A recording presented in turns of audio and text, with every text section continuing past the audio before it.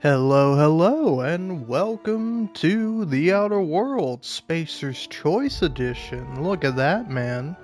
Crazy. I don't know, I'll be honest, I have this version of the game, and when I recently replayed The Outer Worlds, probably about a year ago now, or maybe a little more, maybe a little less, I was like, no, give me the PS4 version, thank you very much. And, I don't know, I got in the mood to play The Outer Worlds again. I think I've been sort of into space lately. I kind of think space is, like, really cool. If you'll allow me to, I don't know, be really lame for a second. But isn't space, like, so neat? Like, I don't know, man. I think space and space travel and like civilizations on different planets, I think that shit is like awesome. Like I do really think that's like super cool. Of like, yeah, you know what, let's just go live on another planet. That sounds sick, man. And so yeah. Anyway, I decided to play some of the Outer Worlds because I got it, why not? I don't know how. You know I'm not gonna read this, right? Affiliates, licensor, company, we, us, or our. Limited software warranty and license agreement. You can't. This is too tiny. You have accessibility options that are like, hey, could you turn up the damn font size for me? It's literally an option in the accessibilities.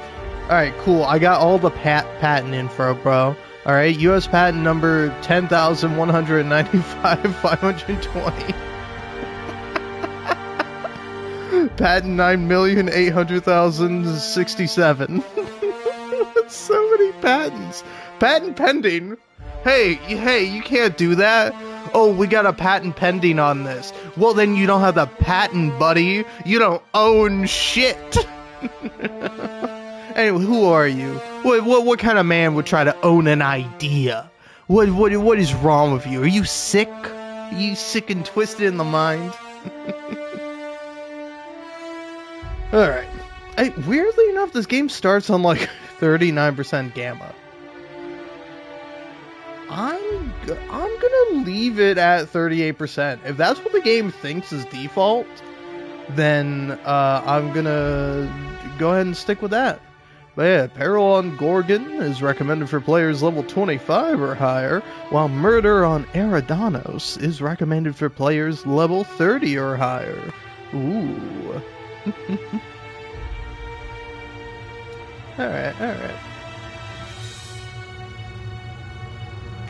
But yeah, anywho's these. That, of course, as soon as I say that, the music swells at that very moment. But no, I just got back from seeing a play. I know, right? Who does that? I do. I don't know. It's a nice thing to do every now and then. The play I saw was called The Flick. And certainly interesting. Went to like an old school movie theater. Like, usually, the theater I go to is, like a local theater. It's like Theater City Name. And, it's like, I don't know, it does, like, different, plays throughout the year. So it's like, around Christmas, I think they kind of do, a Christmas Carol every year. I don't know, they switch it up sometimes, but usually it's, a Christmas Carol.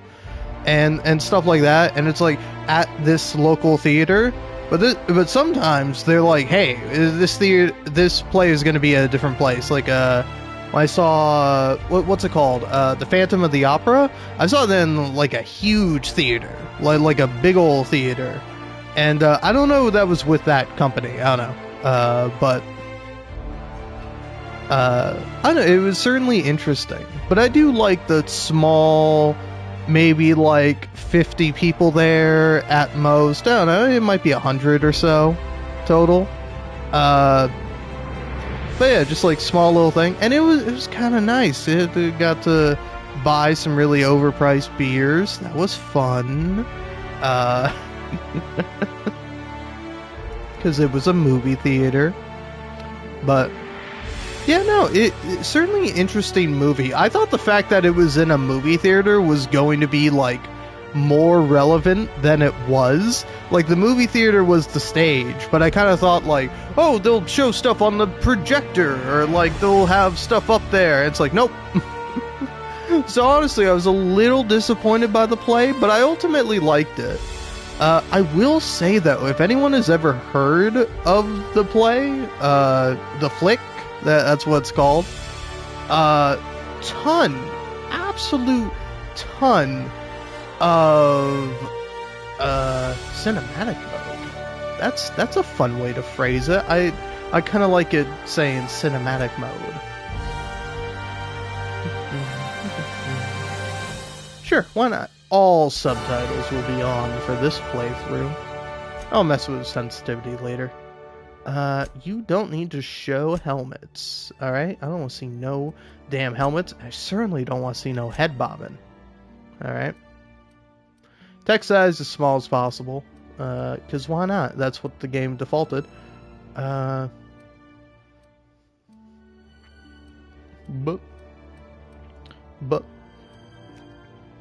alright, whatever. But yeah, I don't know. To me, it was very interesting, because if you'll allow me, I'm gonna spoil the flick. It's a theater play. Might also be based on a movie, but I don't think it's based on a movie. But like the way it was going, first of all, I went into it thinking it was gonna like star two women, because the main characters were named Sam and Avery, and I just did not think about it. And so my brain was just like, oh, two women working in a movie theater. That's interesting. And then I sat down and like there were two women sitting there initially kind of on the stage, which is just the front row of the theater we were in. And I was like, oh, those are the two leads. But then the play started and they got up and left, and then like two guys came in. And I'm like, oh, there's Sam and Avery. Oh, shit. And like, I don't know why, but my brain was just like, Sam, Avery? Ah, two women. But I was like, okay, two guys working in a movie theater connecting via movies. That's like the little description I got for the play. And I was like, okay, now that makes more sense to me. Not that it wouldn't work for like two women, but like that's kind of the thing that's like interesting about it. Cause like I was thinking about that of like why I made that assumption. And then also like why I'm like, oh, it does make more sense for it to be like two dudes, because it's like, I don't know. What one of them is like a movie snob and the other one is like a film bro. And or one of them is a film snob and the other one is a movie bro. And I don't know, the actors who played were really great. They were fun. But like I don't know, I'm watching this thing and it's like so bizarre to me, because sorry, I'm a little nervous because I realized there was one person here and I thought I could just ramble about this play that I saw, but I'll try to keep it succinct so that way I could actually start the Outer Worlds. Actually, I can just start it. Well, we'll start it in a minute, because I gotta decide what difficulty to do, because I'll be honest, it's either this or this. There's no in between. Because I think normally I would play on hard, but I've already done that. I've already been hard at the Outer Worlds or whatever. You know, it's time to be Supernova or story. And speaking of story, the basic story of this play is two guys in a movie theater. They talk, they have their like distinct differences, but they kind of get along anyway. And then the really only other significant character is Rose, who is the projectionist. And like the film bro, or I keep wanting to call him a film bro, movie bro, likes Rose and is also kind of like he's like a 30-year-old.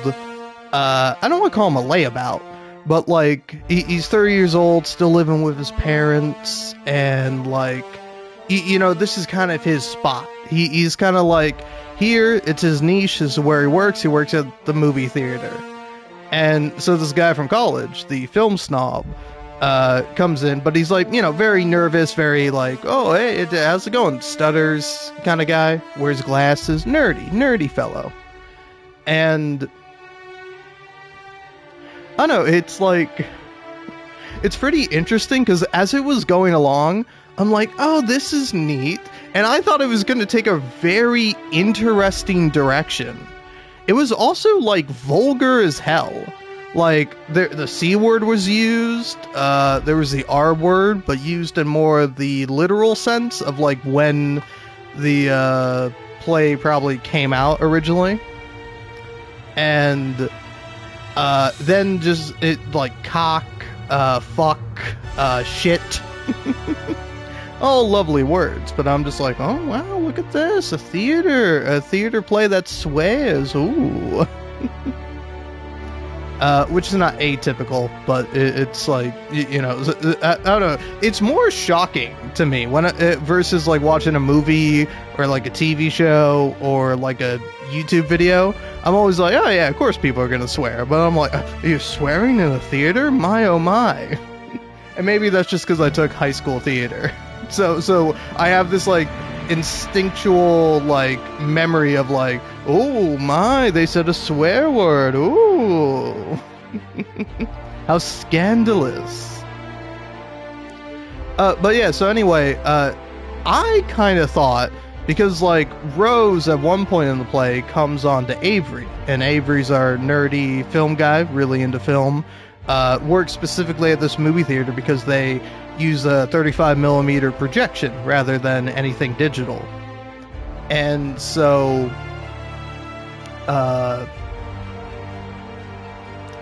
eventually Sam has to leave to go to his brother's wedding, and then like Rose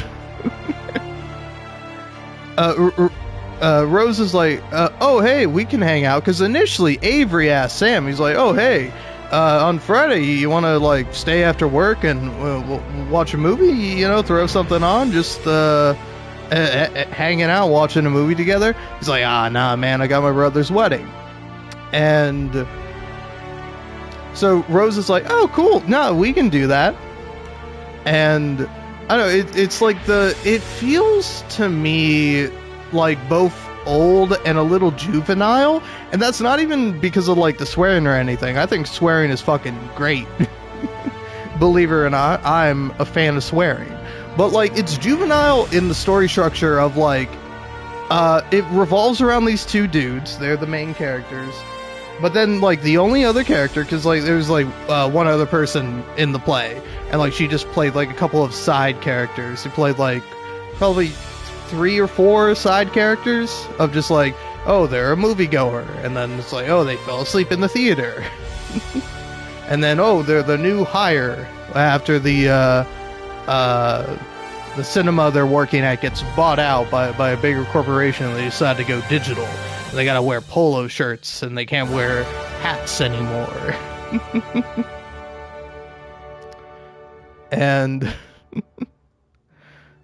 oh god, jeez, I'm so sorry, because I do really want to talk about it, but I also feel like I'm just stumbling a lot. But so anyway, Sam goes off, goes to his brother's wedding, and then Avery and Rose are alone in the movie theater. First, she puts on a song, and the song was Fuck You by CeeLo Green, I'm pretty sure, or Forget You is the radio version of it. And I don't know, it was like so bizarre, because like in between scenes they would like play like they played like the Indiana Jones theme and like a bunch of other soundtracks or songs from like movies and other stuff. Like it sounded more like classic film music, and then just like all of a sudden it's like, oh yeah, we're gonna have this song. And it's really interesting because like Avery and Rose have absolutely no chemistry. Like Rose is super into Avery, and Avery is like not into Rose at all.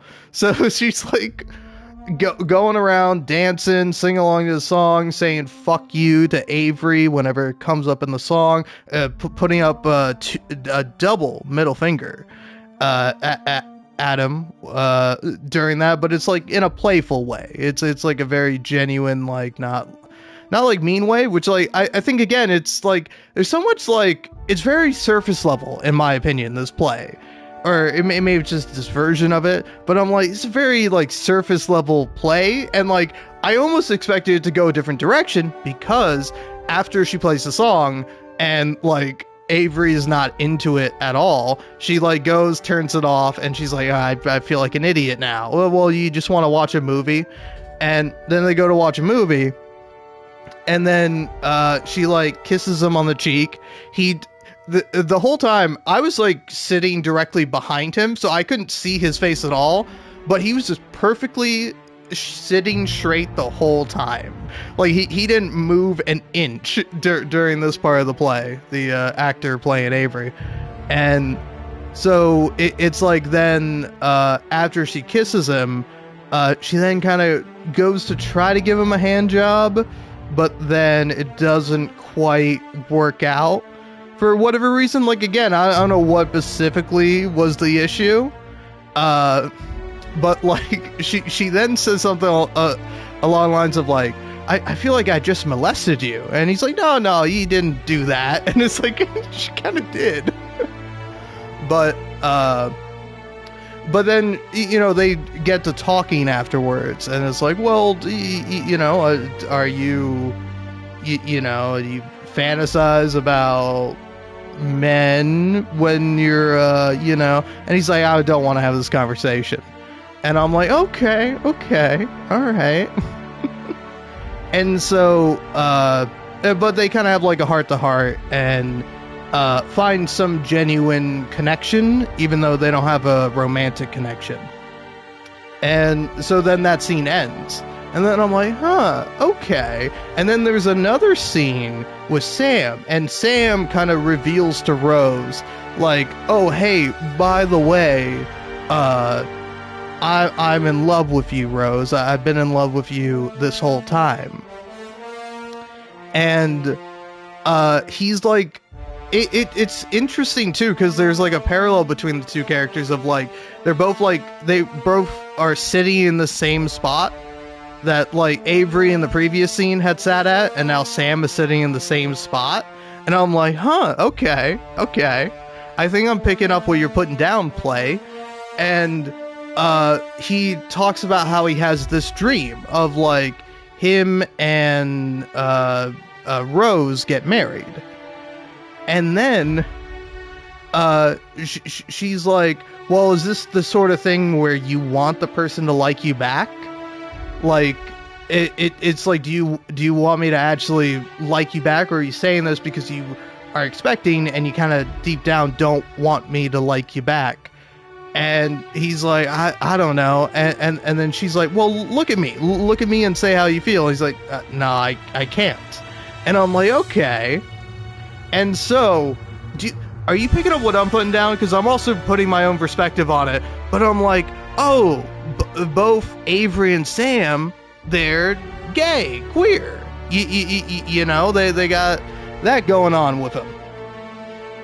And I thought that was going to be that, where like, I wasn't sure if they were going to have a romantic relationship. I was like, oh, okay, I'm kind of expecting that.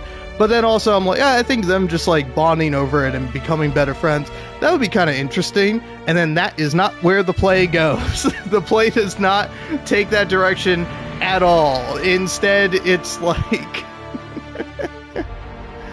oh man.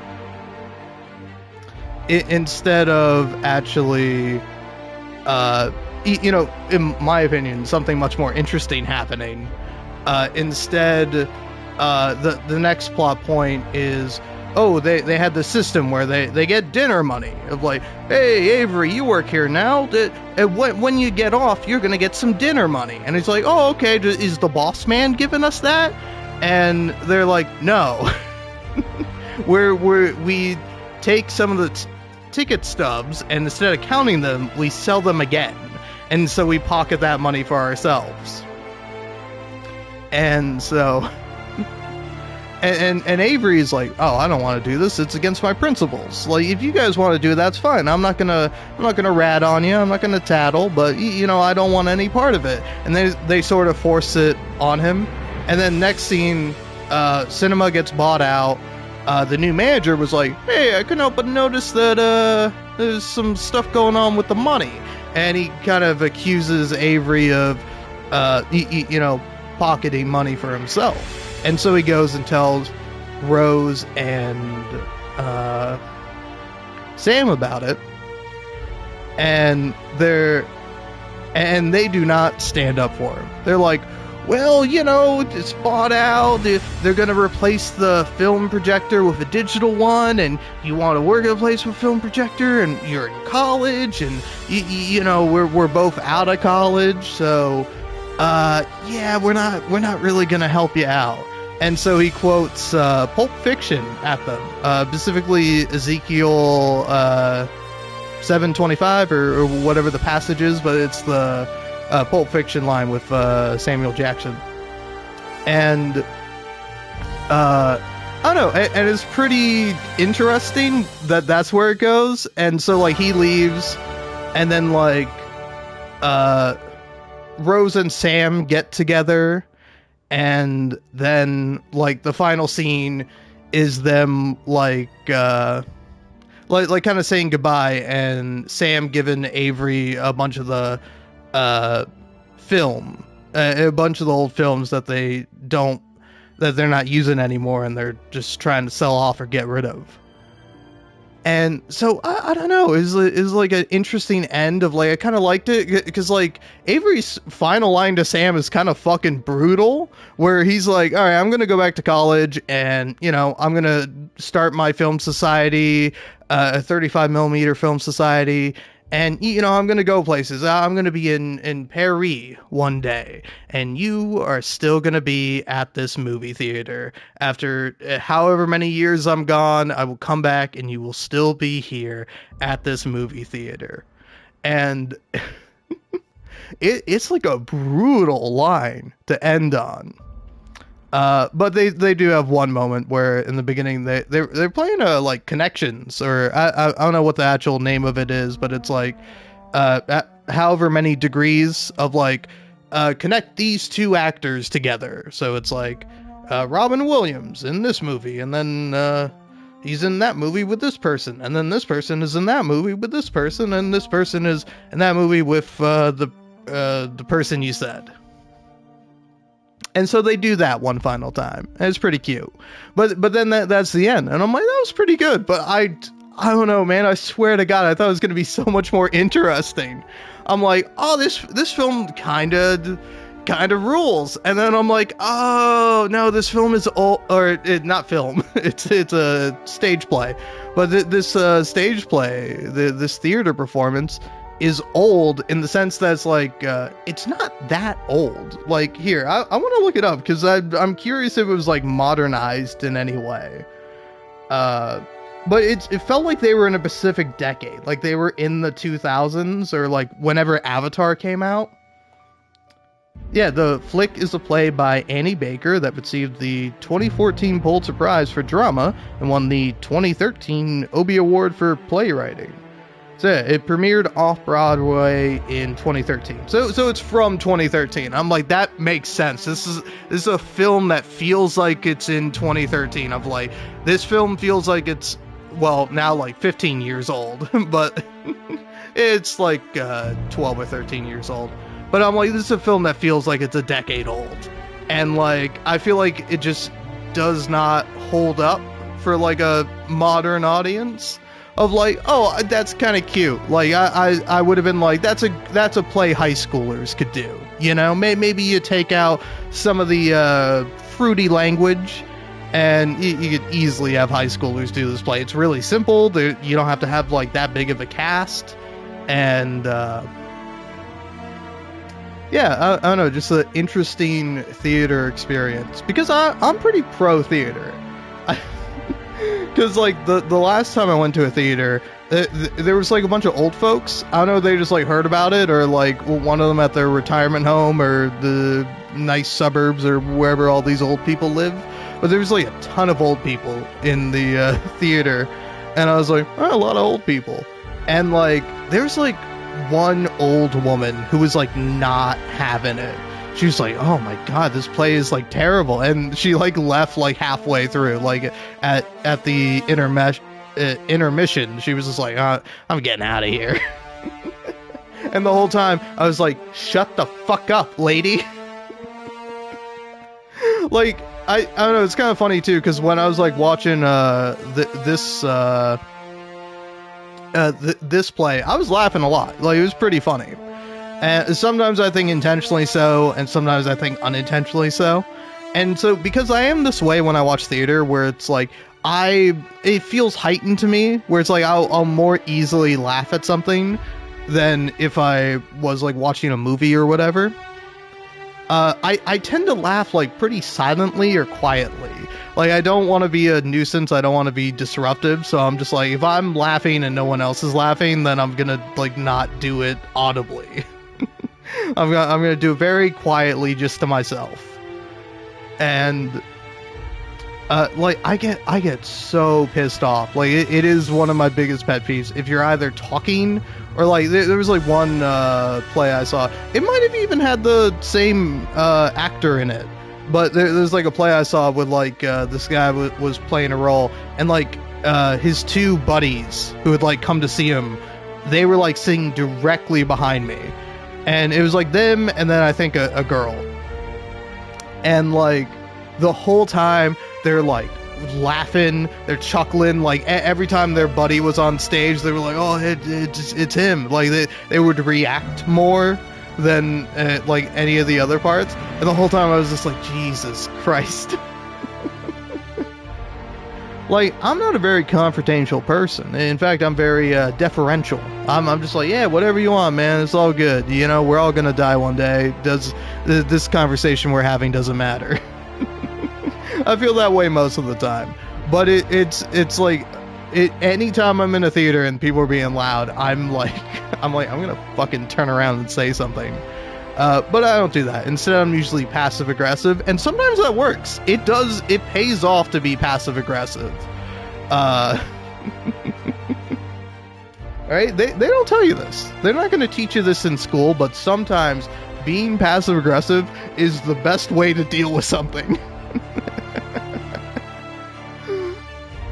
Because, like, again, in that situation, you don't even need to say anything. Sometimes you just need to turn around and look at the people dead in their eyes, and they're like, oh, yeah, I should probably stop. Oh, man. But yeah, I don't know. I like theater. I like seeing plays. But I'm also very critical of them at times.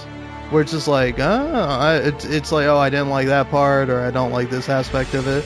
Like, the play I saw before this one was a stage play version of, is it A Murder on the Orient Express?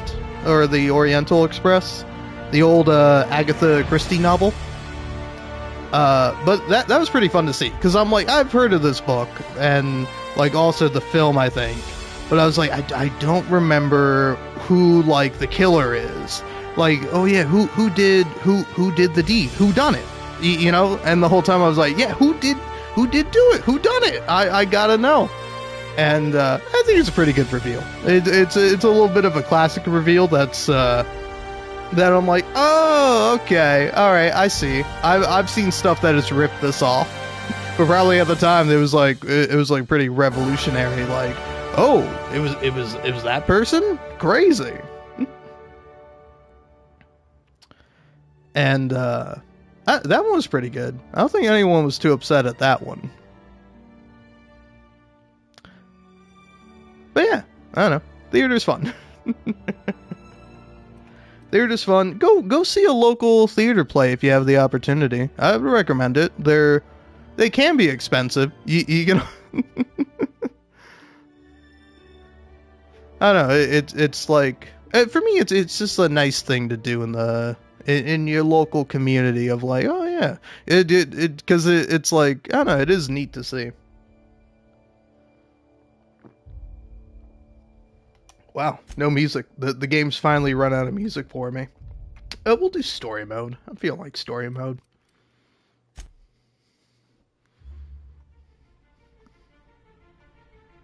Why stay earthbound when prosperity awaits you in the stars? Come to Halcyon, the only colony on the edge of the frontier, owned and operated by corporations. Hell yeah. A trip of 10 short years. That sounds great. That doesn't sound like it would cause any problems at all. Safety of your very own hibernation chamber. I'm always like, man, I wish more stuff was run by corporations. I hate people. Alright? I don't want people running a company. I want faceless suits. Okay? That's who I want to be running the show.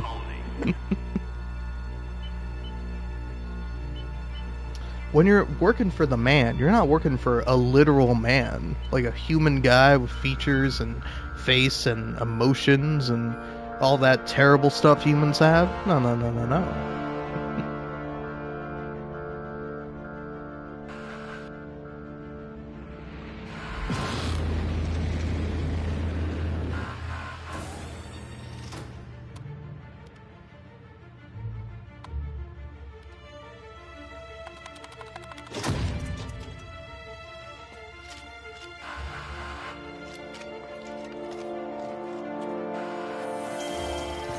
I'm beginning to realize I don't remember as much about this cutscene as I thought I did. Fugitive wanted by Halcyon Holdings Board for crimes, I presume. Hundreds of thousands of colonists left adrift out here forever, just to keep from damaging the board's bottom line.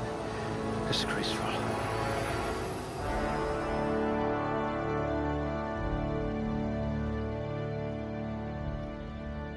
All right, pick a guy, any guy. What kind of guy are we picking? Oh, I gotta put my points into these Excellent things before I can integrity, move not on. likely to liquefy. Okay. You never did get used to the ship's gravity.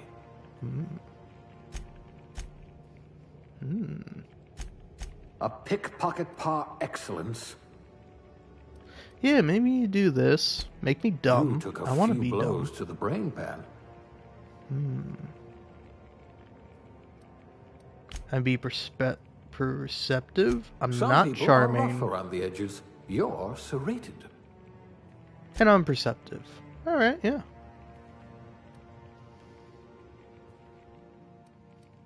What I wouldn't pay to see you challenge the chairman to fisticuffs. I can intimidate pretty well. I cannot persuade. Don't ask me to persuade shit.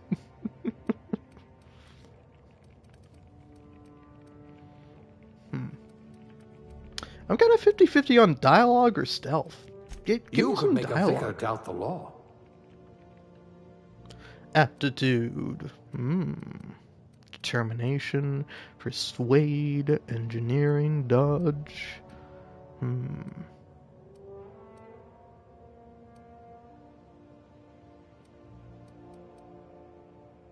Prior to leaving Earth, you were in the trust of the medical community's most esteemed junior surgeons, who trusted you with stuffing cotton balls into pill bottles. Experience on the job made you realize that diagnosing illness doesn't take a formal education when a search terminal and a little imagination will do the trick. Food additive tester. Sometimes quality control means sampling a delicious boar smoothie, but most of the time it means swallowing toxins until you find one that stays down. You'll love a good surprise. Now that your stomach lining is the consistency of a broken-in saddle, it's easy to explore your culinary limits. I kinda do like that.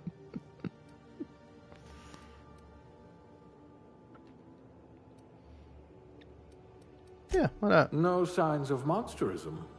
Lucky you. Wow. Pick a gender, any gender. Except for all the other ones that aren't these two. Alright. Give him a head. Give the guy a head. He ought to have a head, don't he? Shouldn't he have a head, a face, a mug? I don't know, I'm just gonna cover this guy in a beard anyway.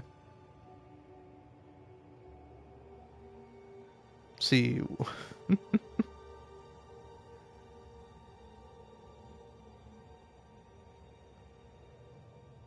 Yeah, give him that. Eye color. Pick an eye color. Whatever color. A lot more colors here. Kind of between the purple or like the pink and purple. Do the pink and purple. Why not? Yeah. Get those eyebrows out and get that brow forward. Should the brow be vertical? Vertical. I think it should be vertical as well. The eyes, they should be horizontal. That is right. I think eyes are usually horizontal.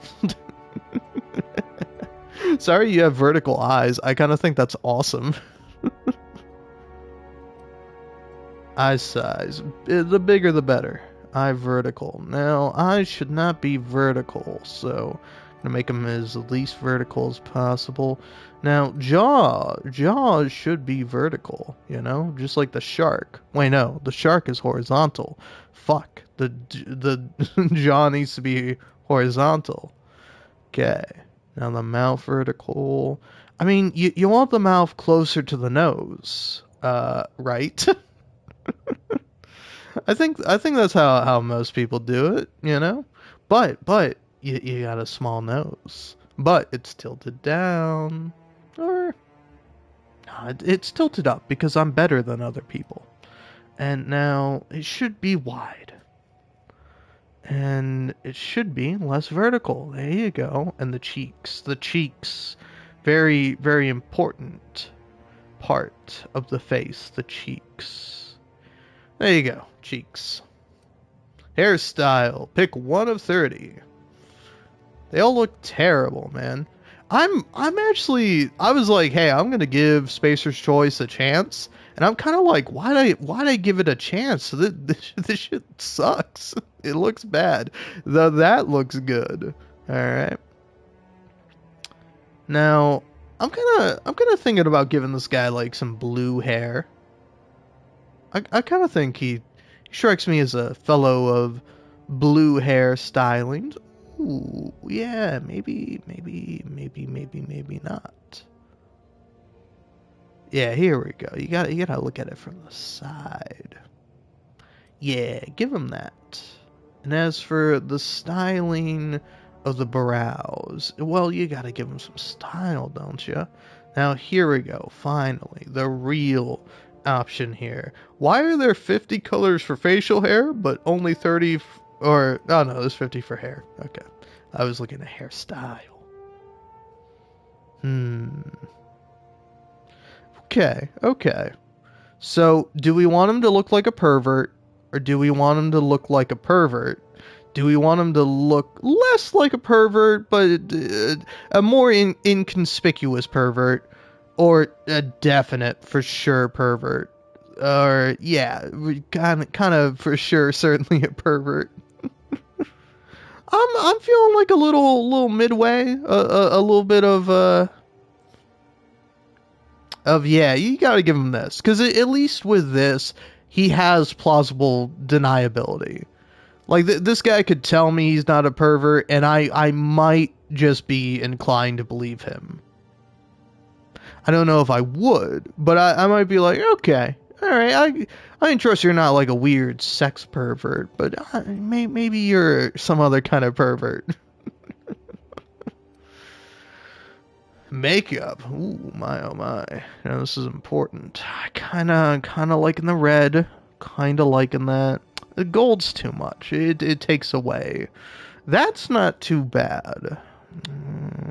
Kinda enjoy that. Ooh, now that's good. I think the only way to go about it is also, hey, the Outer Worlds. This isn't makeup. Maybe that's makeup. Maybe that's like my makeup. But yeah, this is not makeup. Some people do put on freckles as makeup. I've seen them. They're kind of crazy.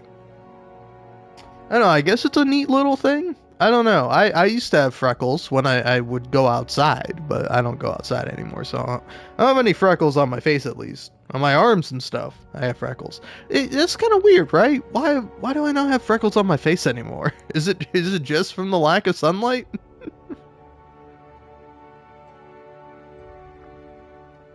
Alright. You just gotta go through and see what speaks to you. Because you might think, oh, hey, we're trying to be funny. We're having a funny hoot and a holler. But actually... Ooh, okay. That gives you a little extra something by the lips. I don't know what that is, but I do kind of like it. It's between, like, these three. It's between this one, or this one. I think, all things considered, you gotta go that one. Now, dirt. Am I gonna be a dirty sort of fellow? Yeah, just a little dirty. And as for a fun scar to really spice things up, yeah, there you go. Age. Ooh, yeah, there you go. Beautiful. Character name. It's,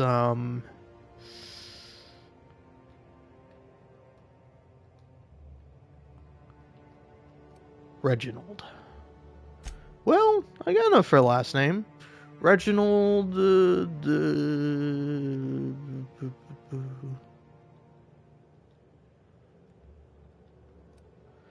Reginald Beeberry. Alright. And now, knowing that, is there anything I want to change about Reginald here? Do I maybe want to go back in here and say, hey, well, now that I know, now that I'm fully and well aware, mayhaps the correct choice is Spacer's Choice? No, that's the wrong one.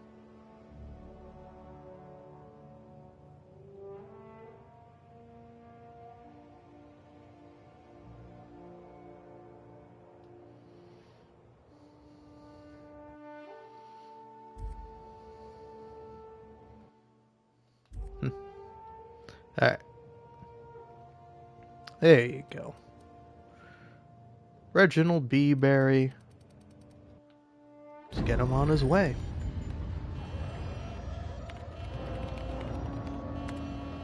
Looks to be your lucky day, my friend.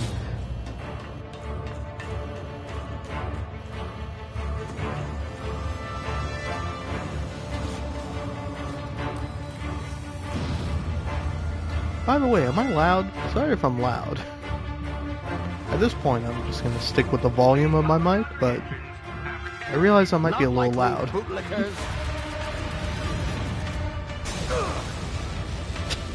Initiate skip jump.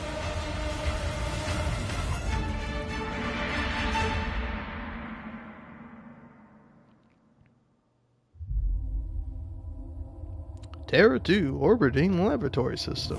Or orbiting laboratory halcyon system. Status. Structural integrity. I don't remember this. Is this new? Power levels down. No, it's probably not.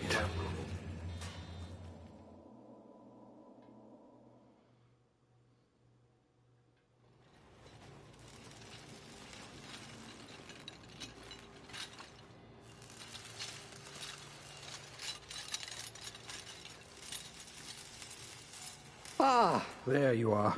Wondering what's going on, eh? Bit of bad news there, I'm afraid.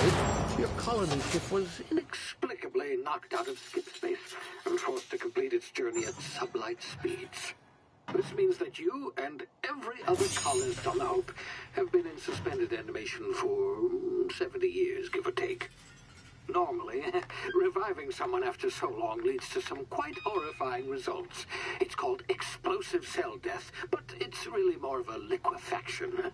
Cool, cool. Something wrong? I'm following. Oh, yes. I know things Not like to worry. liquefaction I've pumped your body full of a and special perennium. concoction I devised Those are words to I keep you know. from dying so horrifically. Hopefully at all, but I guess we'll see, yes? Unfortunately, I used the last of my chemical supplies saving you. I know it's a lot to ask, but I must have your help securing more if we're to save the rest of your fellow colonists. Also, I will say, if we do go to space, we gotta come up with a better name than colony. Like, I don't think we'd be calling it colonies anymore. To hire a smuggler to help you out. We can still call space the final frontier, because it is. But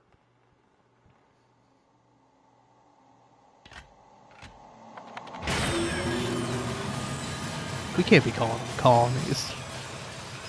Bro, don't call them colonies. Remember the hope. You hear me? Is this thing working? Ah, there you are. Now, where were we? Oh, yes, the smuggler. His name is Hawthorne, and he should be waiting for you at the landing site. He's to be your chauffeur, so to speak. Not to worry, I'm told he's a specialist. Dashing gunslinger, one-of-a-kind ship, that sort of thing. You'll like him, I'm sure. I've also outfitted you with a simple wireless monitor, so I can track your progress. I'll check in with you as soon as you land. Good luck. All the colonists are counting on you. Okay. Are you supposed to look like that, man? I don't think a human's face is supposed to do that.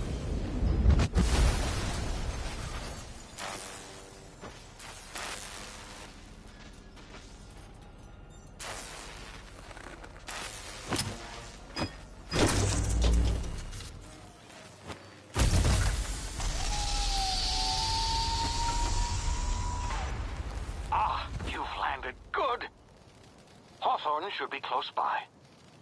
What in law's name? Is that him? Oh, that idiot. I told him to plant the beacon and move away, not stand there holding it. Oh well, no sense in letting his ship go to waste. It's mine. Hawthorne won't mind you taking his ship. Better you than the board, huh? Not sure I trust Can I take his fellow. pants? Might have gone after the bounty on my head. And his Shame shirt? about the whole squashing thing. I feel like it would Nasty be way to go. pretty good. Alright. Off we trot.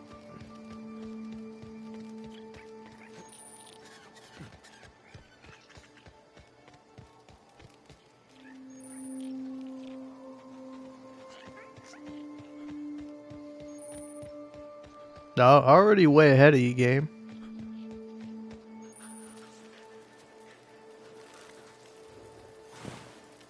Nom.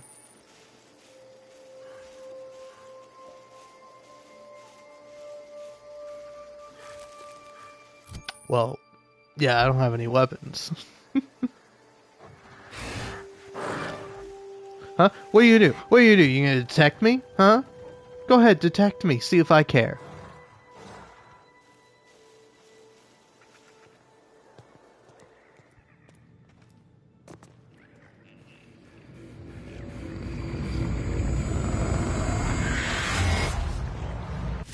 Magic wraps. Now, you've been frozen for They a made while. time slow.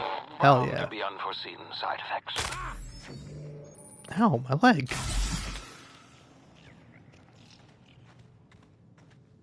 Hey, you, come here. You've tried the best now. Now try the rest. Spacer's choice. Oh, wow, that stings. Cool. I'll patch you up. Looks like the bleeding stopped. I owe you one. Hope you don't mind me omitting this little exchange from my report. Spacer's choice doesn't like us accepting outside help. Spacer's what? Oh, we're all part of the Spacer's Choice family here. Not that I deserve to be. Can't even deliver a company slogan. We were out on patrol. I saw a marauder camp up in the hills. Thought I could take them. Then my gun misfired. Right through my side. I mean, what are the odds of that, right? Just barely scraped by with my life. Crawled in here and blocked off the exit with those canisters. Cool. What are you doing out here? Investigating an illegally grounded ship. All spacecraft must arrive and depart from authorized landing pads. That's board law, that is. Some hullhead grounded their spacecraft out in the open. That's a real good way to attract marauders. See those canisters by the entrance? Marauders come sniffing around in here, and I can take them all out with a single shot. Not bad, huh? Well, give me your gun. Yeah, you sound a lot like my lieutenant. Here, hope this gun serves you better than it did me. Here, you can have my saber too, for patching me up and all. Hell yeah. All Spacer's Choice weapons are now 30% less likely to malfunction. You've tried the best, now try the rest. Spacer's Choice. Yes, nailed it that time. Alright. Nice job.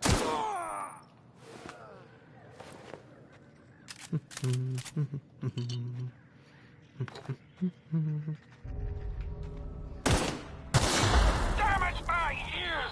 Oh, what just happened? That's what you get for having ears, Can you idiot. hear me? What in the hell? Enjoy the tinnitus. Oh. Thank you, Spaceman. I will dilate my... What am I dilating exactly? Hey, actually, you know what, sport? Appreciate all this.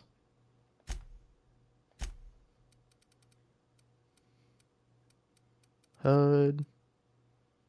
No way to turn off tutorials? No way to turn off tutorials. Right on, I respect it. I should have as little agency as possible.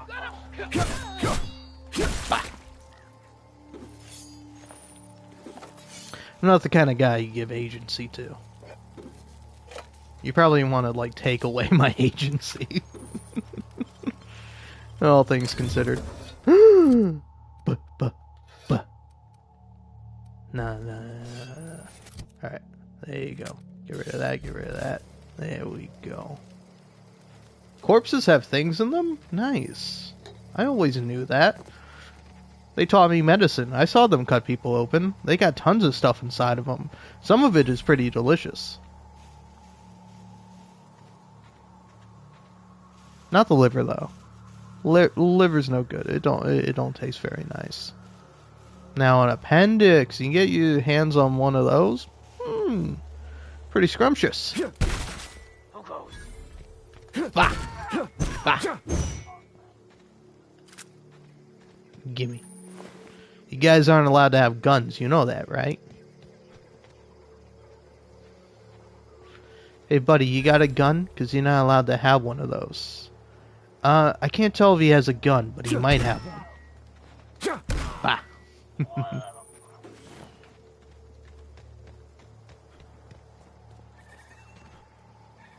Hey! Get over here before you get yourself killed. Okay.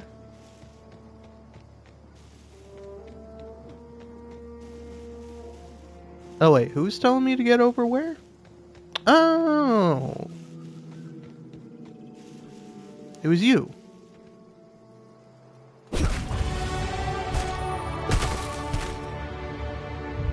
Alright. Cool stuff. Level up. Nice. Yes. Thank you, Auntie Cleo. Melee me up. Nope, save that.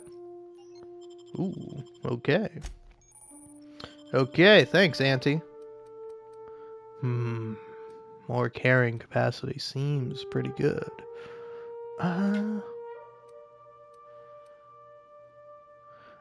Oh, yeah. Give me that fast walking.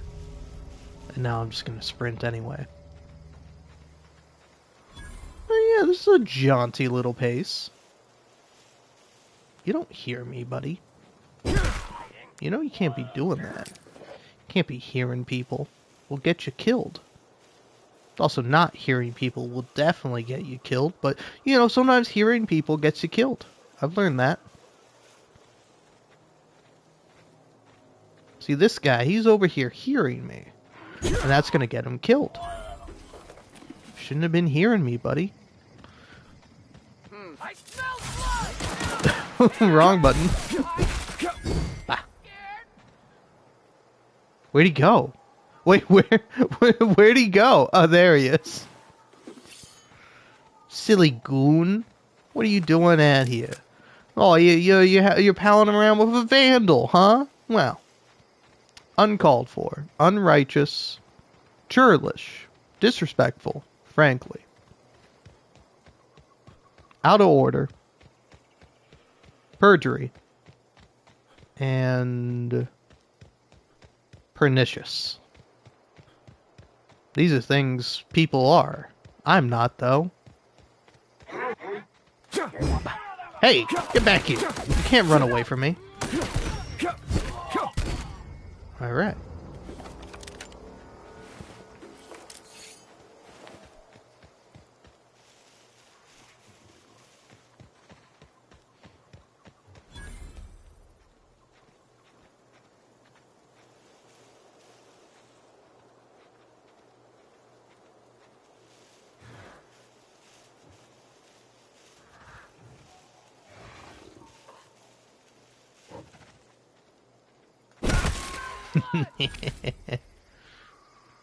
Sorry, I'm not supposed to laugh when I bash a dog's face in. I can do it with humans, but you do it with dogs. People don't really like it. People don't mind the human head bashing, but I shouldn't have laughed at bashing in that poor little dog's brains in.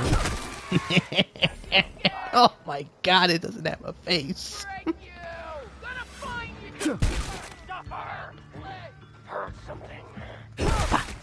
Oh, the double! 2 for the price of 1. What a steal! Speaking of steal, you boys got any cool loot for me?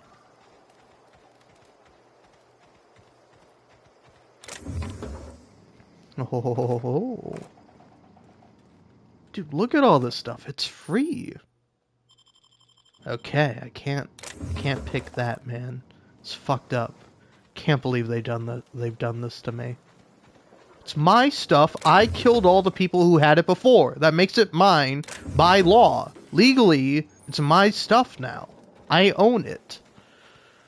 Because who's gonna argue with me? If anyone does, I'll just bash their brains in like I did with all the other guys. That's how owning things works. Look it up. It's called communism? Yes, this is communism. Oh, hold on.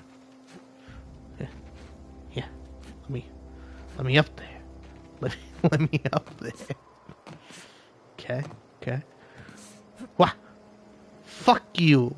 Fuck you, game of video. Fine, I'll take the fucking ladder. Okay? I'll use a ladder. Like some kind of prick.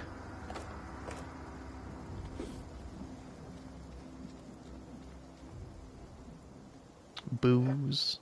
No, that's not even booze. It's fake apple juice.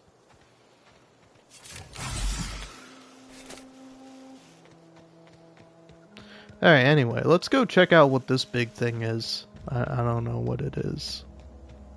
I bet you it's fun, though. Whoa, look at that! Maybe I should go check out that thing. But it's further away. This one's like right here.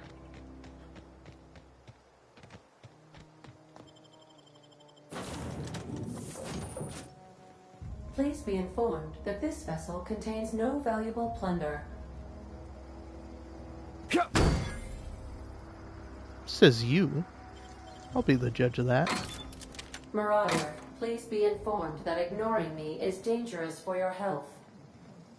I ignore all Intruders warnings for my health. are not authorized to access the Unreliable's amenities, including the cargo hold's workbench. Okay. I don't know why I would need a bench to work. Marauder, please be informed that the engine room contains nothing of value. Nothing? Dumb engine, don't even work. How you can have a valueless engine? Please be advised that using the respecification machine will not make you a better person. Aw, I wanted it to make me worse though. Can I do that? All doors are on security lockdown. Nice try, Marauder.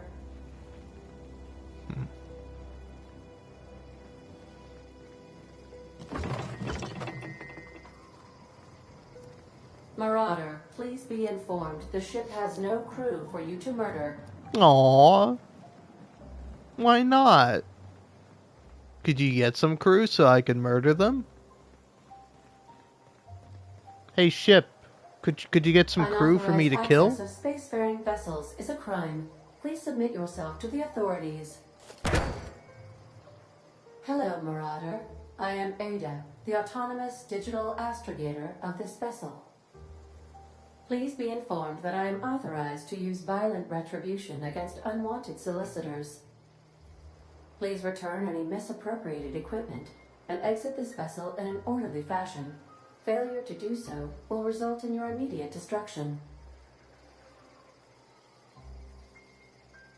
I don't appreciate being talked to that way. All I did was come in and steal a bunch of stuff.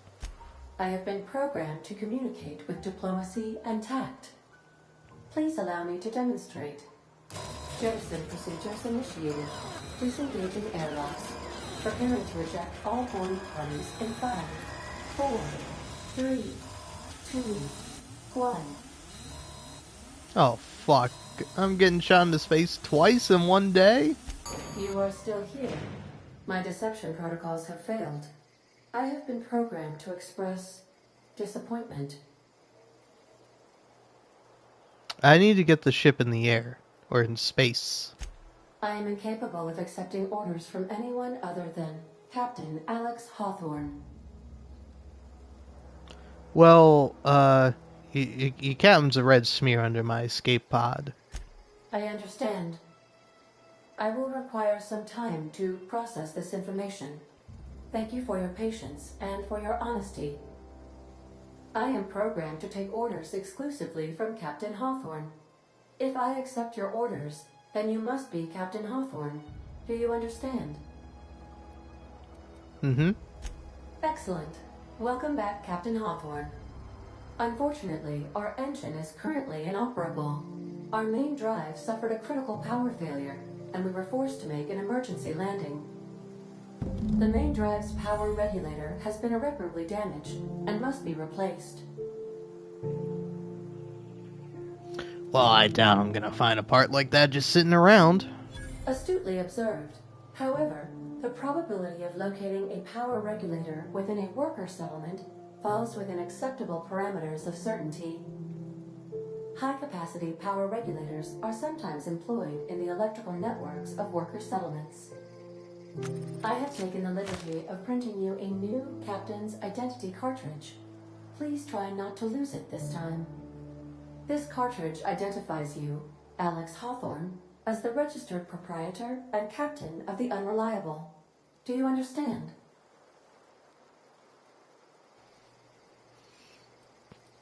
Alright, well, could you knock it off with this Captain Hawthorne nonsense? It is difficult for me to do so. I am programmed to accept commands from Captain Alex Hawthorne, after all. Best of luck in your search for a power regulator. Try to stay alive this time. Okay.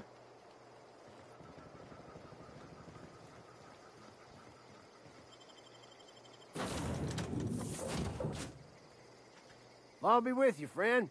I'm Ernie, from the Spacer's Choice Department of Human Resources. Town sent me hereabouts to check on the guards.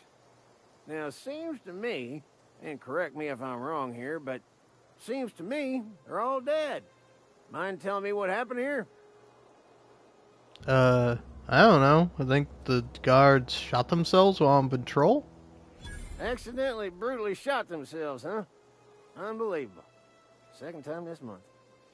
Guess I'd better get to cleaning up. Can't just leave company property scattered about, bleeding out on the dirt.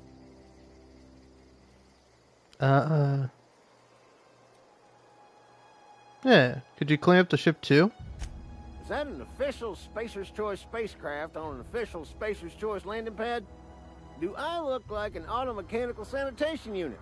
If I answered both questions, is no. You don't want to amble on over to Edgewater at your earliest convenience. Constable's office might have work for someone with your, let's just say, aggressive disposition. Oh, and be sure to stop by the Edgewater Provisioner for a can of salt tuna. It's not the best choice. It's Spacer's choice. Hang on, I want to ask you something. Don't get paid bits to chat with strangers. You want to chew the rag, go talk to Silas over by the cemetery. Well, I'll be on my way then.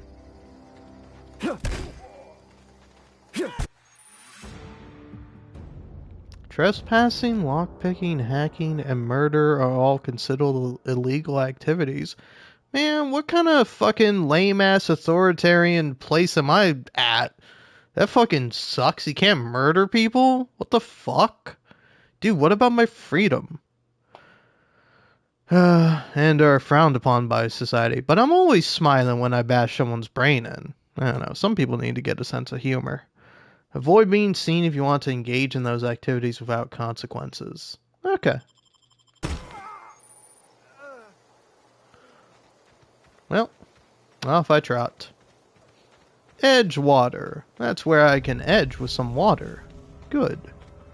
Always been meaning to do that. Ooh, people. Don't worry about a Spacer's choice. Everyone's off put by me. Howdy, partner.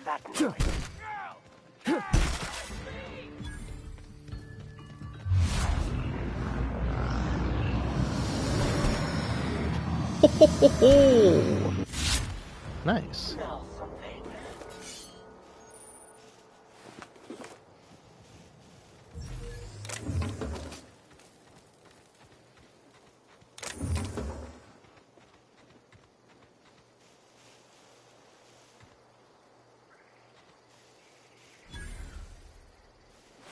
What happened to the first guy? I killed him. His stuff should be mine now. You don't need it. I gave a dead guy food once. Guy didn't even touch it. Some people, man. Some people. This game have a radio? I don't think it does, but still feel like it should. It doesn't. I'm thinking of the sequel. Which is pretty good, I gotta say. It was a debate. I was like, do I want to play The Outer Worlds 2? Or do I want to play The Outer Worlds 1? And I eventually settled on The Outer Worlds 1. And I did that primarily because it's kind of funny that I'm forgetting this guy's name. Because his YouTube channel shares a name with mine. What are you running from, buddy? Oh my god. Congratulations, you got rid of all the limbs on an animal, and the face too. Alright. I think there was one more doggio who I bashed in. Yeah, there you go. Alright, skill points. I'm thinking I've gotten myself in some hot water, so I gotta learn how to talk good.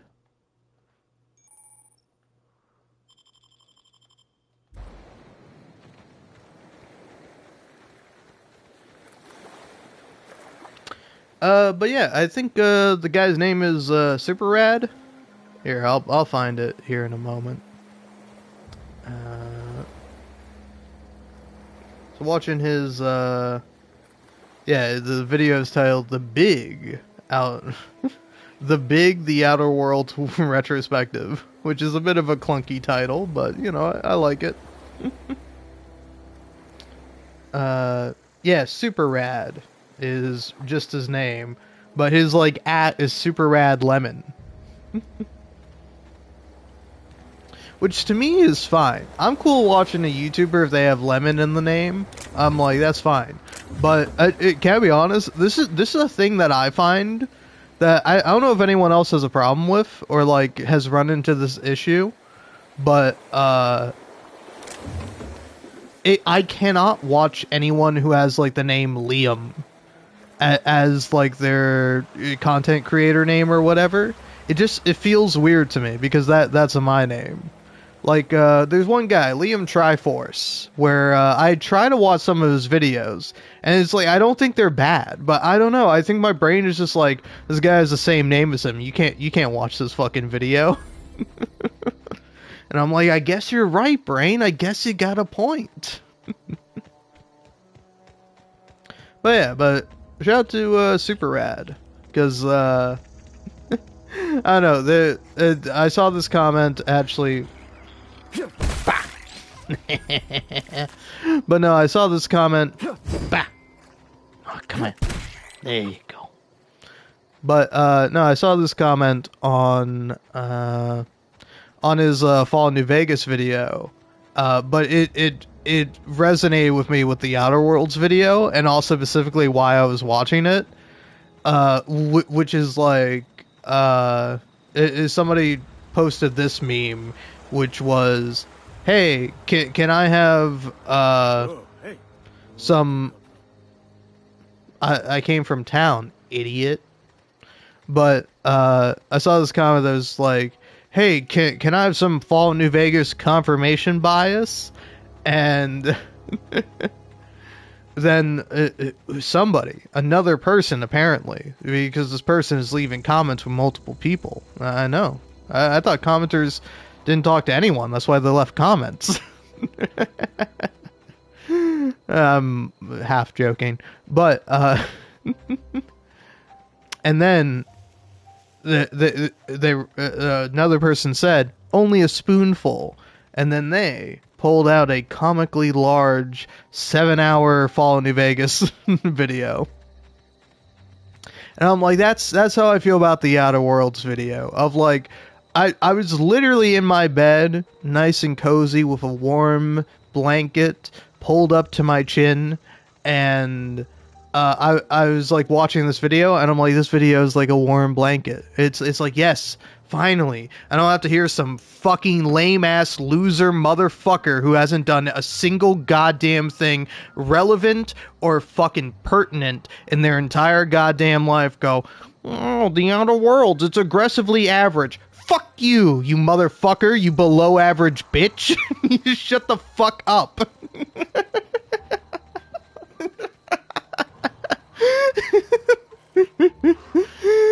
Ooh, big guy. What's up, big guy? Oh, this big guy's gonna kill me. Little guy? Not afraid of him. Damn, they can block? These beasties are smart. Bah! Shouldn't have come up behind me. I always look behind me. It's because I'm a paranoid, anxious freak. But yeah, so, I don't know. It's like, I think you're perfectly fine. I don't know. Honestly, I think calling the Outer Worlds average, like, pisses me off.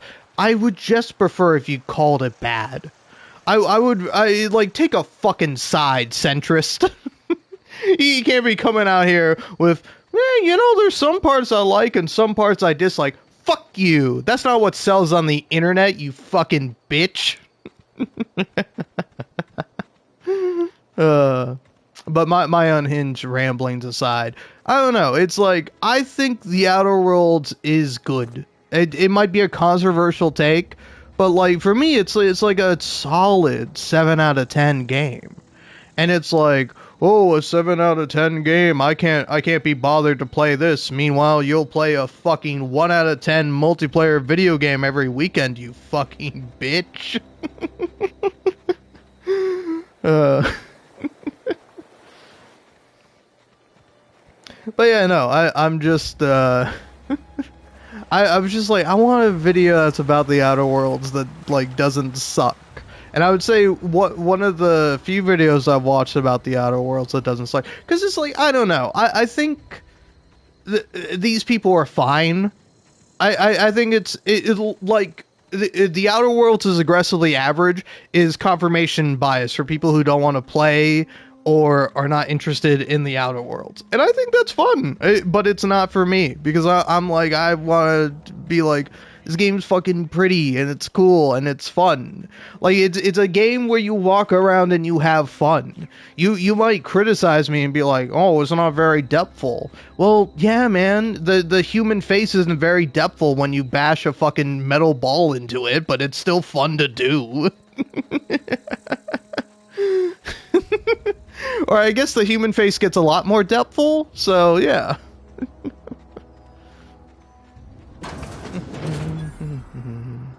Ooh, cemetery. Ooh, empty bottles. Can't even drink anything out of that. Well, I could put liquid into it and drink it, but who the fuck has the time to do that? Damn. Everything's too hard to break into. Except for stuff that's open. That's really easy. Terminal. Tap, tap. Tap, tap, tap, tap, tap. Ho ho ho ho. Tap. Take.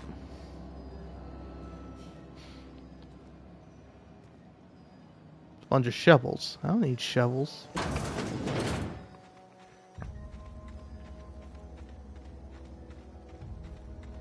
But yeah, anyway, it's like, I think the Outer Worlds is flawed, you know? Certainly not a masterpiece like Fallout New Vegas, which I haven't played since I was a teenager, ergo it's still perfect. And, in my mind at least. And,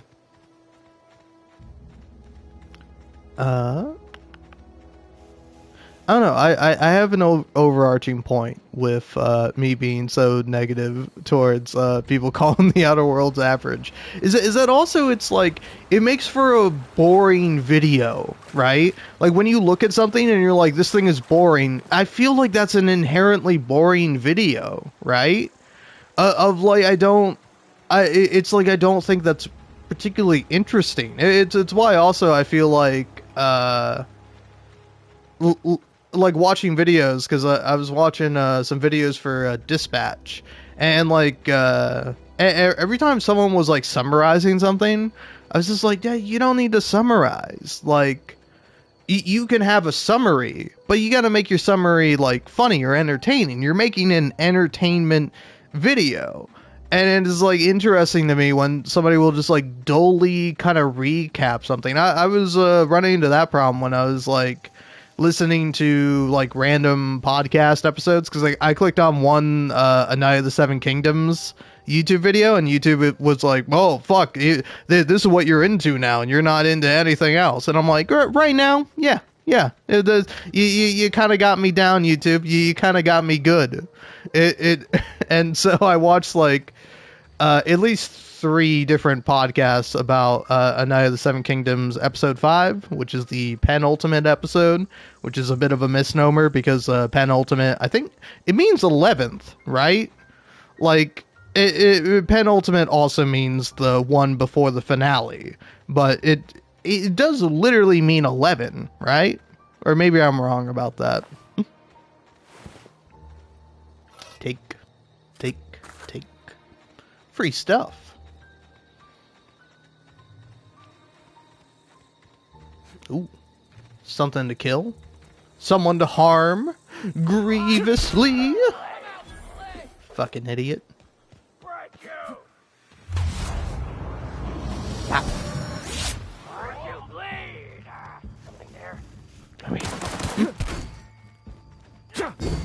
Ooh. He's got moves. Not enough moves, though. Not enough.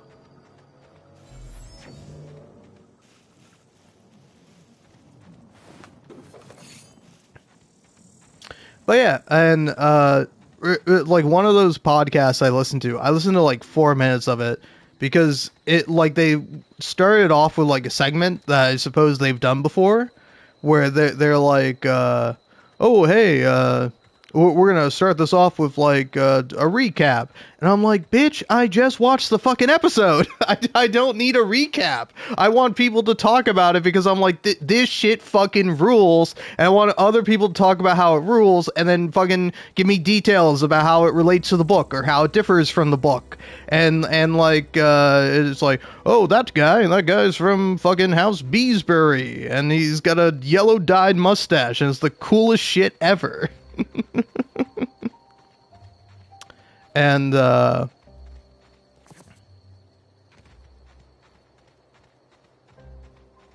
know so it's like kind of like that's what I'm looking for, but it's like when you watch something that like The Outer Worlds is aggressively average, it's just like a dull recap of the Outer Worlds, which again is boring, like no matter what, like unless that's actively what you're looking for. Like there are some videos I watch where I'm like, yeah, I want to listen to this guy recap this TV show, because like they do it in an entertaining way. I think the guy I'm referring to is Slipmaker. He's got like a Robert House profile picture. I don't know if he still has that, but I enjoy his videos where it's like they're retrospectives of like, hey, let's talk about Dexter and all its seasons, or let's talk about Succession, or you know, it's like any kind of popular TV show this guy talks about. And I enjoy him because he is entertaining, and like he's got a personality. He's not that much of a dickhead. It's like, I don't know, it's all pretty good. Even if I disagree with something personally, I'm like, I still like hearing what this guy has to say. And so it's like, I don't know, because like I have also like watched videos he's made on television shows that like I haven't watched, and then like from watching that video have then watched the television show, and I was like, oh, okay, and I get through it like mostly unspoiled. It's like I don't know, that's always the fun thing about spoilers, is that you get spoiled on the major shit.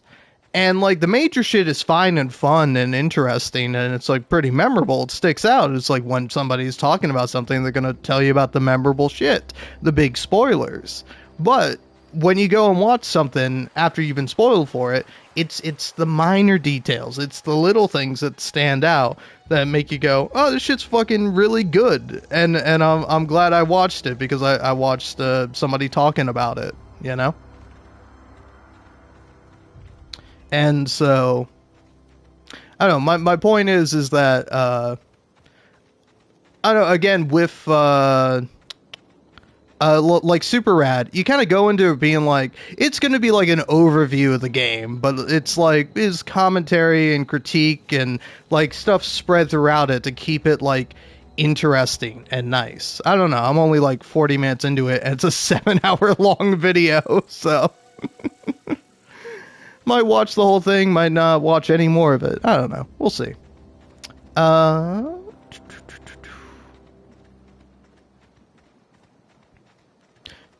yeah, so anyway, I don't know. I think that all ultimately leads to my point of like, again, when you're signed up for that sort of thing, it's like I'm into it.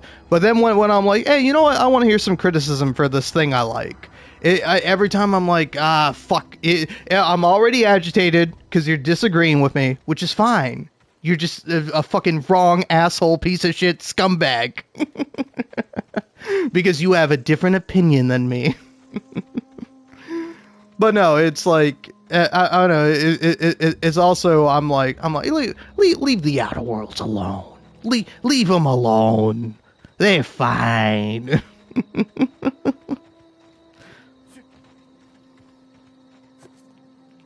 Because, like, I don't know, to me, it's like, again, if you want to compare and contrast it with Fallout New Vegas directly, which the game itself wants you to do at some point, it's like, Fallout New Vegas is, like, big, meaty, like,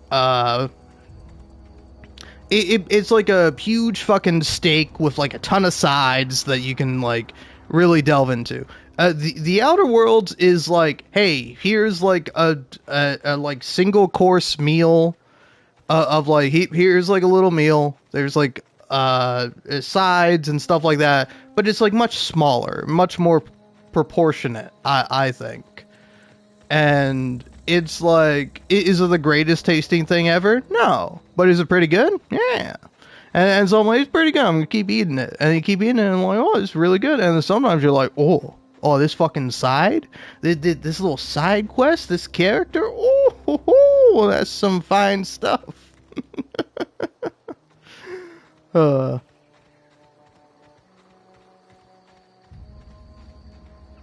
Anyway, what's up? Don't go ambling out in those hills. That's marauder territory, friend. Oh, well, my pod crashed in the hills back there. Your pod? What are you on about? You take a bruise to the cranium? Ain't safe out here. You'd best head into town. Avail yourself of Edgewater's high walls. And low prices. Never got your name. I'm Reginald Beeberry. Pleased to make your acquaintanceship. I'd shake your hand, but I've been hauling corpses. You don't want none of that on you. Name's Silas. Junior in humor for the town of Edgewater.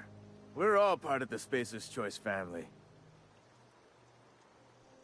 Junior in humor? Like a comedian? Nah, I ain't that fancy. I just dig holes in the ground and fill them with dead folk.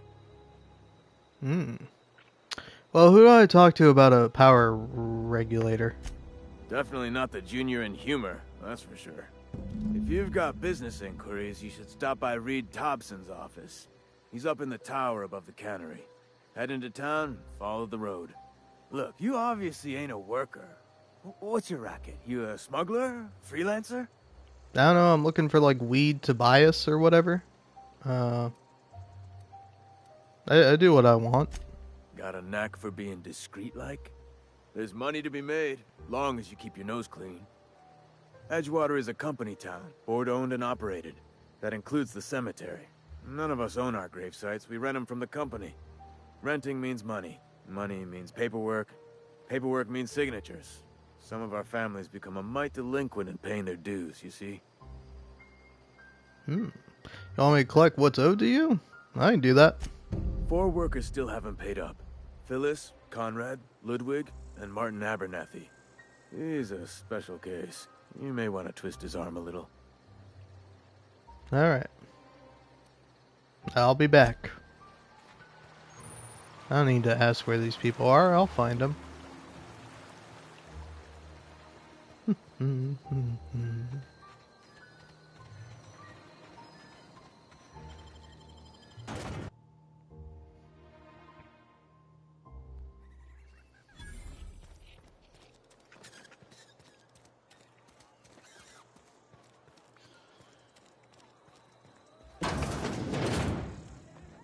Latest report? Only the part that said we ain't making our quotas. If only McDevitt's folk hadn't abandoned us. Cannery could use those extra hands. I don't know you. Excuse me? I know every face that walks through those doors. Except yours. I don't know what you're about, but this here's a Spacer's Choice drinking establishment. We're all loyal, hard-working company folk here.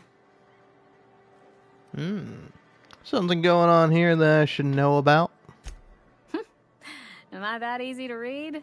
Yeah, we've been having some problems lately. Loyalty issues, lines in the sand. You guys have a beach here? I know where folk in Edgewater stand. But you, I don't know you. If you're gonna have a drink, I'd like to ask that you do it within the premises. Can't have you taking drinks over to those deserters. But I like walking around drinking. Yeah, what about these so-called deserters? Traitors. The lot of them. Bunch of folks decided they were tired of working and went out into the wilds to fend for their own selves. Town's already struggling to make quotas, even without that band of slackwits abandoning their posts. Bunch of lazy, shiftless rung leeches. Anyway, enough about them. What can I do for you? I'm trying to talk to Weed? Where can I find him? Do you now? And what makes you think Mr. Thompson wants to talk to you? He's a busy man. If you want to talk to Mr. Thompson, try ignoring your duties. He'll summon you up to that great big tower atop the cannery, and you'll get yourself a proper dressing down. Oh, but I like dressing up. You say that like it's a good thing, but dressing up is fun. Dressing down, I mean, unless I'm like sleeping, I don't want to do that. It is a good thing. If you're not pulling your weight, you don't deserve to live here. Simple as that. I pull other people's weights, but I should go.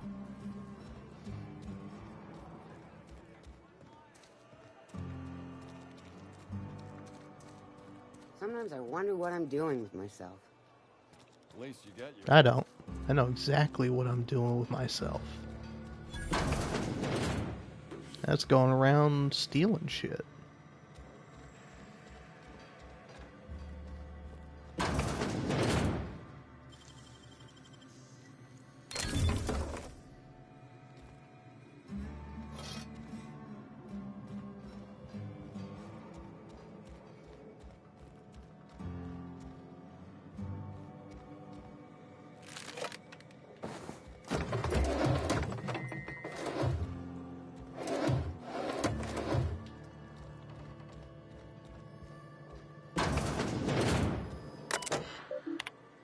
Last search.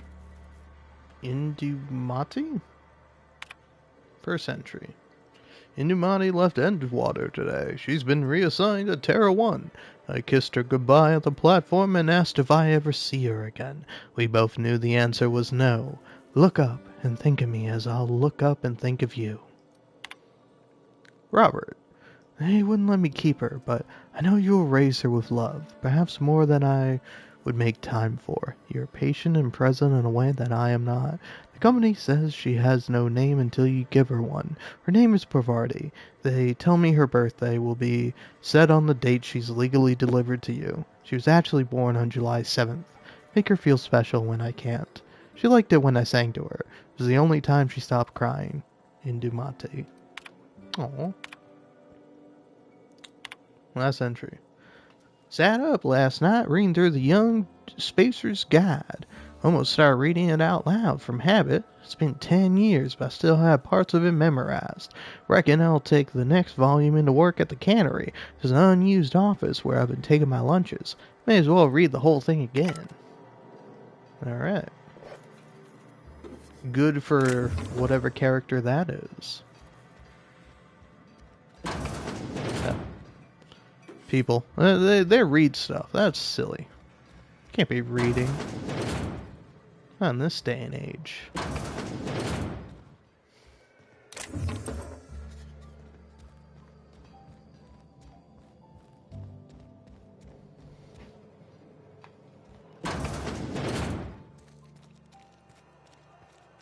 Hey, you hear about Wilson? Heard Marauders got in. No, not Winton. From Overwatch, the big gorilla guy? They fucking killed him? You're kidding me. My god. I knew they got like a new animal character that was killing everyone, but they killed the big gorilla guy? He ate peanut butter and it was really loud every time you opened up the game. That guy was awesome, man. It's fucked up they did that.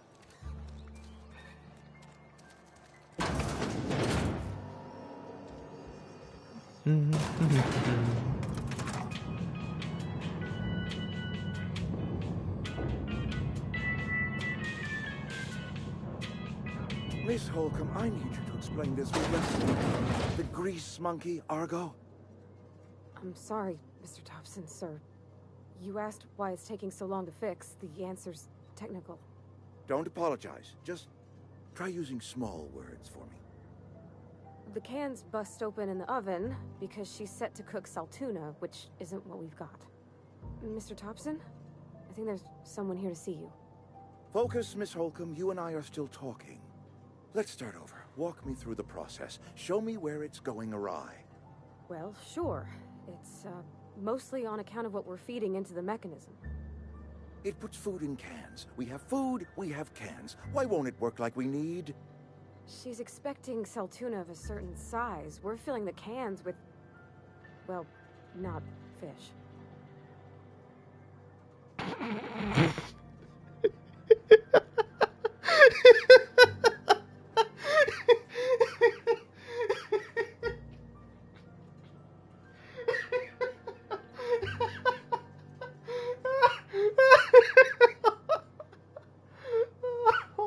god. Holy shit, that was perfect timing. Okay, alright.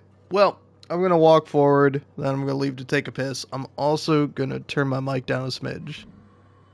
So now I'm gonna sound like this. Sorry if I was really loud and you were still watching me for some reason. I should be better now. I don't know, hopefully I'm more level with the game. Always turn it up a little if need be. Seems we've got a guest. Really now, Parvati, I do wish you'd spoken up. I do apologize. I was given no forewarning of your arrival, or I might have welcomed you at the gates myself.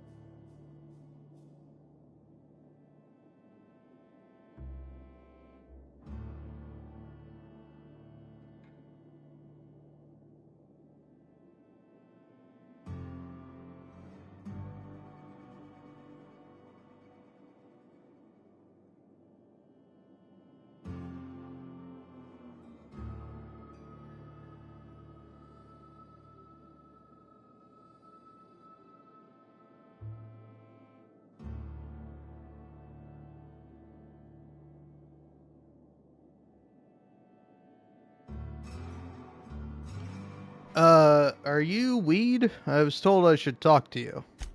I'm Reed Thompson, Outpost Administrator. I cannot help but notice you are not in uniform. Sorry, I left my, maid outfit back in my, other pod.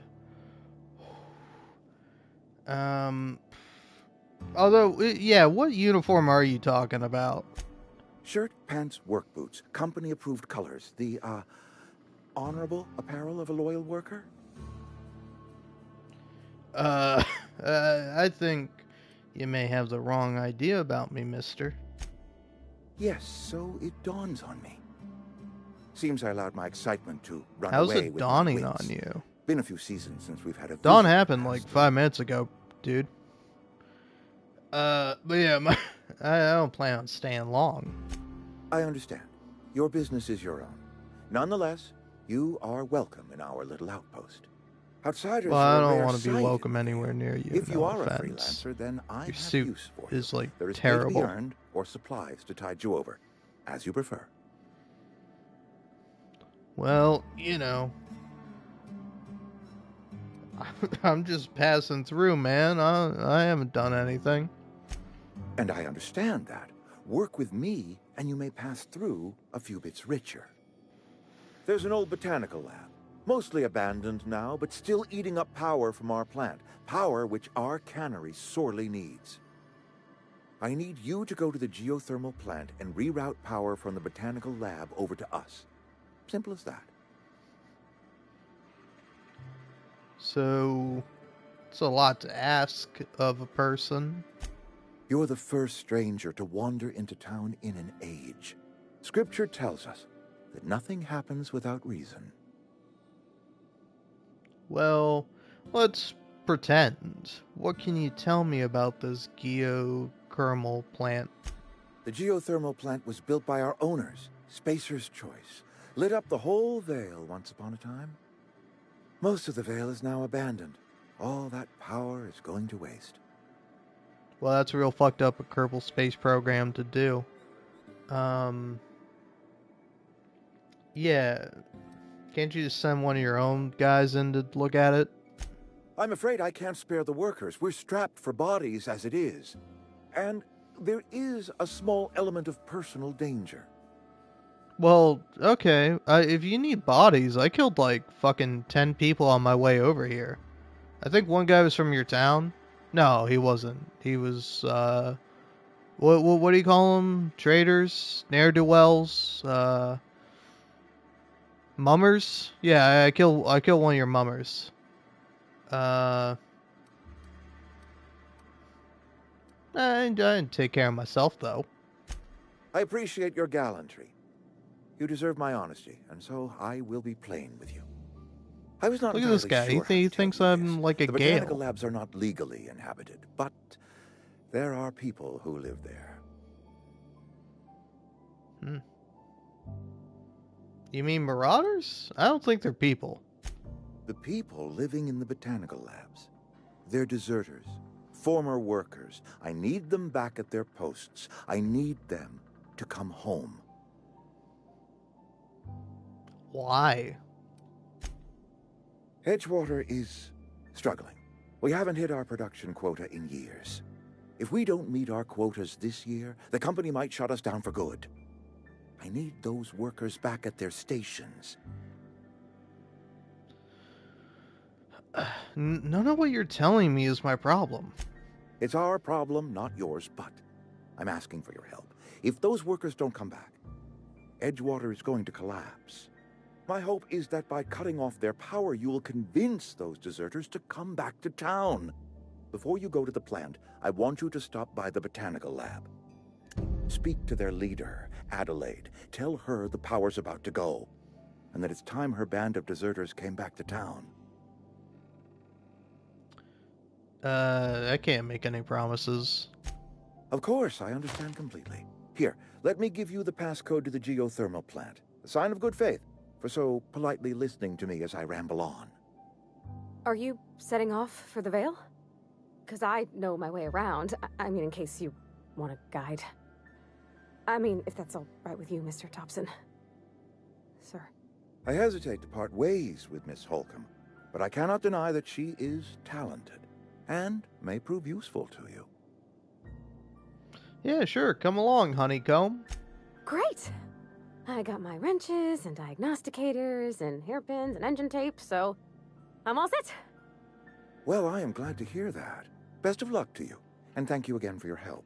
It is a lot to ask of a stranger, I know. Yeah, no problem, Mr. Tobias. Best friend? Cool.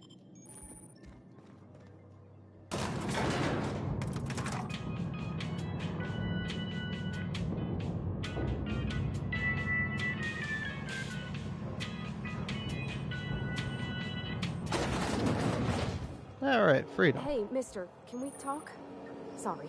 I'm not so good we at that. talk? I guess. Sorry. You just want to get out of here. And you likely don't want to tag along like me. It's just, Mr. Thompson has his own view on matters, on account of it's his job and what all, but that's not the only side of the tale. Yeah, well, you know, Toby didn't exactly strike me as a cool dude. Oh, he ain't a liar. He believes every word he says. It's just, he doesn't always get where other folk are talking from. To Mr. Thompson, a person's a gear. It does its job quiet-like. If it squeaks or stutters, it gets replaced. The deserters are decent folk. I knew some of them before they left. Well, you know, yeah, well, you know him. You work with him? You friends, or what? I don't know anybody well. I mostly listen to them talk, get my head down. There was a boy named Thomas who used to follow me around, asking questions about the stuff I fixed. He was real sweet to me. Not any sort of dissident. Well, I'm sure the deserters are very fine people, so what? Mr. Thompson's aiming to take away their power. They'll have no lights to see, nor heat to cook. They'll be at the mercy of marauders, or worse. It don't seem right to me, mister.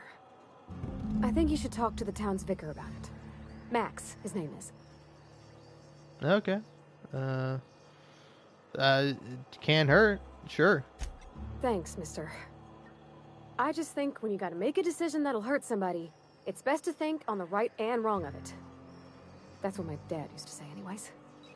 Yeah. No problem at all, Parvati.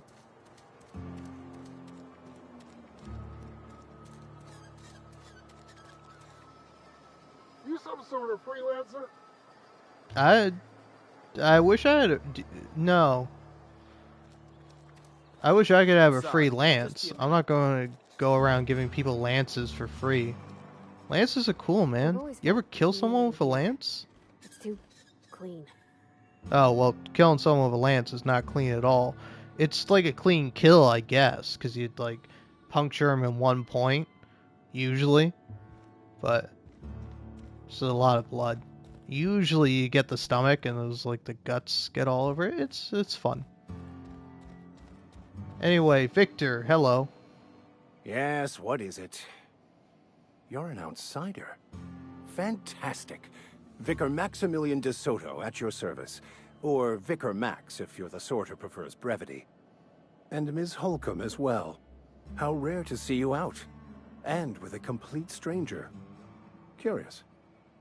Just tagging along, Vicar DeSoto. Don't mind me. I so rarely get new people to talk to. Name your poison, anything at all. Spiritual counseling, this season's tossball predictions, the quickest way out of town.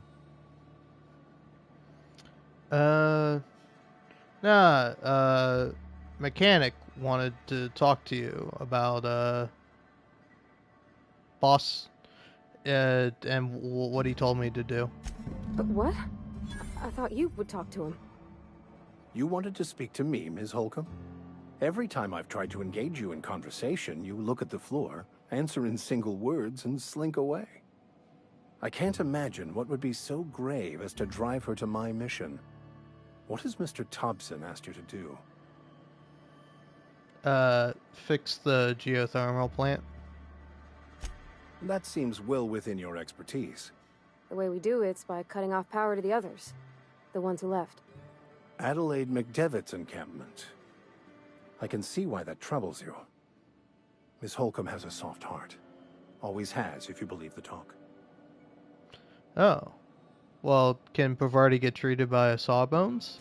I see today we'll be conversing without metaphors. I'd guess her condition is incurable. It's unlikely to be fatal, but she may feel more heartache than most. Could you maybe stop talking about me like I'm some kind of weird bug?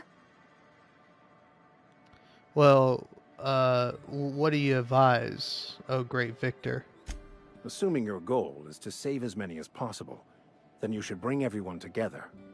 Send the power to Edgewater and convince the deserters to return to the fold. And, is that even possible? Not if things are left to stand as they are. If you don't mind a bit of unsolicited advice, be cautious on your way to the geothermal plant. It is not as safe as you might assume. And why is that? One of the reasons I transferred here was to fulfill my duty in hunting down banned heretical texts. I happen to know such a book is, as we speak, tainting a collector's library in Emerald Vale. However, the collector's residence lies outside the town's walls. My retrieval efforts have been thwarted by marauders who have overrun the property. Should you fare better than me, I'd pay a handsome sum for the book. Handsome? What kind of weirdness are you all into around here? What? You seem the perfect type to go blindly into the wild on a suicidal quest. I'm looking for a journal, a handwritten book, with the name M. Bokonu on the cover. I'll pay you to find it.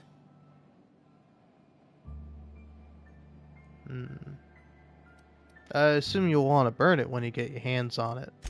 What? No, I don't want to burn it. I would never... I mean, I just want to... Look, I have a very simple goal here. I just want to keep the writing out of layman's hands. It wouldn't do for such information to fall into public consumption. You make a compelling argument. Glad we see eye to eye. Yes, I'll look for your book. Thank you. If you retrieve it, you can always find me here. Any progress on that matter we discussed? No. Please get it. Okay, and same guy. He's pretty concerned about it. Want to tell me? A religious text deemed heretical by the OSI is an unsafe object at large, though I understand why a collector would desire to possess such a rare book. Because I'm also a collector of books. Rare things in this colony. Appreciation of the written word outside monthly periodicals is virtually unknown here. Well, I'm looking for a power regulator. Mechanical tomfoolery is well out of my purview. I suggest you take such matters to Mr. Thompson in the cannery. Well, what sort of spiritual advice do you have offer? They who are not satisfied with their work are satisfied with nothing. No. How about, work fortifies the spirit. True exhaustion awaits idle hands. I was actually asking what's your religion all about. The OSI teaches that the Grand Architect set a perfect system in motion at the beginning of time. Contentment is found by accepting one's role in that grand plan. How much to put in a good word for me with the Grand Architect? You know, like unofficial like. That's not how it works. The Grand Architect has no concern for us beyond setting the plan in motion. I don't get it. Obviously. Look, if we can figure out how to read the grand plan, we can more perfectly align ourselves to it, bringing everyone peace. What does OSC stand for? The Order of Scientific Inquiry, also known as scientism to the layperson.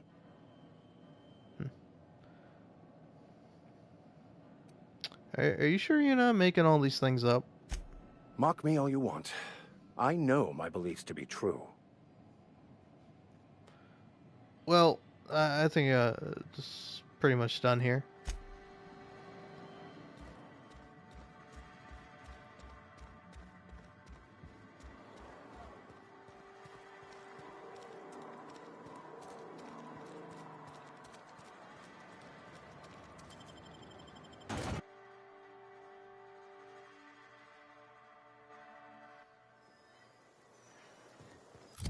Alright, now it's time for the real quest. Book finding.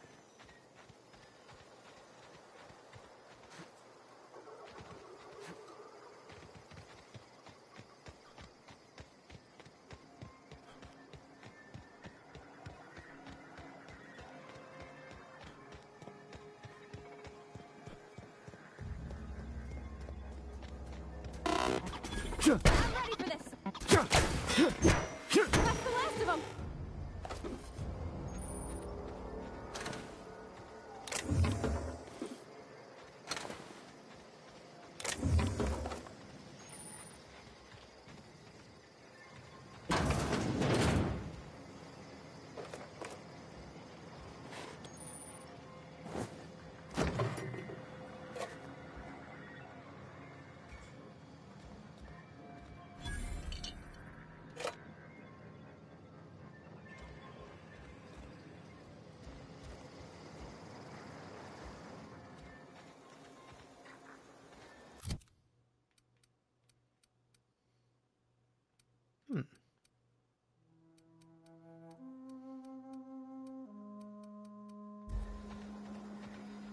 I gotta fix my ball.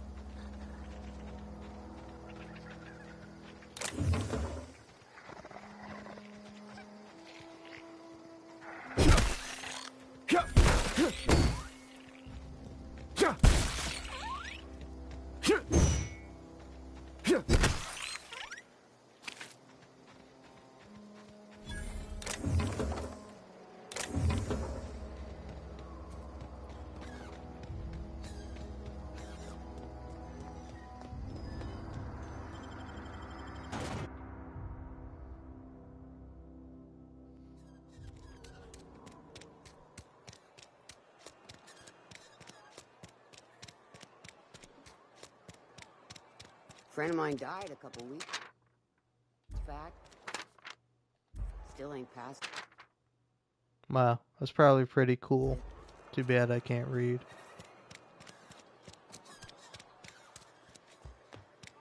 I'm not allowed in here. Not since the vending machine incident. Holcomb, got my eye on you, girl. Miss Holcomb ain't allowed in this establishment.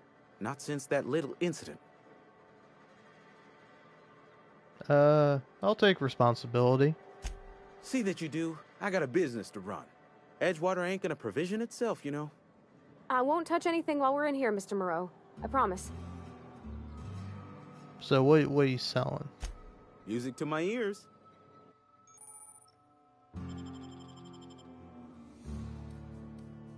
Hammer. Can't afford hammer. Sell.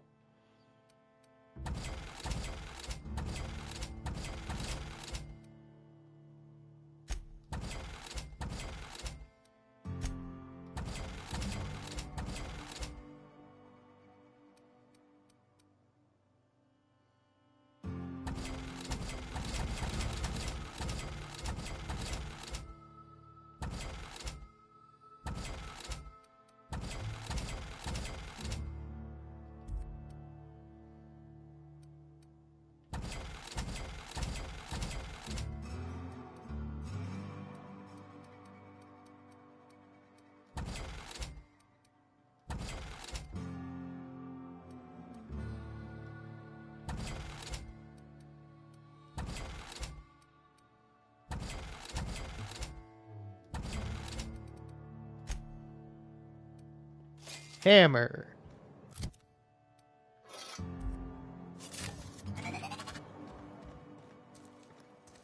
Heard something outside the walls today.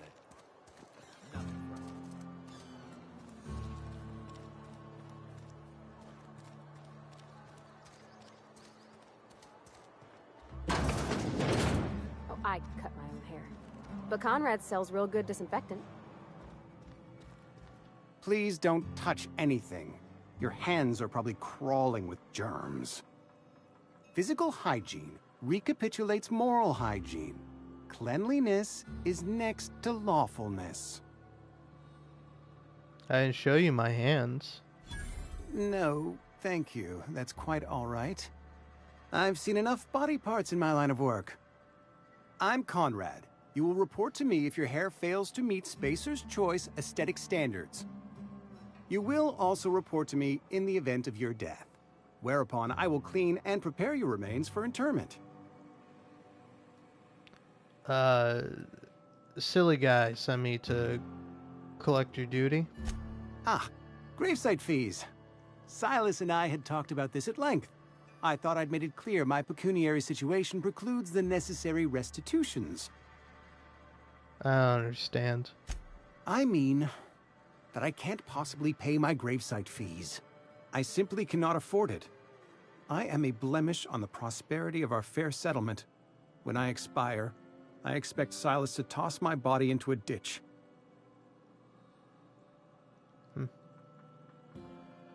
Well, you know, don't be so hard on yourself, sport. I have to be, if only to prepare myself for my inevitable dressing down at the hands of corporate. Tell Silas I can't afford to pay, and that I fully expect to have my medical rights revoked for this dereliction. With my apologies. Yeah, well, just give him an IOU. Not a bad idea. But I'd need some kind of collateral. My pair of lucky clippers. No, that won't do. Your idea intrigues me, but I'm afraid I don't have anything to give Silas. I'm open to suggestions. I'll let you know if I think of anything. Much obliged.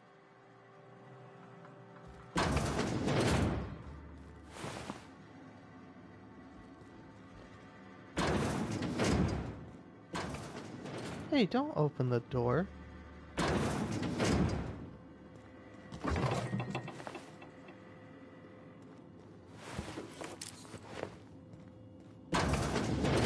Hey man, there's nothing missing in there.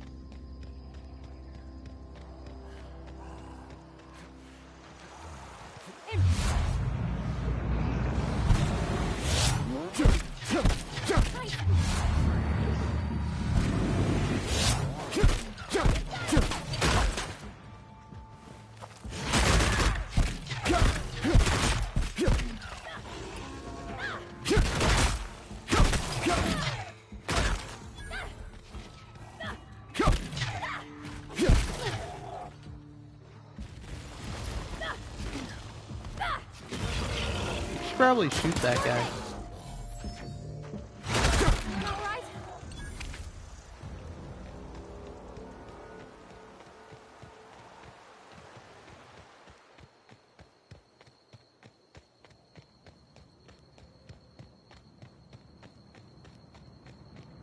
Oh, you can see the whole world from here. Okay.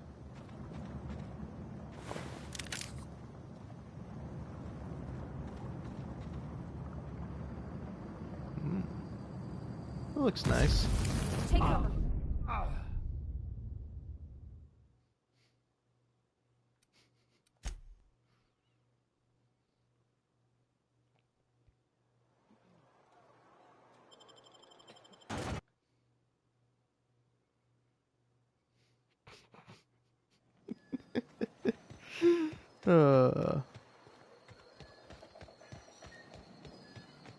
I didn't realize it was all the way over here. I gotta go here. And then look at things.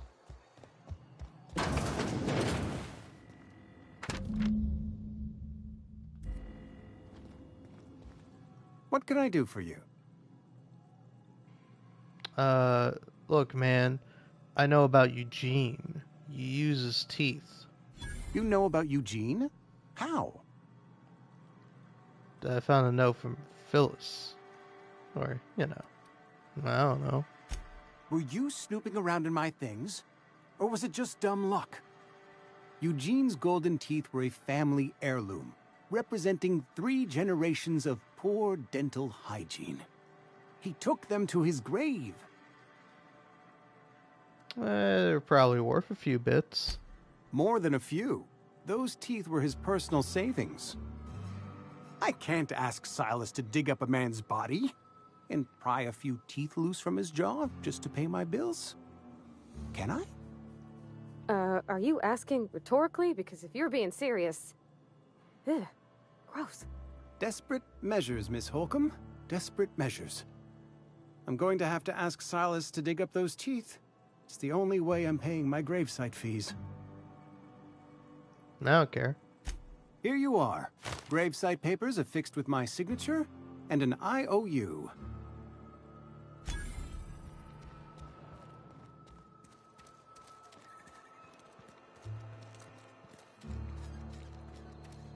Sometimes I wonder what I'm doing with myself.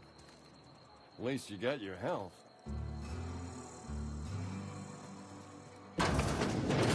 I've never actually been in here.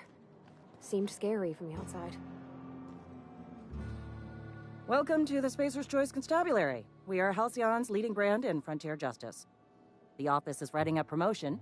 Purchase 3 criminal investigations and the 4th one's free.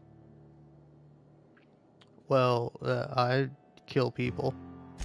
As a Spacer's Choice constable, I am authorized to grant you legal authority toward apprehending wanted criminals. Know how to carry yourself in a fight? I've got bounties out for these 3 marauders. Cross them off and bring me their fingers. Just 1 per marauder, please. I'll dust off the old fingerprint roller. Okay. Been eating nothing but salt tuna for a year. I've got some time. What do you do here? Oh, I'm an actuary. That means I keep tabs on a worker's living expenses.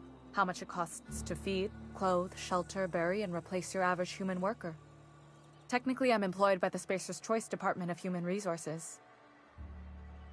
Okay.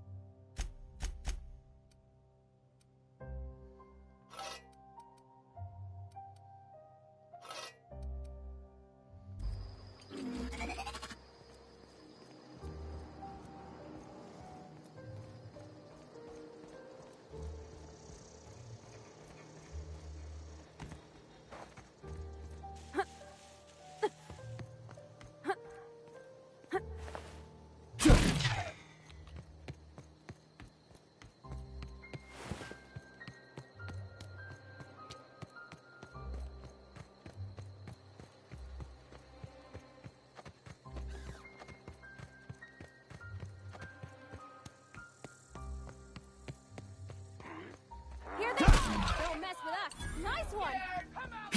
Here we go!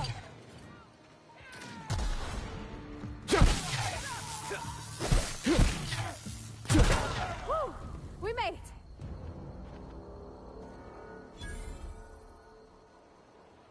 Something you need? Where can I find a power regulator? I need one big enough for a ship. A whole ship? Like one that flies about the aether? That's a tall order. I guess the generator that powers Bess. I mean, the cannery. If you turn on the thermal plant like Mr. Thompson wants, we can shut down the generator. Then it'd be safe to yank the regulator. You mentioned something earlier that I wanted to ask you about. You mean about the mission being too clean? Isn't it supposed to be clean? It's a church. I know, but Vicker says the universe is a machine, that it runs by law. Real machines have gunked up oil, scratches, and worn bits. You can tell they've seen handling, been used by folk. The machine Vicker sees is one ain't never been run. It's not for people to live in. It's something on a museum shelf, under glass. Well, I reckon nobody want to live in a gunked up universe. I reckon we already do, and we ain't got no choice in the matter. So maybe somebody ought to take a rag to it. So, how come you're not allowed in that guy's store? There was a kind of a thing with a vending machine when I was 12. What, you steal from it? Not intentionally. I've always been good with my hands, right? So I saw a lock on the machine and thought, oh, this must be how they refill it. But I had to know. So I did my thing, and next thing I know, there's a couple hundred bottles of 0G rolling out the front door and into the road. It's not funny. Right about then, a bunch of loaders came rolling in the gate, fresh off the Saltuna ships. And Mr. Thompson was up on the porch making a speech about how everyone would have to volunteer a third shift to get it all canned. Anyhow, you ever seen an auto loader run over a bottle of Zero G? And it exploded all over him? We'll go on. Exploded all over Mr. Thompson. One bottle after another as the loaders went by. I was just shy of working age, so Dad had to pay all the damages. Moreau's still angry at me. I can laugh about it now, but I just about puked up my guts in terror in the moment. That's the one time I ever made Mr. Thompson look a fool. Well, let's get back to it.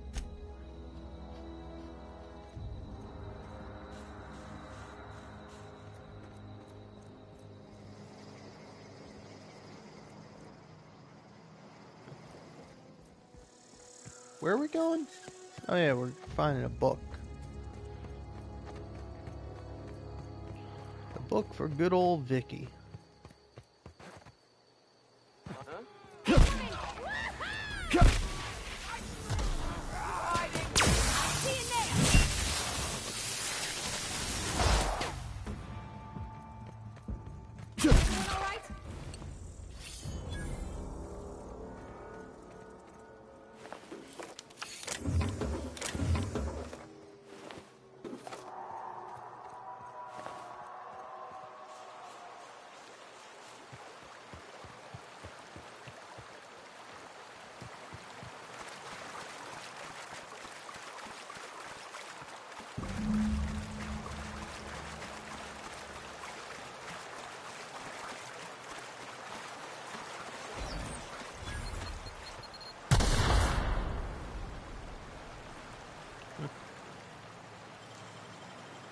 Easy.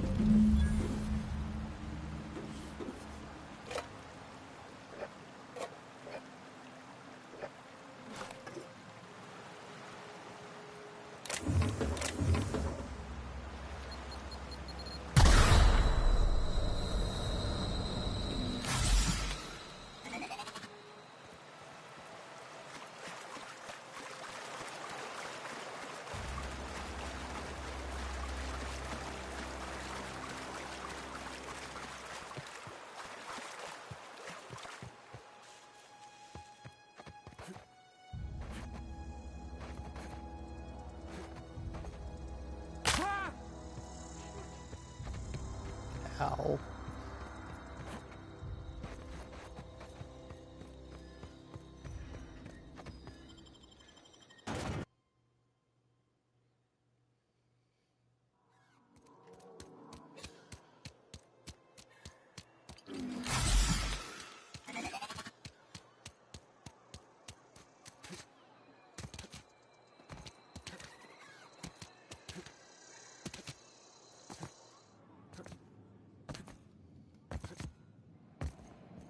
Any progress on that matter we discussed?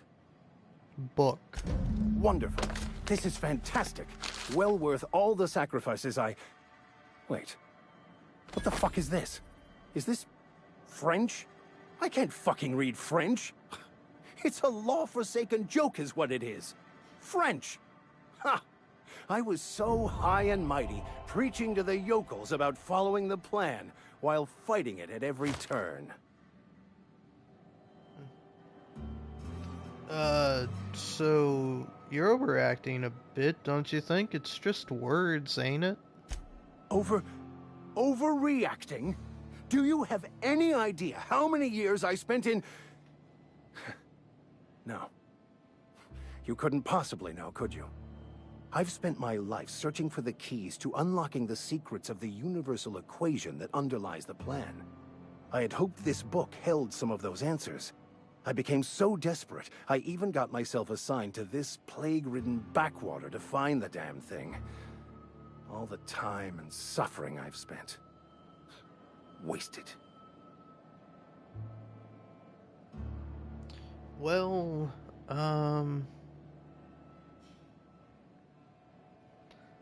why'd you think the book held secrets you were looking for?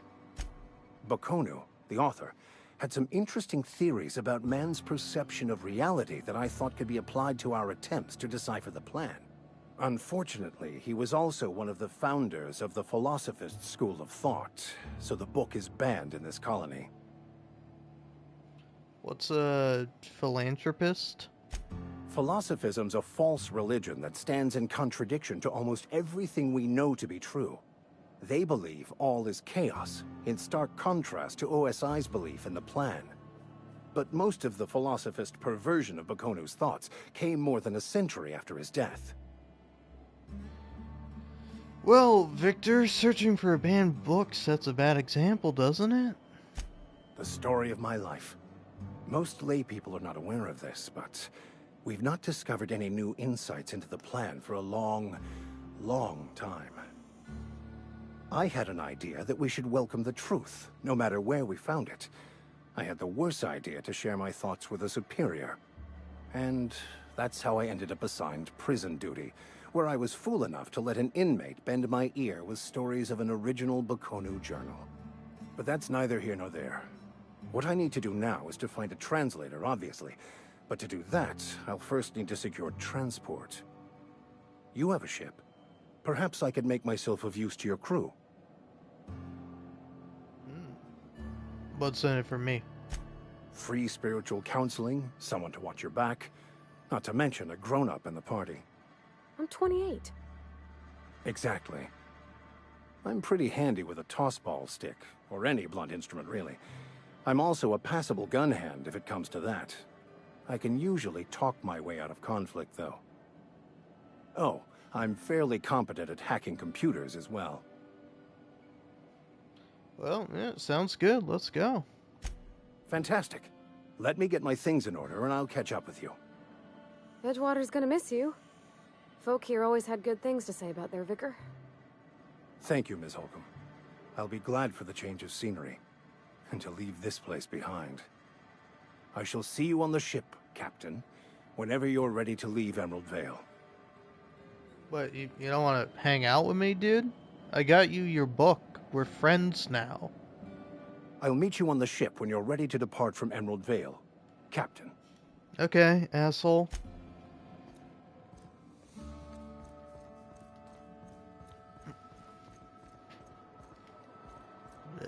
Yeah, bumping into walls and shit. I'm so angry. God, I did everything for that guy.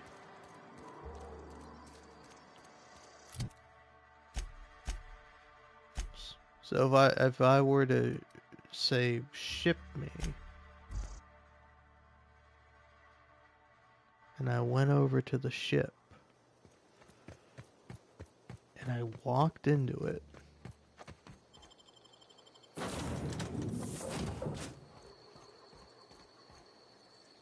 yeah, no, he's not even in here. Alright. If I'd been able to get out here, I so would have stripped this for parts. That's cool. You still do that if you want. I'm sure the ship will be fine. We're only going to space.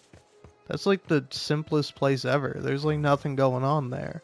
Except for like stars. Which are pretty dumb.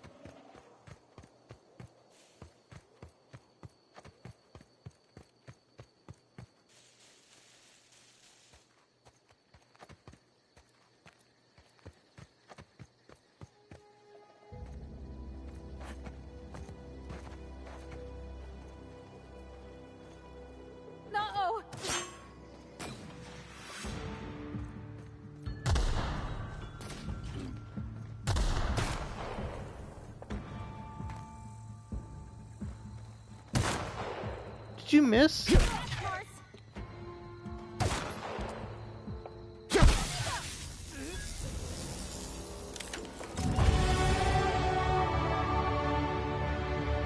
Hey, you got a finger. Your friend can kill better.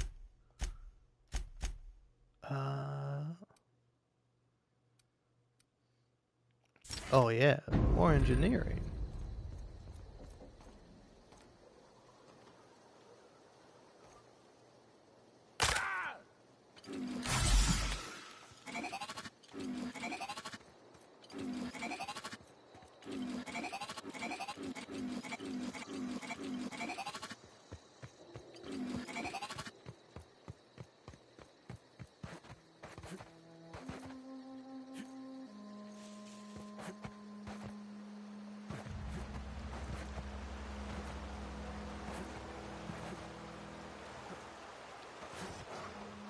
This'll be quick.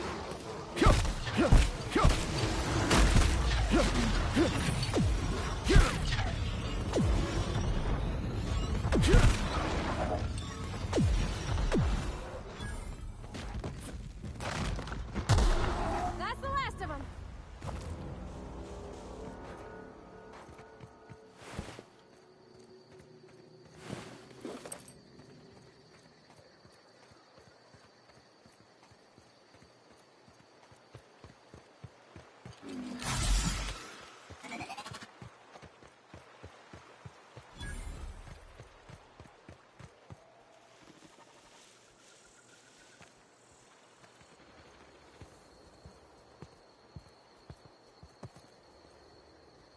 I've always wanted to poke around in here.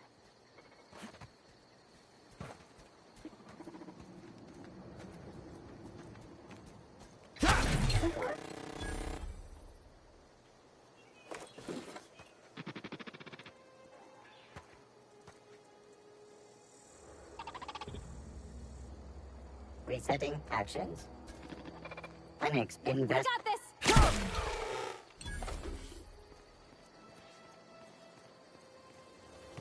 Process security patrol. Incoming! Nice one! Let's end this!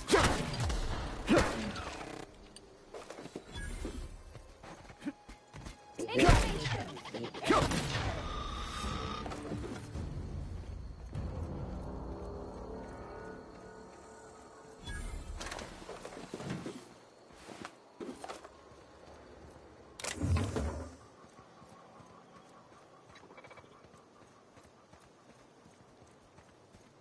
All performing. Watch out!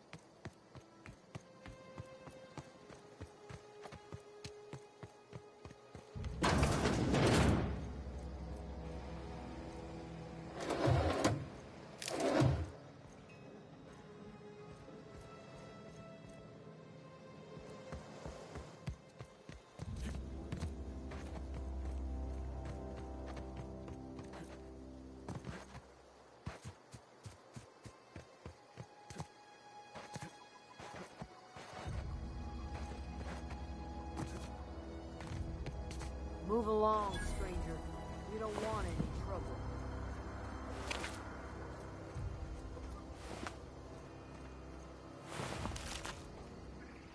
I don't know you.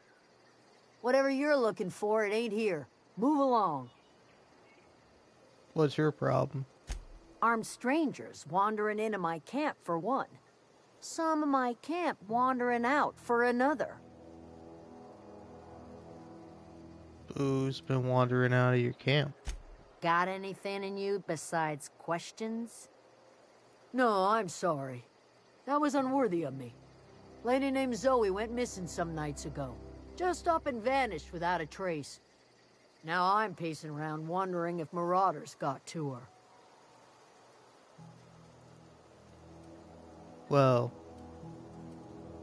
I'll keep an eye out. It's not like Zoe to go wandering. Figured she might be out scavenging, but that ain't exactly her talent. Can't imagine where she's gone. Vale's a wide place. She could be anywhere. Yeah, don't worry, I'll find her. Appreciate it. Honest.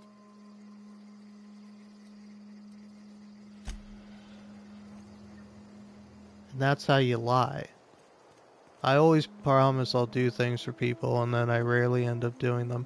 But it's fun to do, you know? You give them hope. And I think that's good. If you're hungry, there's meat turning on the spit outside. If you're bearing illness, find a place to lay your head down and I'll fetch you a poultice. Whatever your troubles with Edgewater, leave them at the gates and be welcomed here. Any questions, dear? Yeah, what's the smell? That'd be the garden, dear. You're standing in a garden. Also fertilizer, so mind your boots. Excuse me, Miss McDevitt? Sorry, it's just... You got such pretty trees in here. Why, thank you. You're Robert's girl, aren't you? I remember when you were but a sprout. Thomas speaks of you often. Are you staying long?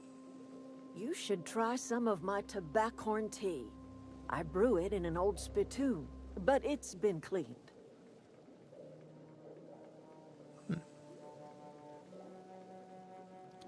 So is this your, greenhouse?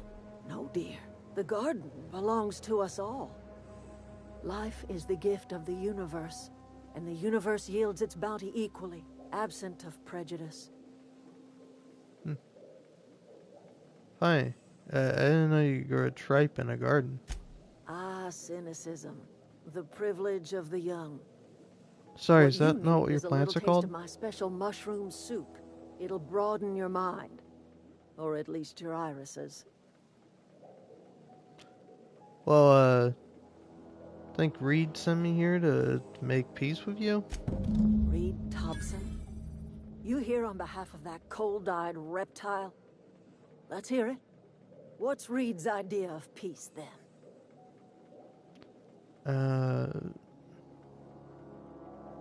Reed asked you to come back to town. He'll make amends. Make amends? Spare me.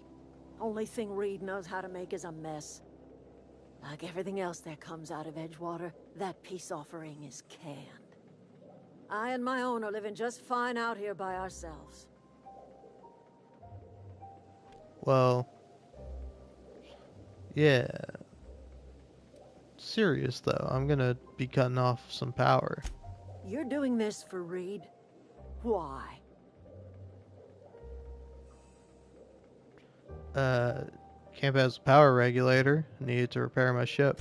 Cannery's got a regulator. You want ship parts, you ought to rip them out of the cannery's guts and leave us be. If you're going down to the plant, you should divert power away from Edgewater and toward our end of the grid.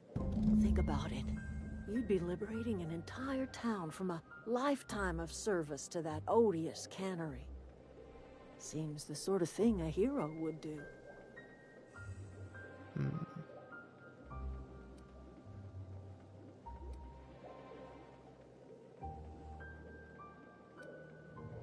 Yeah, what do you got against the town? You've seen that miserable excuse for a town with your own lamps. Hollowed out workers laboring their lives away at the cannery, living off whatever scraps Spacer's Choice throws them. Yeah, isn't that cool? You know that's true, don't you, Ms. Holcomb? Your father died of overwork. His heart gave out. He was tired all the time, sure, but he was old, ma'am, and he raised me all by his lonesome. Look what they did to this child. Lost her family to the company, and still she defends them.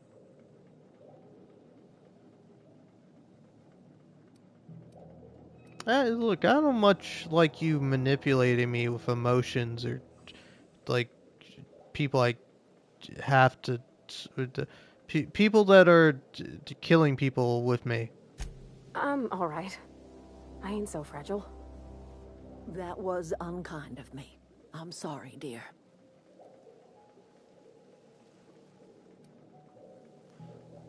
Yeah, well, let's say I help you. What happens to Edgewater? Life in Edgewater grinds to a halt. The cannery shuts down, workers desert in droves, and our own little camp grows and thrives. You think Reed's trying to sprite you? You bring power to Reed's town and you'll be killing us. Reed knows it. He's counting on it. Well, I'll consider it. I trust you will listen to your conscience. Alright. Who's my conscience?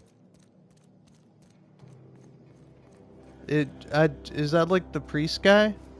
I think he's hanging out on my ship. He doesn't want to tag along. He's shy. You hungry? We got canid ribs, canid flank, canid snout too. Something I can help you with? I'm told you're missing a number. You mean Zoe? Yeah, we were pretty close. Not like her to go loping off. Well,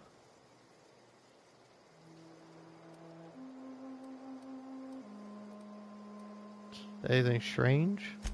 Can't say I recall Zoe ever acting strange. Well, except for her habit of writing things down on scraps of paper. She called it journaling, but I think it's just plain odd. You sound like some type of corporate fixer asking all these questions. I asked like 2. See you around, man.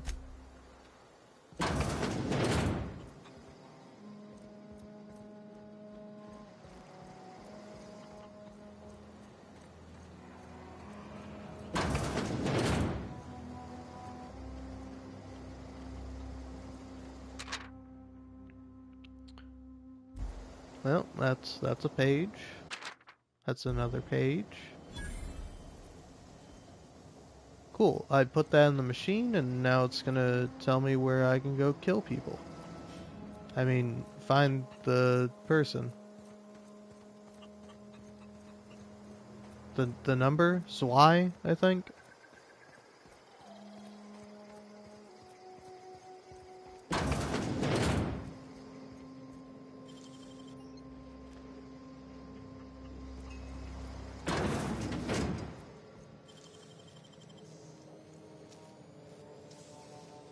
Hey, that's impressive. Yeah, I know, right?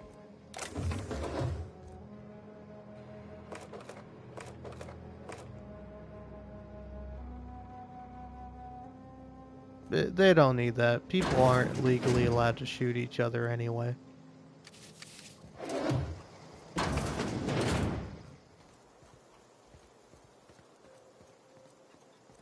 Oh, that's Thomas. He used to follow me around before he left the cannery. Cool.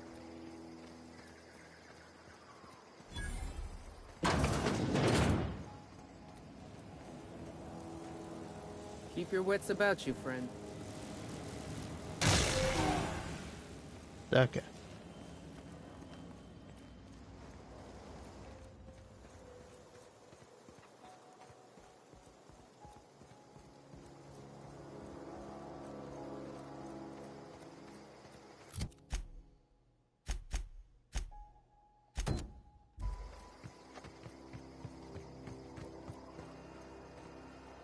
What is it?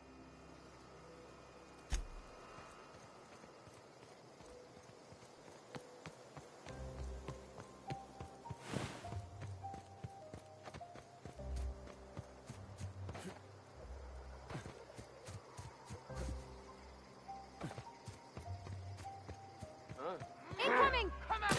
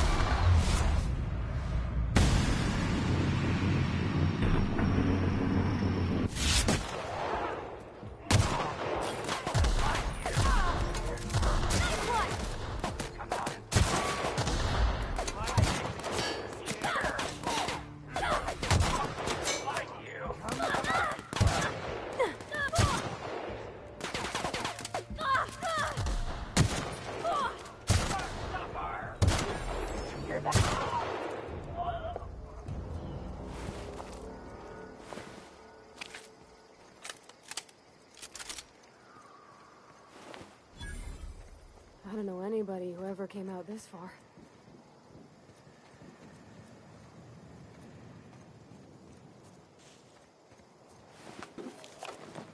Hey, where's that guy I killed? Here he is.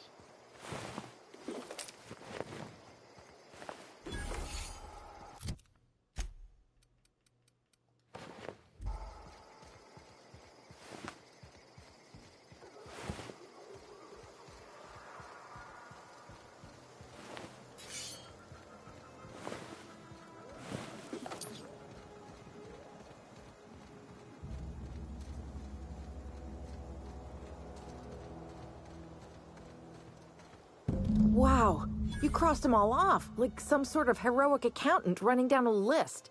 Teach me your ways. Well, I'm pretty confused right now.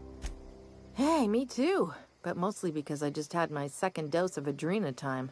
I am so completely addled right now. You, on the other hand, you were a sight to behold. If I had half your skills, I'd be the greatest outlaw the coast has ever seen. I need you to clarify something for me. I'm great at clarifying. Cool. Are you a prisoner here? No. I insinuated myself into their company, see? And they didn't seem to mind one whit. I'm impressed. How'd you pull it off? I may have bartered them a few boxes of adrenatime, but yeah, I'm sure that's got nothing to do with it. Are you even alive? I don't know. The vital processes that constitute the miracle of life are mysterious and unknowable. Oh, you mean around these guys? The Marauders wouldn't hurt me. They love me. I'm practically their queen. Yeah, must be my natural charisma. Why'd you leave camp? I got kicked out of Edgewater on account of falling sick with plague and stealing some medicine to treat myself. I'd heard some outlaws set up camp in the botanical labs. I decided to throw in with them, seeing as I always wanted to be an outlaw myself. Instead, what do I find? But a bunch of former workers camped out around a greenhouse. I couldn't just go back to the cannery, so I was stuck with them. Oh, there's something else, actually. I've got all the time in Halcyon. I've been sent to find you? Why? Adelaide wants me back on garden duty or something? Thanks, but I'm not going anywhere. This is where I belong. Well, I can't imagine you're happy out here. Food's awful, company worse, and no serial dramas. And no serial dramas. I've been thinking about going back. I just gotta know if Lord Cavendish really is the masked marketeer. I'll take my stuff and head on back, I suppose. Grace is gonna be glaring knives at me, so I've got that to look forward to. Bye.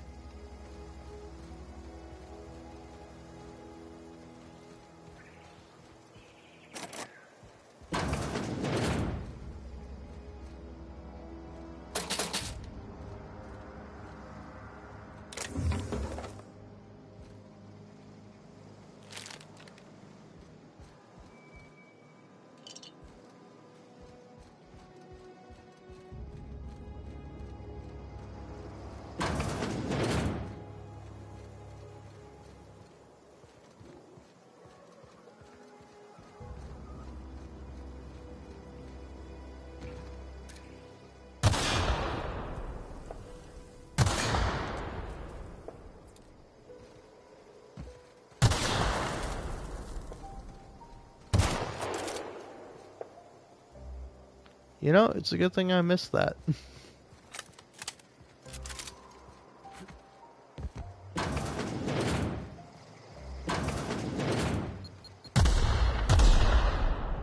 Hey, come on now.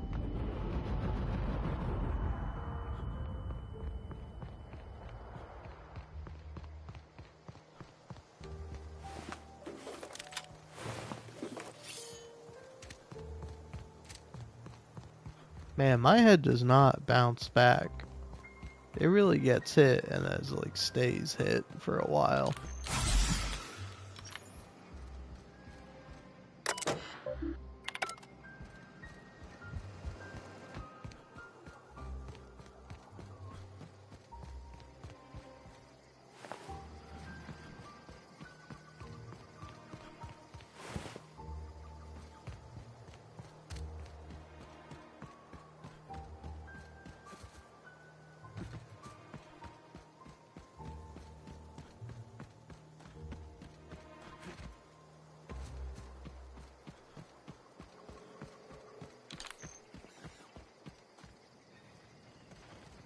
Where are we headed? I noticed you mentioned your dad a lot, but never your mother. That's on account of how I never met her.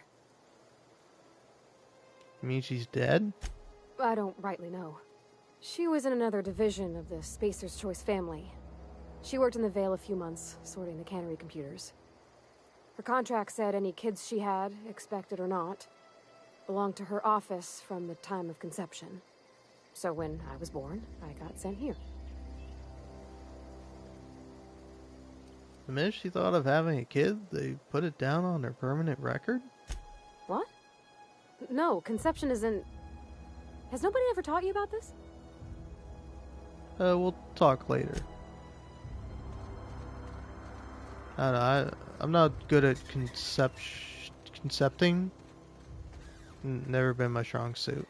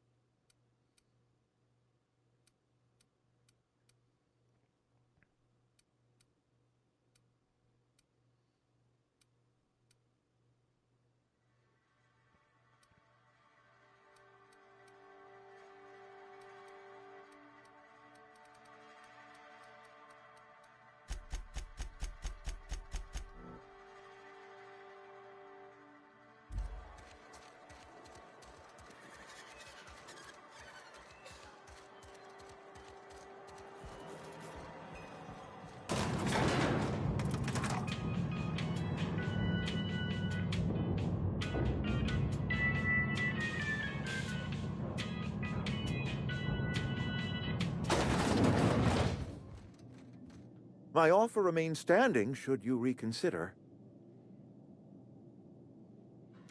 I wanted to talk to you about something. Go ahead. Have you taken a look around your town lately? It is my job to keep 2 eyes on my town. I am the steward of this place, and this is my watch post. How long have you worked here? I'm trying to remember, 25 years, 26. When you get to my age, the years just rush by. You stop counting altogether. I remember looking out this window and seeing the Vale spread out from horizon to horizon. We were a sprawling town. We were booming. Times change, people change, but the Vale will always be here. Spacer's Choice will always be here. Our work won't ever end. I take comfort in that. You're loyal to Spacer's Choice? This is a Spacer's Choice town. We're all part of the Spacer's Choice family here. The company keeps us warm, keeps us fed, keeps us working. Loyalty's got nothing to do with it, friend. This is good old-fashioned gratitude. Well, let me ask you something else. Go ahead. What makes you think I convinced those deserters to come back? That you are not one of us may work to your advantage. Adelaide and her folk loathe the people of Edgewater, you see. I admit the fault was mine. I'm about as diplomatic as a bristling canid. I just hope Adelaide and her folk will see their way past my flaws and return to town.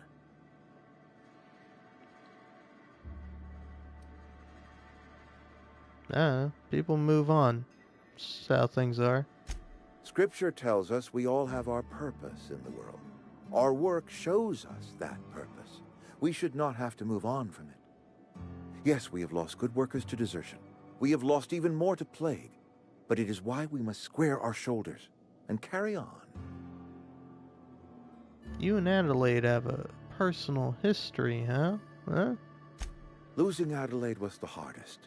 She was our only flavor specialist. When she walked away, I knew we were in trouble. Spacer's Choice salt tuna is renowned across the system for its quality flavors and additives. We used to sell citrus-flavored salt tuna in our heyday. Ever since Adelaide left, we have been reduced to selling unflavored and spearmint. I should go. You're safer inside the walls. Don't make me report you to Mr. Thompson.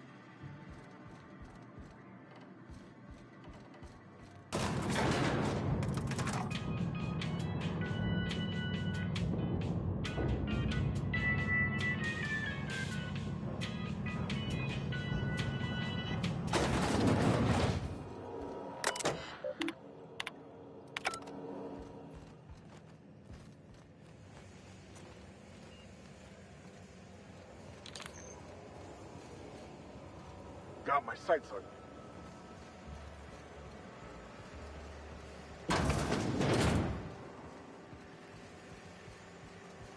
You the new worker? Whatever. Make it quick, Tenderfoot. I'm busy. Gravesite. Shit. Silas still on about that. Here, take the fees. I'd appreciate it if you didn't tell Reed I was late on my payment. These papers aren't signed in your name. Because they're not my fees and not my gravesite. Guy I worked with shot himself. I paid the bill. That's kind of you, I guess. I could do without the sarcasm. Wasn't acting out of the goodness of my heart. Law requires delinquent gravesite fees to be paid by the deceased party's closest living relative, which meant me. Shame, though. Eugene was a good worker. So the guy shot himself? With, like, a gun? Woke up one morning and put a round through his upper story. Can't imagine why. The kid was doing all right at his desk. We all thought he was an upstanding receptionist. Just well, I don't know between the two why of he us, would shoot his upper I'm pretty story shocked then. His weapon didn't misfire. Spacer's Choice handguns aren't the most reliable. Shouldn't you go for the lower story? Because you knock that down, then the upper story is going to come down with it. Well, yeah, it must be tough losing family. Eugene wasn't family. I thought you said you were his closest living relative. Yeah, I was the closest living person relative to his body at time of death. I'm the one who found him, you see, so I pay the fines. Suicide's a crime. The legal term is irreparable damage to company property. What Eugene did to himself was vandalism. Well, what are they going to do, arrest his corpse?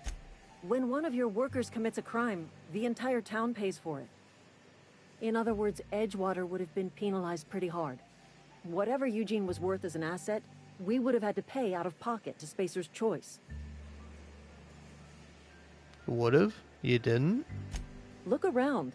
Edgewater ain't exactly swimming in luxury. We can't afford to pay the body price of a suicide. All I know is Silas asked me for Eugene's gravesite fees, which means he was approved for burial, which means his papers went through, which means the town's in the clear. I'm just glad to put this whole ugly affair behind me. Eugene can rest his bones in peace, and the rest of us can get on with our own lives. Alright.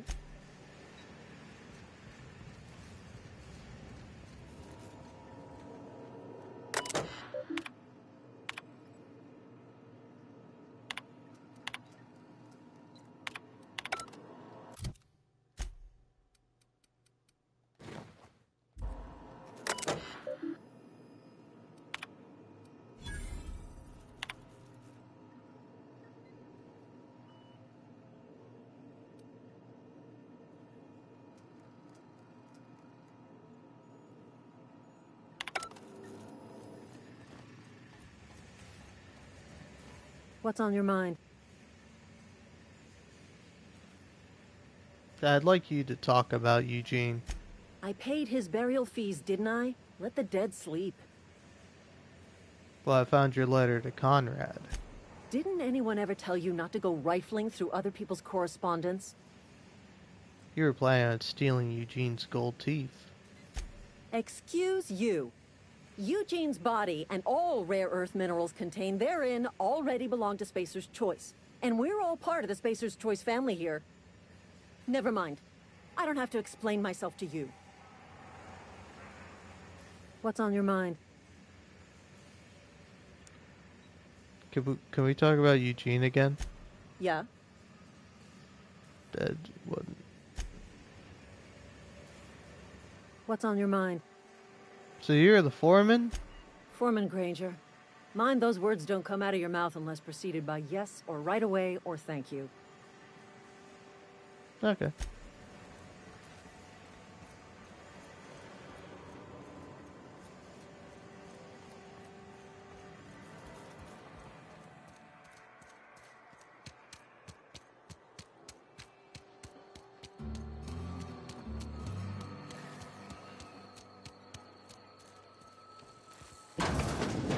Yes, Mr. Thompson. I'm fine, Mr. Thompson. Never been healthier. Well, you tell Mr. Thompson I'll be right at my post. Tomorrow. Bright and early tomorrow. Because I'm definitely not plagued. As spry as a spring chicken. That's old Abernathy. Oh, tell me what's got you so nervous? You some sort of wandering alienist? Walking into a man's own domicile, pestering him about his mental state? Here to collect your gravesite fees. Silas knows, doesn't he? That's why he sent you. That's why he wants me to pay up. He knows. He told me everything. How long do you think you keep something like that hidden? Sounds like he's already told you. You may as well hear it from me. I'm dying. I'm not long for this world. The date of my expiration is fast approaching. And soon I shall be ushered through the great cannery in the skies. Don't say that, Mr. Abernathy. You still got a couple decades in you. I'd steer clear, Ms. Holcomb. My affliction's bound to be contagious. It's plague. Has to be. Silas knows. He knows I got one foot in my grave, and now he wants to charge me for the other one. Yeah, you're being paranoid. I am? Law, help me. Paranoia is one of the plague's known symptoms. I'll pay your fees. I don't want any trouble from Silas. But if you could see a way to freelancing for me, I could really use the help. Who do you think is a freelancer? Oh, hey, I'm sorry. I didn't mean nothing by it. Wasn't trying to insult you. Why would I be insulted? Was just you ain't one of us. A spacer, I mean. Stands to reason you got no company looking after you. Not your fault, though. Even freelancers gotta eat. And if that means they must scratch some bits out of odd jobs, who am I to judge them? At least you're not a deserter. Okay. I guess that's a little insulting. Look, I'm sorry. Never had much in the way of social graces. But the job is a good one if you're interested. Sure. There's a cache of anthracillin tucked away in the old community center. Powerful stuff. Stronger than what we got, anyway. I need you to break in, nab that medicine, and bring it back to me. Okay. You oblige me with your haste. I think I feel the plague spreading. Oh, Law, it's in my spleen now. I can feel it.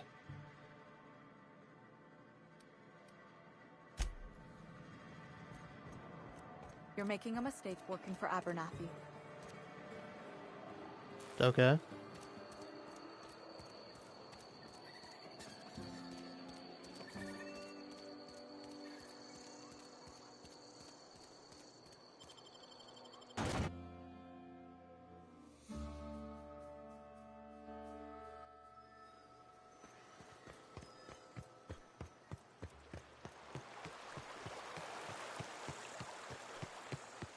Hey, Miss Parvati.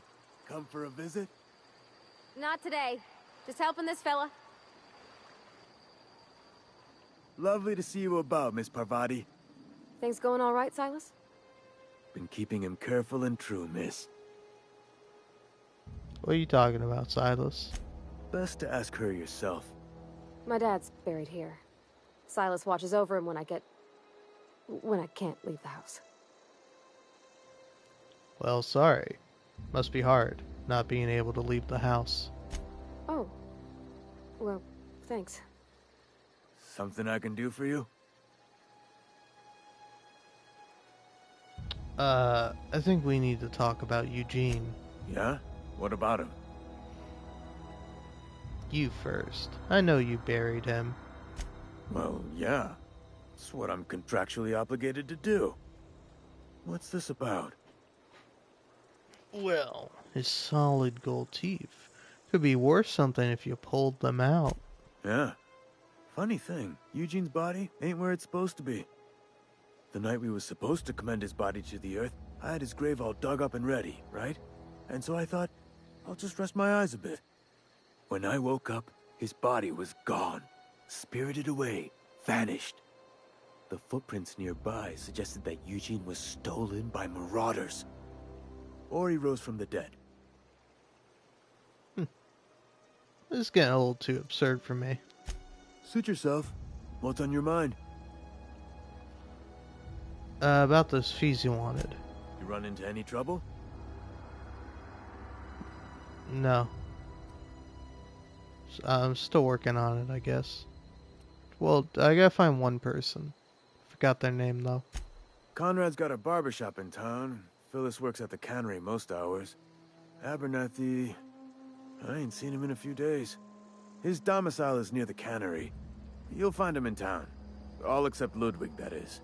He's over by the landing pad. There you go, that's the guy.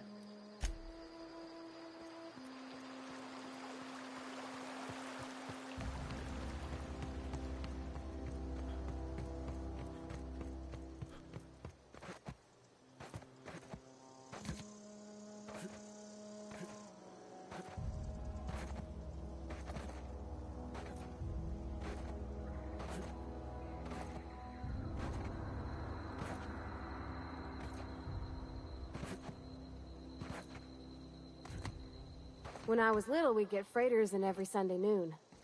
Now they only come but once a month. I love the wind here.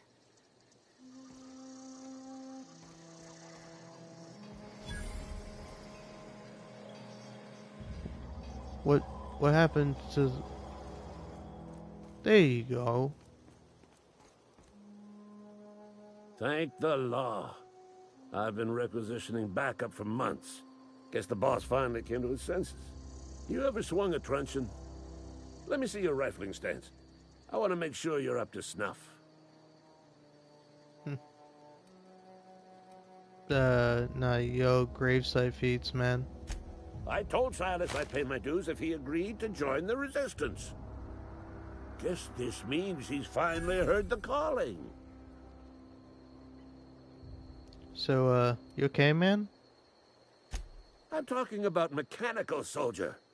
Cold, heartless automatons made of iron and lies. Well, fuck me. Oh, they mean to. Just you wait. Auto-mechanicals. Creatures forged in the fires of malevolence. I seen them over by the old power plant. Clattering about. Firing at the birds. Orchestrating their uprising. When the swarms of mechanicals come clanging on over that hill, where will you be? Cowering beneath your cot? Or standing, shoulder to shoulder with the resistance? What can I do to stop the coming apocalypse? You can gird yourself in the armor of righteousness, soldier. From this moment on, you are a proud member of the resistance. They have sent a scout, prowling around the junkyard just behind our beloved town. I've already taken care of it. You did? Well, color me impressed, soldier. Wish I had a dozen recruits with your gumption. You're a passing fair soldier, I will confess.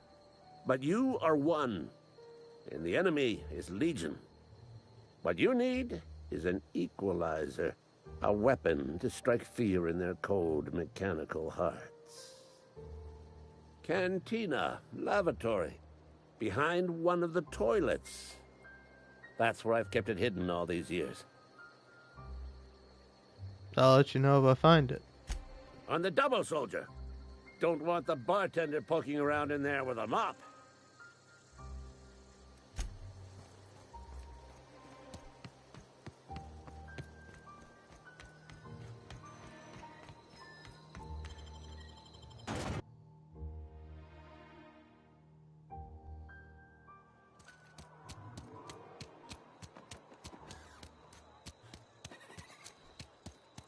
Wonder if the plague's ever gonna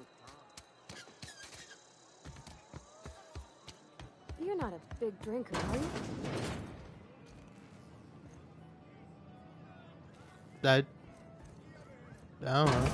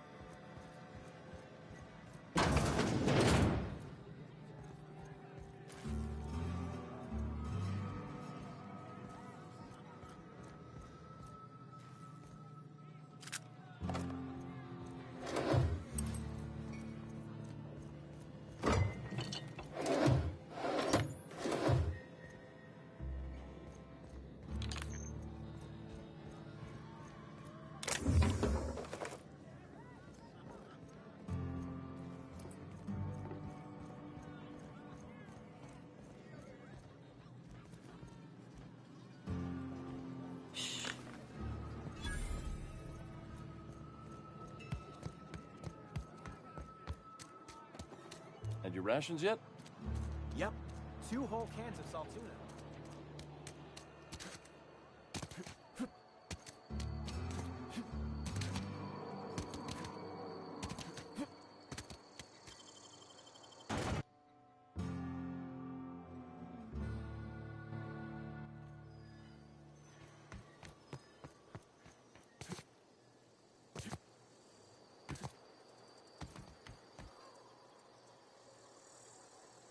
Bring us honor, soldier.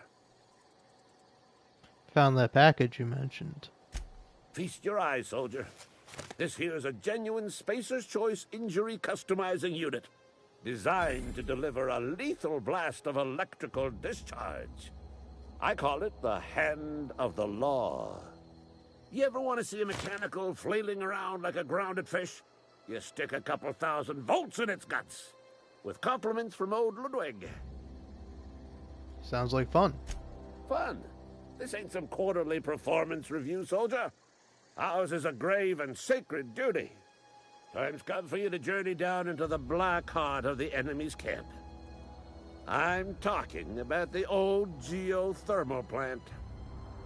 Unfortunately, the old plant lies outside my board-given jurisdiction.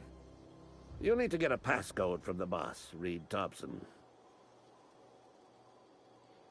I get it. You want me to go undercover as a mechanical, learn their ways. You got pluck, kid. But no, can't risk having you go native. I need you to get us the brain of a mechanical. Well, not exactly a brain. Anatomically speaking, what we're looking for is a logic module. Seems simple enough. If you die horribly, I will pour out a can of 0G to your memory. Alright.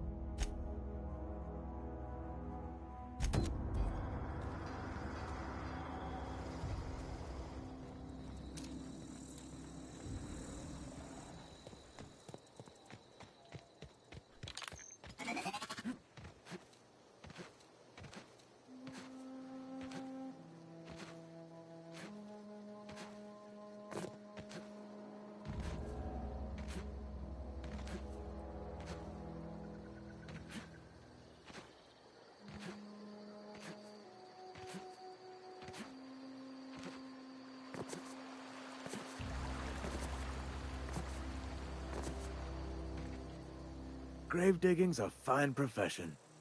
Always work to be had, and nary a word of complaint out of your clients. You run into any trouble? All done. Reliable work from a freelancer. That's gonna take some getting used to. I went out of my way for you. And I'll buy you a drink sometime. Was hoping for something more like tangible. Suppose you've earned it. One good turn deserves another. Abernathy was trying to hide his sickness. Abernathy was sick? With the plague? That's disgusting. I shook hands with the guy.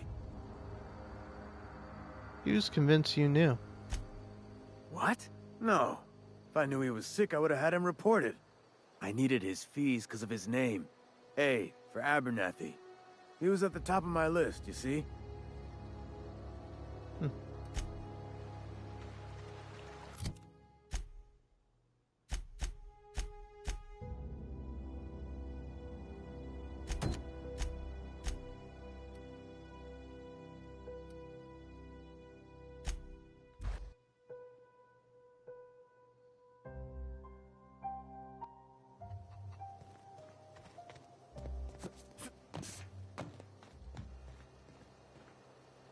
What is it? I talked Zoe into coming back. We didn't always get along, but I'm glad to know she's safe. What happened, anyway? She joined up with a band of marauders. They hadn't hurt her. Zoe joined up with a band of marauders. Zoe. The same Zoe who doesn't know a barrel from a trigger. Well, I've heard stranger things. You pretty much did my job for me. Least I could do is pay you for your trouble. Let me know if I can do something for you.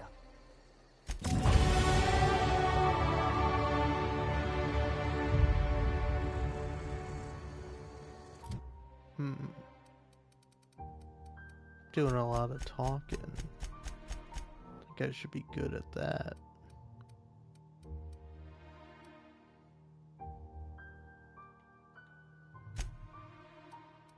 And now...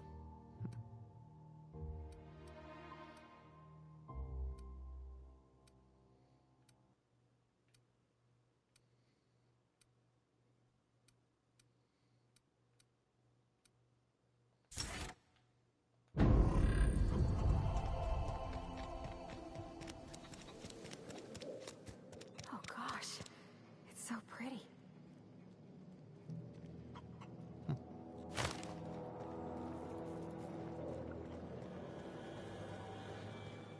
Only you can protect fourth quarter profits.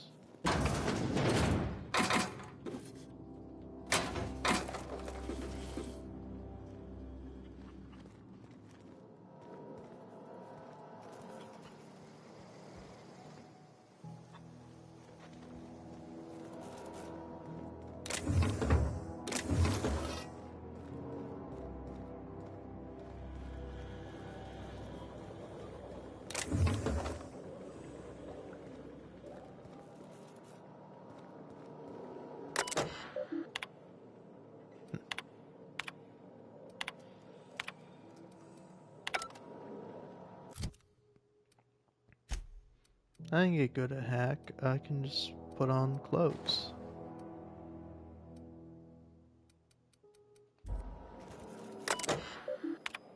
And that doesn't give me enough. Damn. You're telling me putting on a new outfit didn't let me hack into a computer? It's fucked up, man.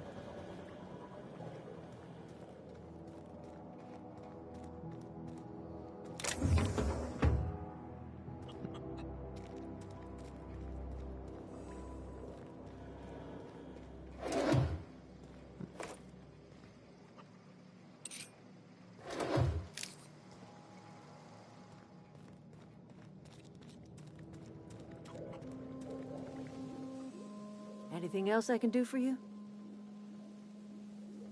Yeah, this might sound strange, but I don't know where I am. That's not strange at all, dear. Few of us truly know where we are.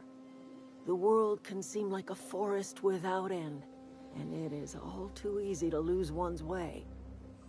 But we must remember that being lost is the first step in discovering yourself. Whoa, that's deep. You almost sound like you've never had anyone ask after your spiritual condition. You poor thing. Are you not feeling well?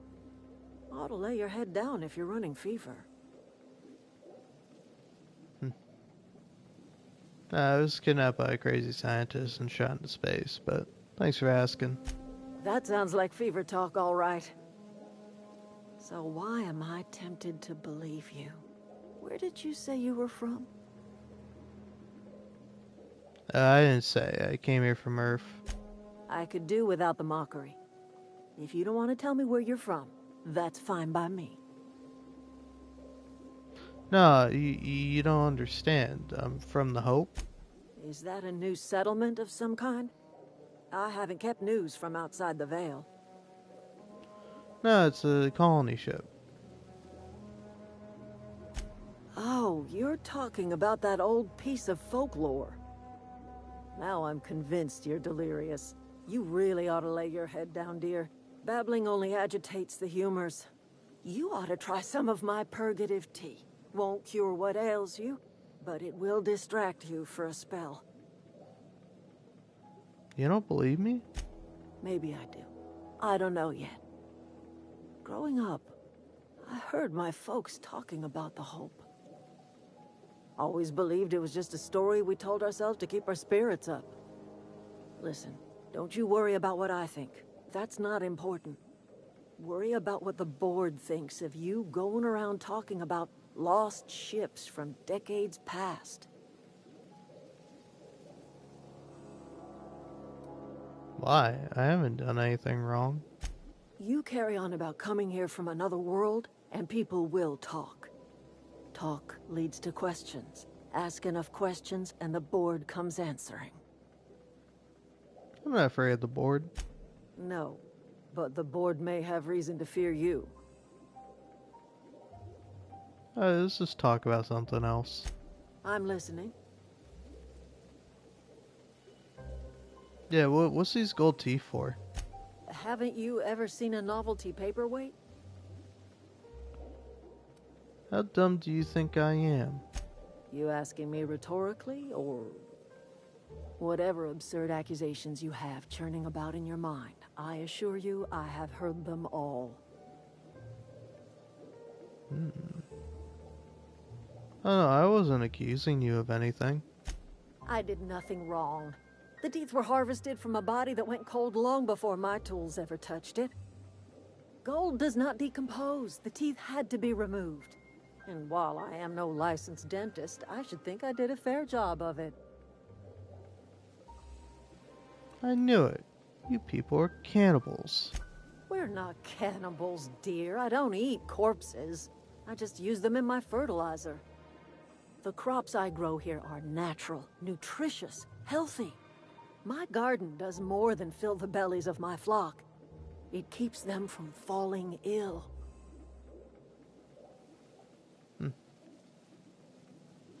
I think I'm gonna be sick.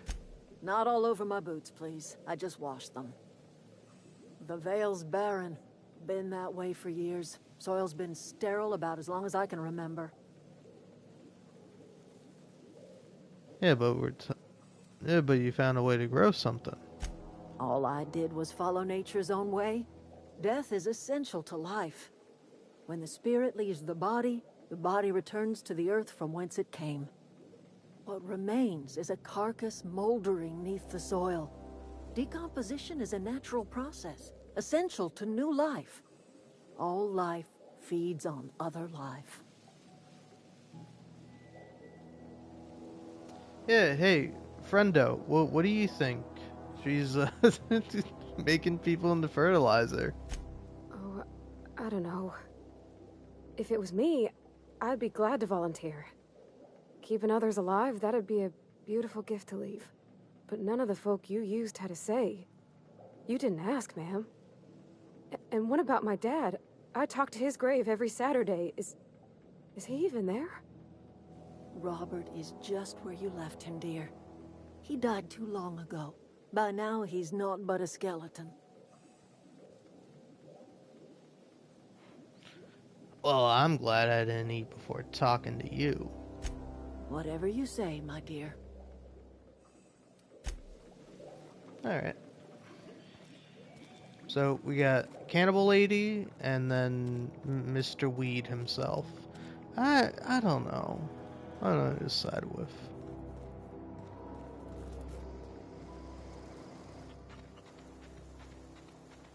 Alright, well, before I go, I should check the thing that tells me what to do. Medicine. That'll be fun.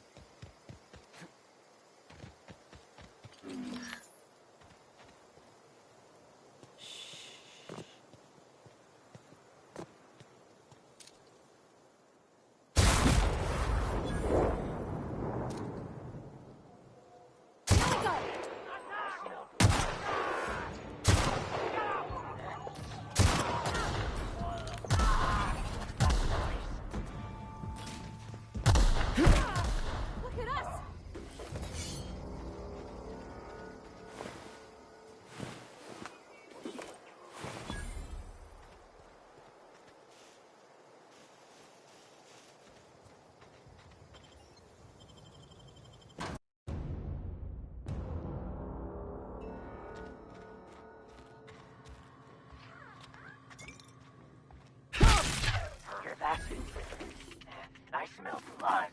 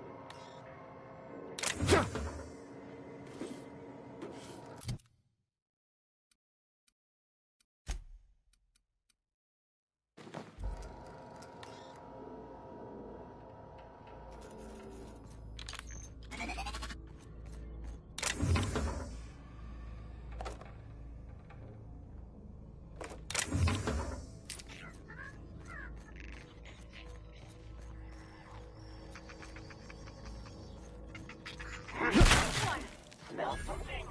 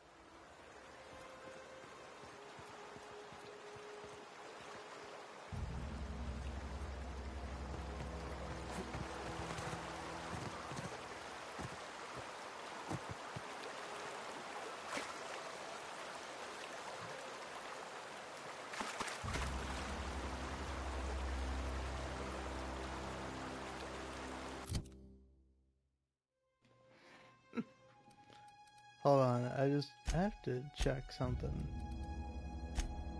Because now I'm curious. Okay.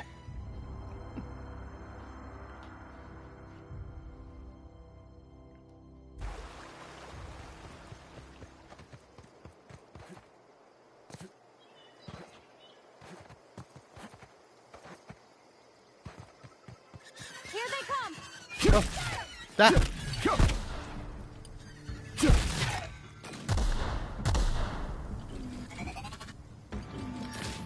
Don't mess with us! Damn.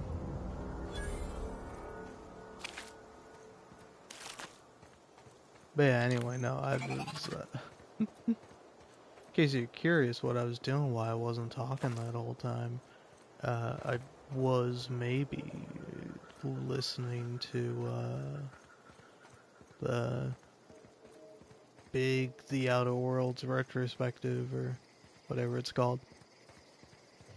And I don't know. It's not really that funny, but I heard the guy say bypass shafts, and I was like, bypass shaft? It's a shunt. Now, can I tell you what a shunt is? No, but it sounds computery.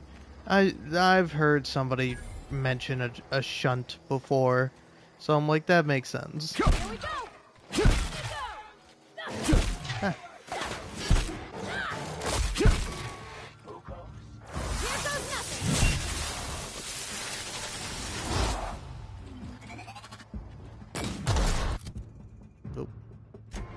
scary time for me.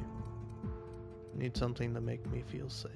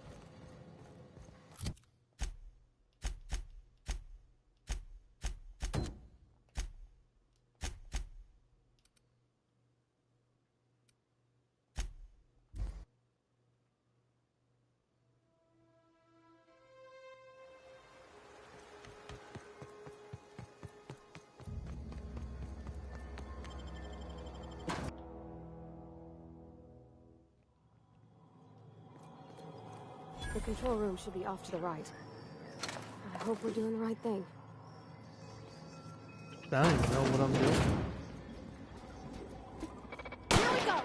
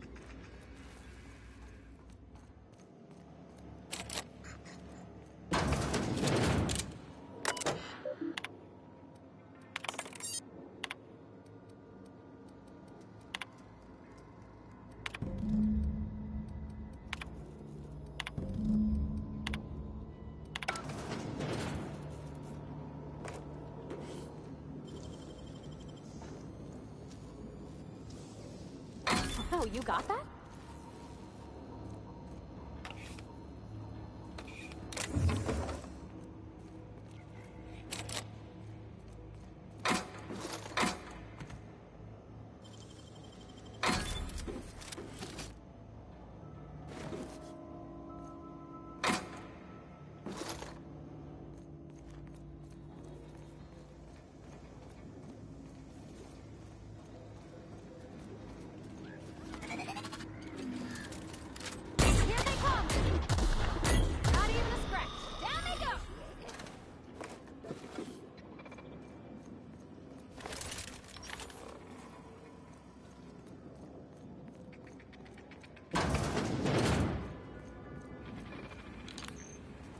This before me. Incoming!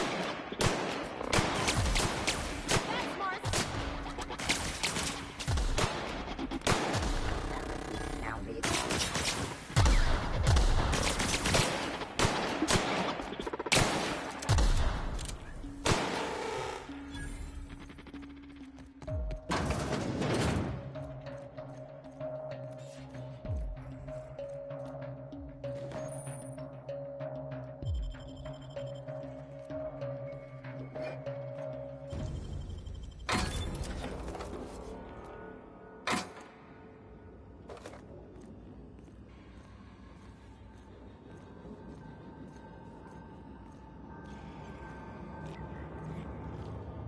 No, just leave me alone.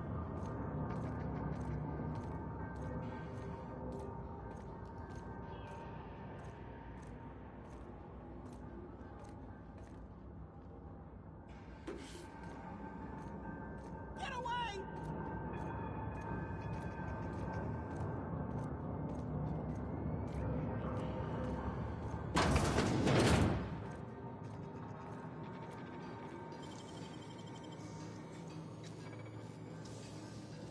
Wish I could do that.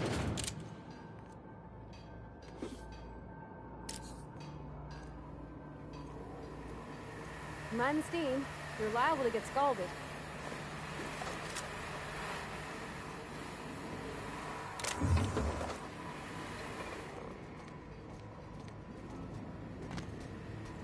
Processing. Incoming! I've got a hunch.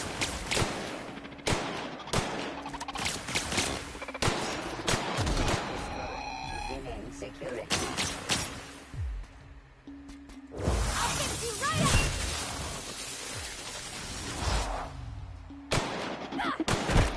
Everyone all right?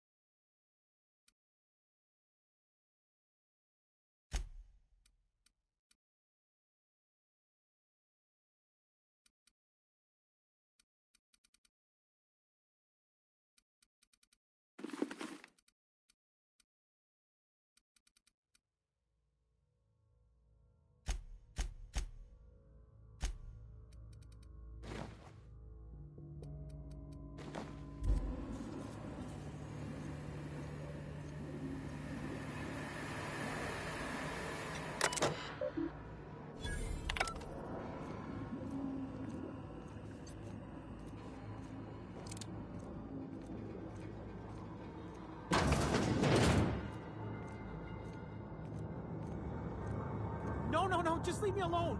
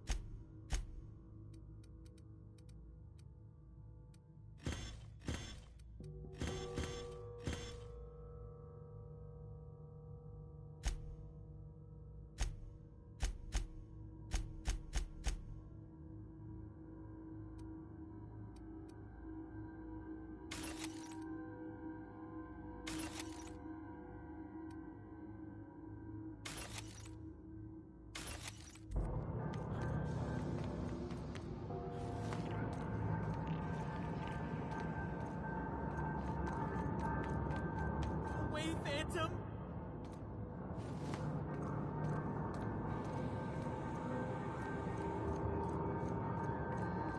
You're not real! You're not real! Get away from me, Phantom! Shoot! Scram!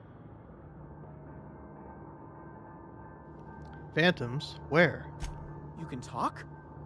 The Phantoms never talked before. I knew I shouldn't have eaten that sprat raw. See, Higgins? This is why you must always boil your sprats before ingesting. Higgins? This Phantom's got a name?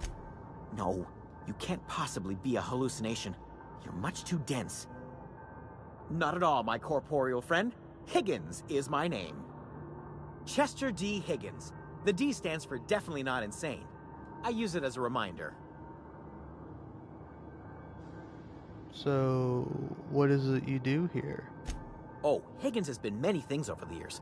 Sprat Wrangler, Saltuna Critic, Aetherwave Personality, Chairman of the Board, Galactic Defender, Sisty Pig Tycoon.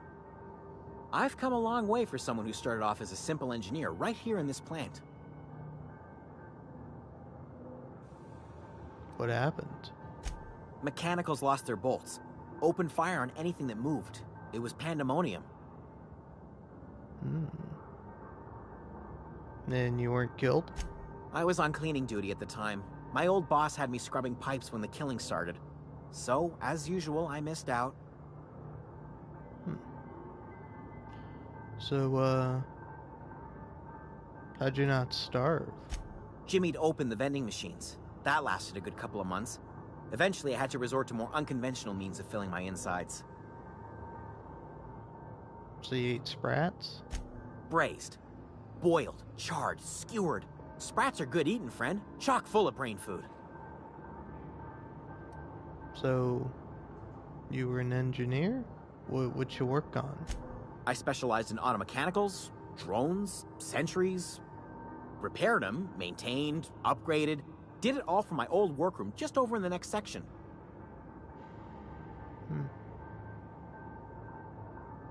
And was that before or after you became a Sisty Pig tycoon? Oh, before.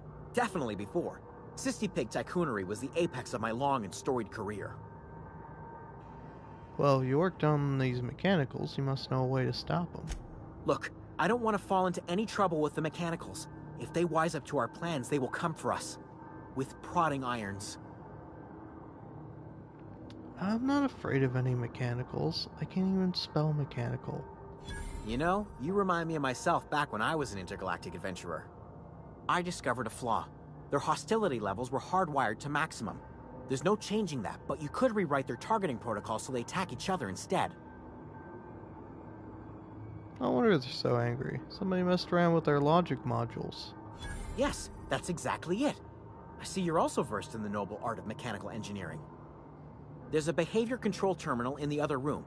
It should have options to change how the mechanicals act, including whom they shoot at. Oh, that reminds me. You'll need my passcode to access the behavior control terminal. Here, let me just write it down for you. Any idea where I can find a logic module? Funny thing, I was working on a logic module just before the mayhem started. Security chief found me and confiscated the logic module. Logic module.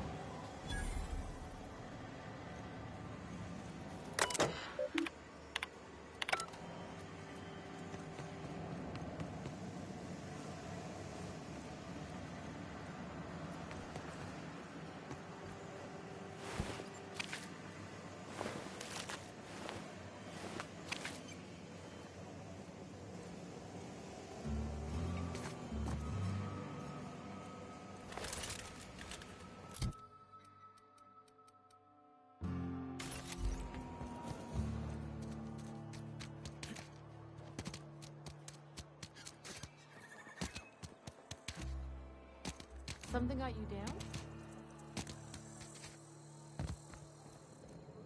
It's not the best choice, it's Spacer's choice. And before you ask, I'm all out of deluxe salt tuna. All I've got is gourmet. Music to my ears.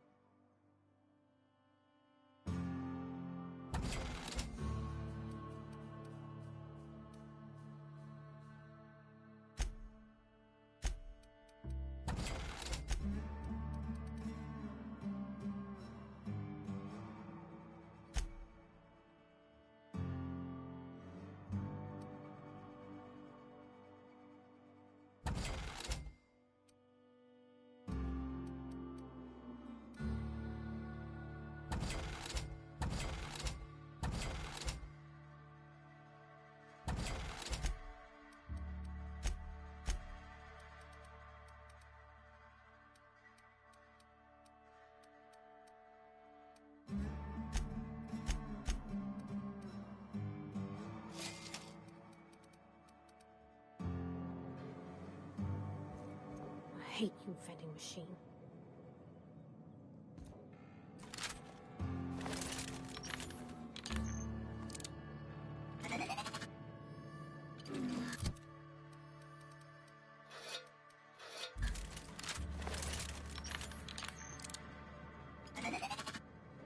Watch it!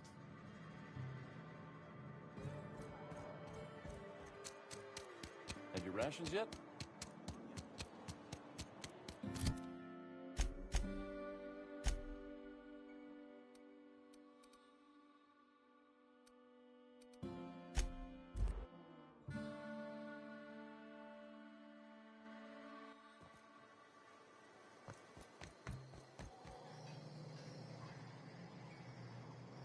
Bring us honor, soldier. Hey, you mentioned logic module. Found one in the thermal paste. Bang up work, soldier. You're a credit to your uniform. Oh, well, that reminds me. Gotta look into getting us a uniform. So this is it, then. The key to humanity's victory over the mechanical hordes. I would reward you with the gratitude of the Resistance, but I'm guessing you want something tactile. So here's a couple of bits for your trouble, and a little something to remember me by.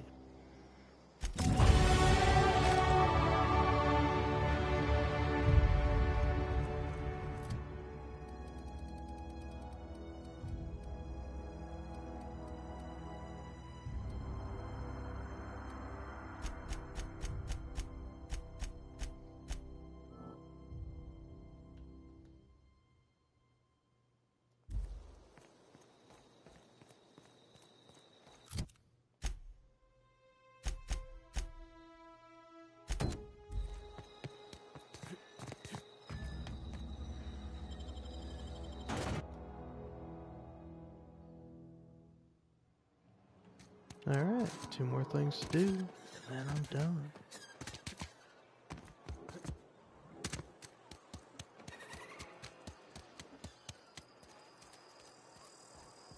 Hey, I need to talk to you. Oh, you do? Why didn't you say so? Excuse me. I'm Esther Blaine, Spacer's Choice Actuary. I overheard your talk with Abernathy. I hope you're not thinking about getting him that medicine. Abernathy is a well-known hypochondriac. Anthracillin is wasted on him. You're better off selling it to me instead. He's a hippo what? All I'm saying is Abernathy's worked in this town longer than some of us been alive. How do I put this gently? He's got a lot of cobwebs up in his attic.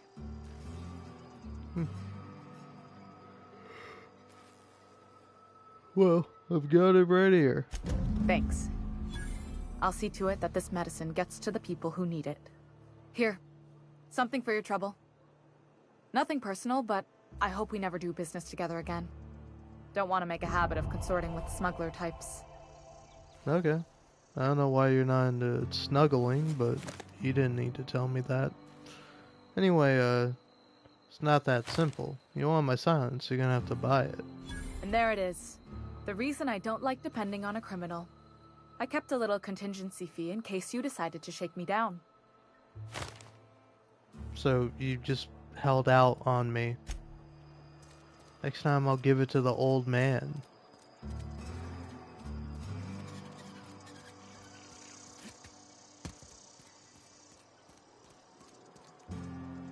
Where are we going? Oh yeah, we're gonna turn the power to this town off or something. Is that it? I thought there was something else. Like giving fingers to the finger lady. Lady who's like, I want to be fingered or whatever. I'm feeling pretty low these days. Hey, I got your fingering. Something to report? Yes. We pay by the finger. What do you have for me? 3. Gil Antrim. Real name, Guillaume. Duly processed by a freelancer on behalf of Spacer's Choice. I remember him. I was just a kid last I saw him. Shame. I'll just need your signature here, here, here, here, and here. Got any more fingers for me? Yeah. Here we are. Bertie Cotton. Cause of death. Let's just say overwhelming physical trauma. Bert was the local preacher before Max took over. Always was quick to remind us that we all get what we deserve in the end. Still one outstanding bounty. If you've got a finger, I've got the paperwork. Damn, I can't believe I forgot to finger that guy.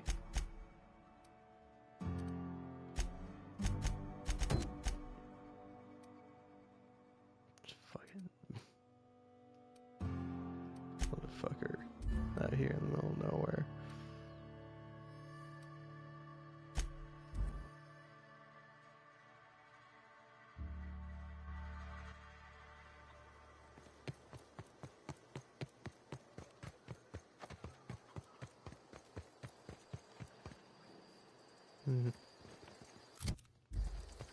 We'll come back. Hey, what's this? Oh.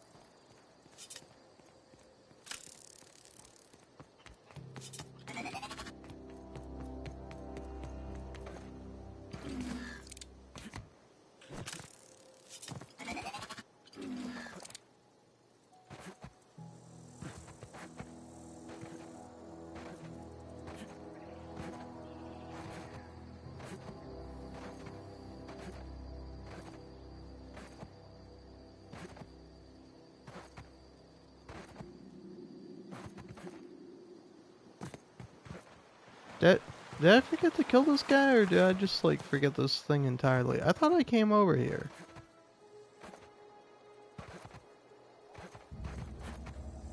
Yeah, no, I did kill everyone here.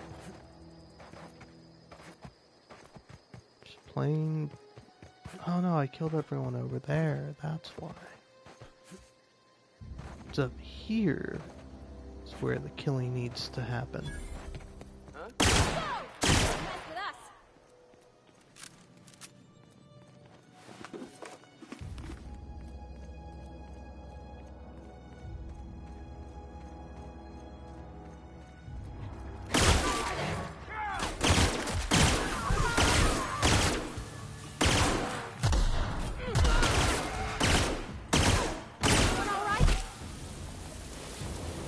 Get his finger quick before it disintegrates.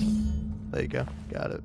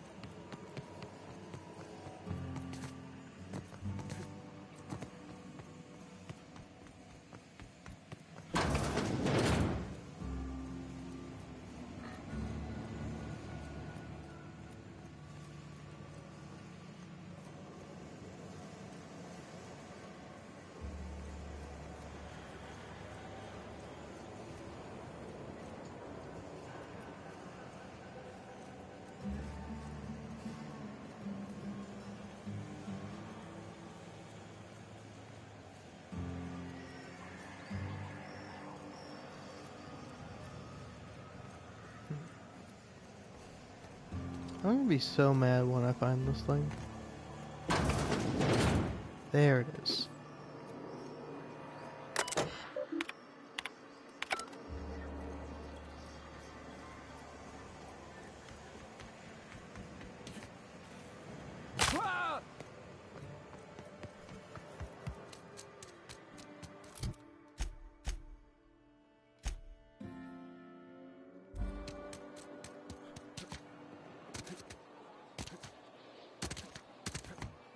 Friend of mine died a couple weeks back. Still ain't past it. Vale's a little safer, thanks to you. Yeah, kill people for We money. pay by the finger. What do you have for me? Mabel Burgess. Age 37? Right or left-handed? Let's just say no longer applicable. I remember Doc Burgess. Conducted my physical every fiscal quarter. Guess she couldn't keep her hands off her patient's medicine. Well, that's all three. I must remember to requisition some more fingerprint ink. Here's all the compensation you've earned, plus a bonus. What's this? You've done such a bang-up job hunting down our former workers that I thought it only proper to deputize you. Congratulations. How'd so many people end up marauders? Let me stop you there. It is official Spacer's Choice policy that all marauders, regardless of prior affiliation to the Spacer's Choice brand, no longer qualify as our people. Okay, because they're not people. Nah, anyway, forget I asked. Something else I can do for you?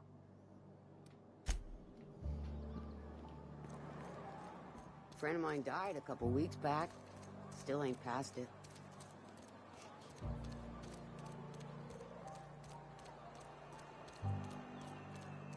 You're safer inside the walls.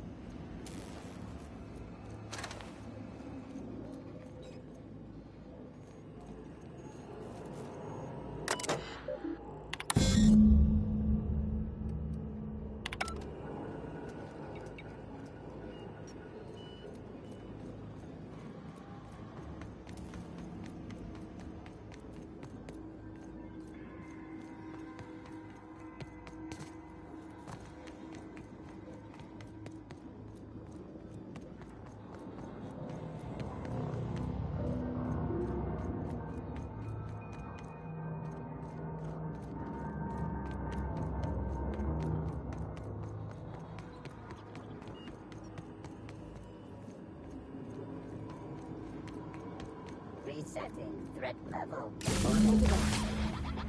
If we send the power to Miss McDevitt, what happens to the air?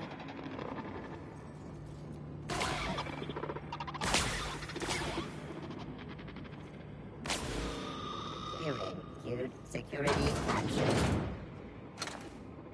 Halt. Here they come! We did it!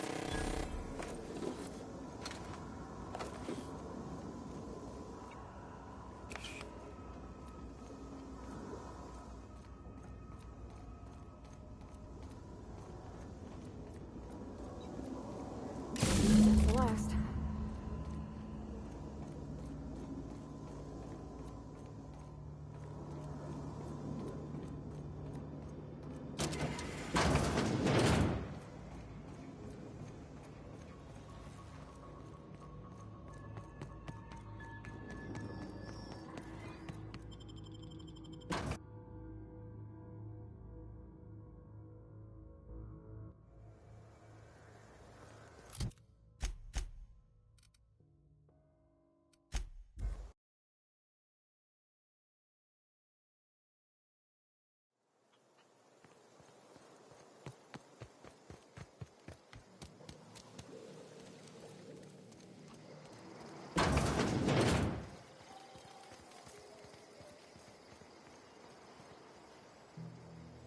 Oh, didn't see you there.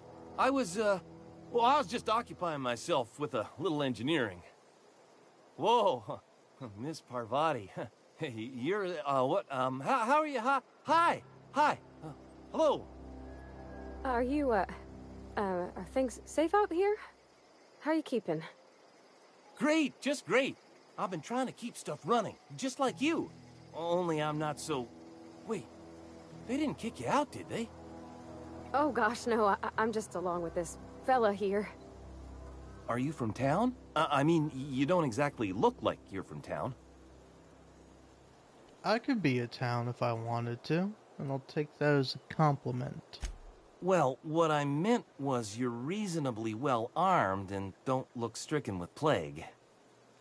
Sorry, I just wasn't sure if you were from town or if you were one of us. Something's been chewing at me, you see. Fact is, I've been, well, lying. To everybody here. Camp thinks I'm a mechanical genius, but I couldn't fix a busted chair.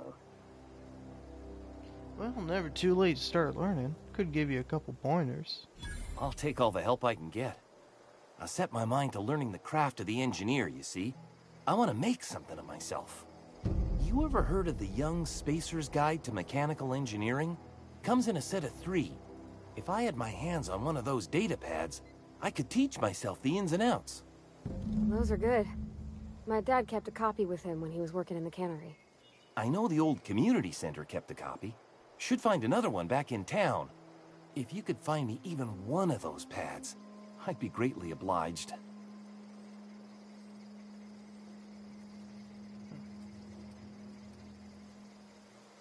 Yeah, well, what about the third? I wish I knew. I wager the town had the full set once upon a time. Where the third's gone, I can't say. I appreciate you hearing me out, at least. Where's this third one?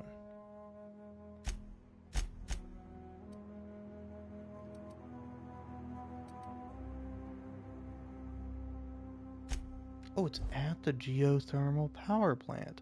I was just there. It's a good thing I can teleport. Otherwise, this would take way longer.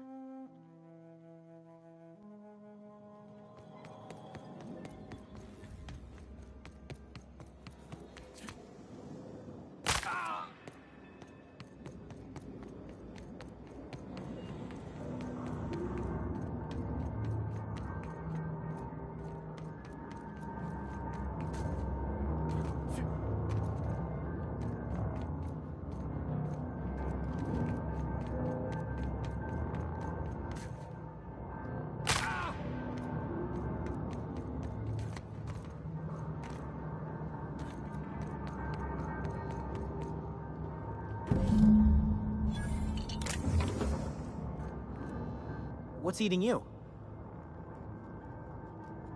want to ask you something. The tail. Definitely start with the tail. If you're feeling adventurous, the ears are a particular delicacy. Hang on. Forgot what you were gonna say? Me too.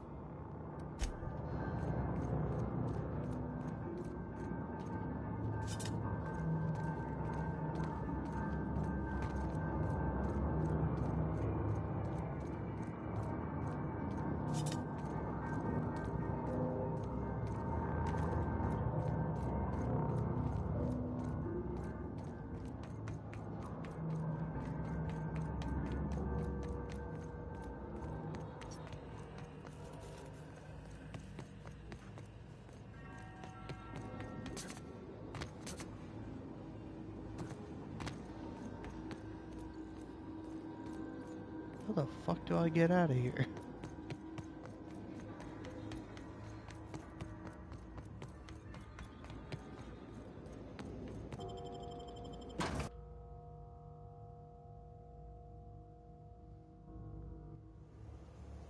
Red vodka it don't feel right. It's not how vodka is supposed to be. Not plain. You can turn vodka red, you know? Well, don't you make a Bloody Mary with vodka?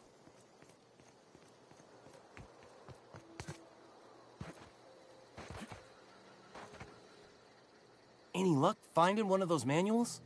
I found all three. No kidding. Really? Well, which one? Part 1. Look at that. Building a computing machine out of Spectrum potatoes, a primer. I'm just glad it survived all these years. I appreciate you going through all that trouble. In fact, I put aside something special, on the off chance that somebody'd search out those data pads for me. Well, don't keep me in suspense. Ain't that just ironical? If I'd worked a little longer back at the cannery, I might have found this myself. 2 whole data pads? Be still my beating heart. Oh, almost forgot your payment. Well, don't keep me in suspense. The geothermal plant? Now that is just incredible. You really went exploring down there? Adelaide always told us it was swarming with hostile mechanicals. That's a complete set. All 3 parts. I'm gonna be the greatest engineer Halcyon's ever seen. Aside from you, Ms. Parvati, I swear, I'll do you proud. I'm glad we could help, Thomas. I've been saving something for you. Just a little contraption I found. Should fit right into your outfit. Want to ask you something. What's on your mind? How long you lived here? Couple months. This camp's my home. People you see milling about, they're my family. At least I think of them that way. I owe them my life. Would have died in the wilderness if they hadn't chanced upon me, starving and delirious. What are you doing out in the wilderness? We all left the cannery for one reason or another. Me? I was let go, mostly on account of my incompetence. I mean, I was incompetent. I couldn't even survive on my own. Grace found me, Adelaide took me in, I've been on my feet ever since. You weren't incompetent. You just didn't fit the cannery. Yeah, of course he wasn't incompetent. He said he was incontinent. This place had a U-shaped hole, and now it doesn't. You could stay, you know. Here. I'd be happy to... I mean, we could really use... oh, this isn't coming out right. If you want, Adelaide would make a place for you.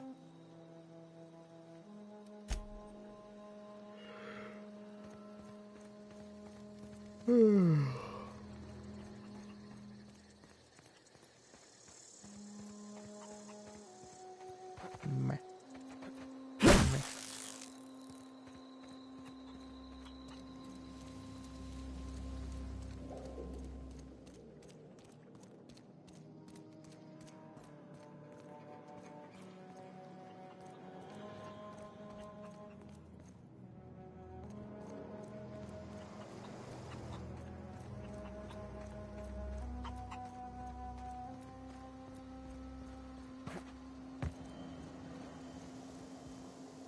Home is where the heart is.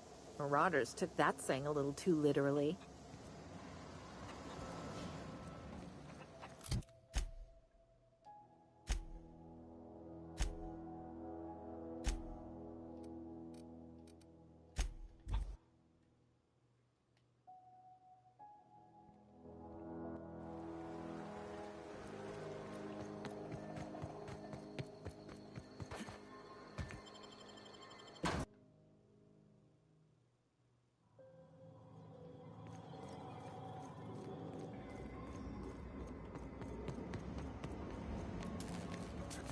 Once we do this, there's no going back. Hey, mister? Look, I know you want your power regulator and all, but I just gotta ask you. Do you understand what you're about to do? I wouldn't mind hearing your opinion. I don't think you should cut off Edgewater's power. I think it would be cruel. I'm sorry. That just sort of came out all at once. Edgewater's hurting. We've been losing workers year after year, and corporate hardly ever sends replacements. There's barely enough Saltuna to fill our bellies anymore. But the town's got some good people in it. Decent, hard-working folk just living their lives the only way they know how. They don't deserve to be punished.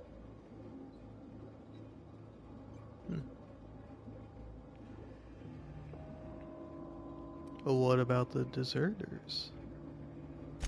Miss McDevitt's been using corpses in her fertilizer. The thought just makes my skin crawl. Sure, she's found a solution, but it ain't exactly pleasant. It's plain to see she's made the Vale a better place. Fed the hungry, tended the sick. Gave a home to those that had none. But Miss McDevitt delights in Edgewater's suffering. She wants to hurt the town. Do you really want to be party to that kind of hatred? I see your point. Sorry, I didn't mean to babble on like that. I felt like I had to say something. Yeah, hey. Good for you. Really? I mean, wow. Thanks. No one's ever told me those words in that order. Good for you?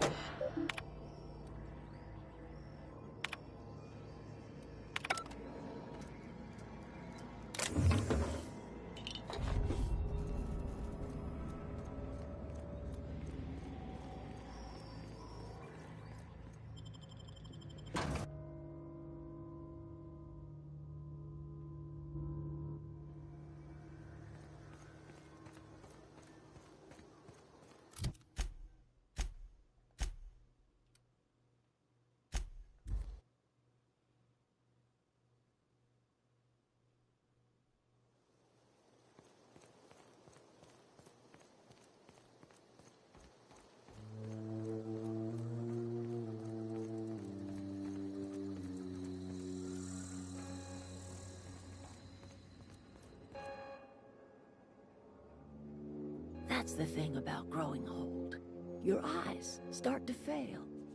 Elsewise, I would have seen you for the snake that you are, chopped you into pieces and roasted you on a spit. This is all you're doing. Cutting off my power, killing off my garden. Without refrigeration, my food will spoil, and my flock will starve. I want to ask you this in private, away from the eyes of my flock, so they do not see me lose my temper. Tell me, why did you do it? Dunno. I like pressing buttons, I guess. Are you really this moronical, or are you just putting on airs? Listen here, Hullhead. I'm only gonna say this once. Go talk to Grace and Thomas. Look them in the eye and tell them their life here is over, and the only thing left to do is go back to Edgewater. This is now your responsibility. And you tell Reed Thompson that I will never return to Edgewater. I would rather die among my flowers than live under his management. Well, I'm willing to deal with Reed for you. You offering to cross Reed off, huh? This some sort of twisted reparation for what you've done? Or you just looking for a chance to sow some chaos? Kill Reed if you must, or talk him into leaving if you can. He and I are not sharing the same four walls together.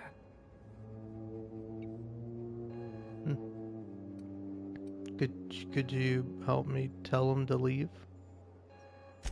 Tell him what I have already told you. That I know the secret to bringing life back to the soil. The secret is human corpses. I've been grinding them up in my fertilizer for years. Marauder, worker, don't matter much to me. The human body is rich with nutrients.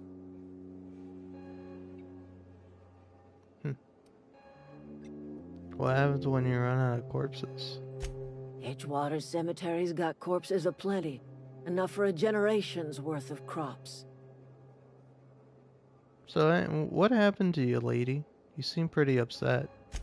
My son worked in that cannery. When the plague started coming, he was one of the first to fall sick. We had a store of medicine locked away, but Reed refused to treat him. Said my boy didn't deserve treatment. Said the medicine would have been wasted on him. So I buried my boy in the cemetery, gathered my belongings, and left. That's as much of the story as you need to hear. Alright.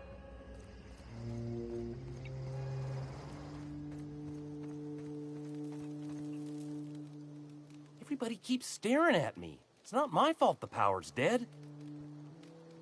You don't survive without power. It's time to go back to Edgewater. I've been thinking about going back. I'm not much use to anybody here. I get sick thinking about working at the cannery. I can't do that again. So don't work at the cannery. You wanted to be an engineer. You know something? I think you're right. The town could use another engineer, and I'm on my way to becoming one. I could do a lot of good in Edgewater. Maybe even keep a garage of my own with a little workbench and my very own toolbox. It's just... Adelaide's never gonna forgive me. Not in 100 years. I go crawling back to my old life in Edgewater, and I'm as good as dead to her. Why is that? Adelaide hates Edgewater, hates everything Edgewater stands for, hates what that town does to people, what it did to her. We're the nearest she's got to kin. We go back to Edgewater, we may as well have stuck a knife in her heart. No. You know where to find me.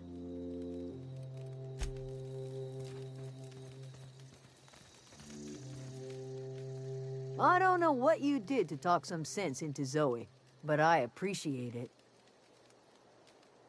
Yeah, don't you think it's time to go back to Edgewater? The matter's been weighing on me. Zoe came back, but I couldn't keep her from slipping out in the first place. Who's to say I could keep marauders from slipping in? I don't see us lasting more than a couple of weeks out here. I'm loath to admit it. We're gonna have to make our peace with Thompson and hope he takes us back. Listen, we go back to Reed, hat in hand, begging for our old jobs back. Well, Adelaide's not gonna forgive us. She never talked to us again. Thomas told me the same thing. Edgewater's not just a town to Adelaide. It's a symbol of everything that's wrong with this colony. A big, heartless machine of metal and gears grinding workers down to dust. We're the closest thing Adelaide's got to a family. We go back to Edgewater, she's gonna feel betrayed. Well, we can't have an old woman's feelings getting hurt. It's too sad. Sure, suit yourself. I'll be here.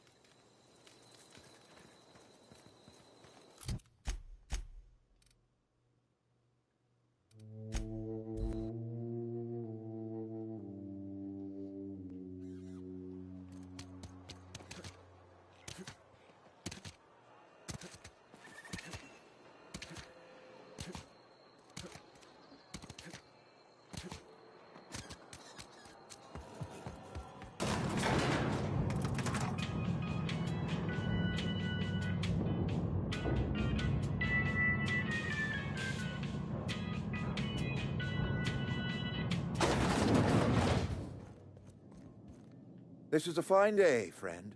Power flows through our town like a cool stream of water. I trust Adelaide's people have seen their way to reason. So, when can I expect them back at their posts? Yeah, spoke to Adelaide. She won't come back as long as you're here. Then we are at an impasse. Stewardship over this town has been entrusted to me by Spacer's Choice. I am not perfect. I have made my share of mistakes. But I have done my best for this town.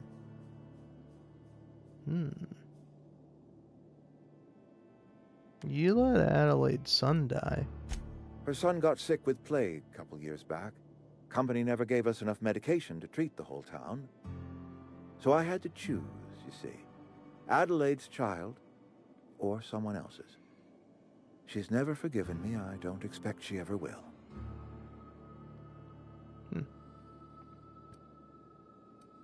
Yeah, well, I don't know, man. I would just, like, take a vacation. I'm a Spacer's Choice man. My father was a Spacer's Choice man. Edgewater may not look like much to some buttoned-up freelancer, but it is my home. Well, Adelaide's people aren't getting sick with the plague. I don't believe you. Plague's a reality of life. Best treatment is a good work ethic. Are you guys eating your veggies? The very notion is just grotesque. A raw vegetable? Why don't you just ask me to go chew the bark off of a tree? We are a Spacer's Choice Saltuna cannery. We eat Saltuna here, and only Saltuna.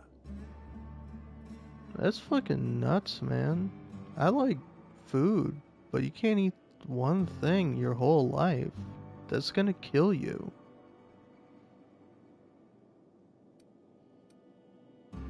Yeah, that's it? Just Saltuna every single day?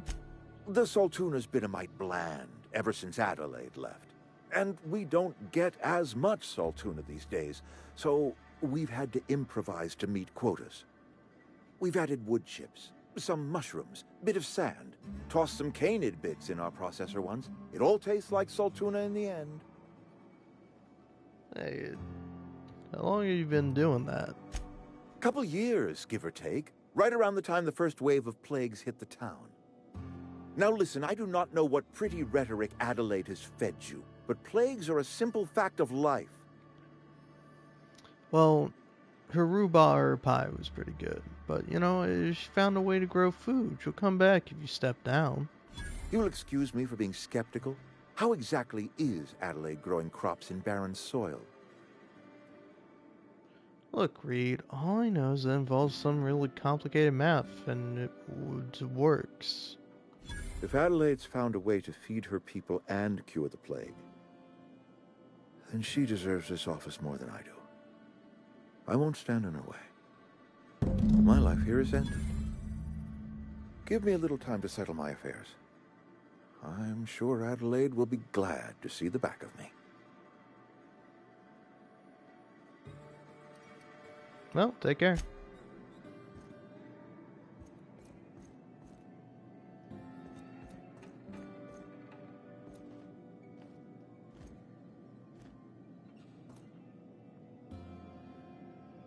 Kinda would like your suit, you know? No, I mustn't.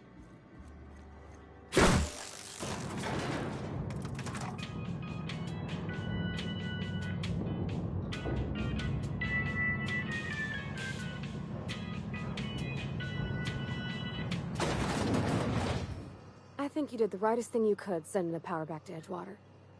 A lot of people would have suffered otherwise. People I care for. Even if they ain't care much for me. Thomas seemed very fond of you. He's just interested in fixing stuff. He always used to follow me around, asking me to explain what I was doing. Like a puppy, kinda. You get puppies here?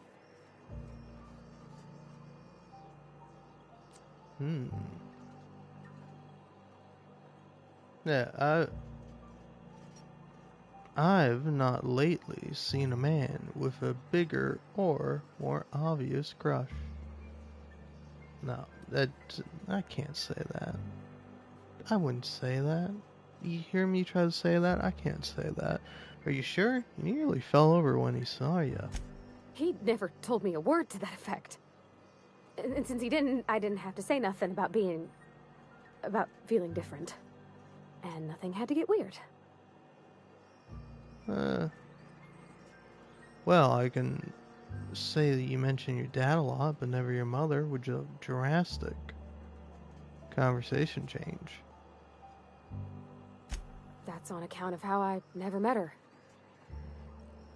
How's that possible? She was in another division of the Spacer's Choice family. She worked in the Vale a few months, sorting the cannery computers.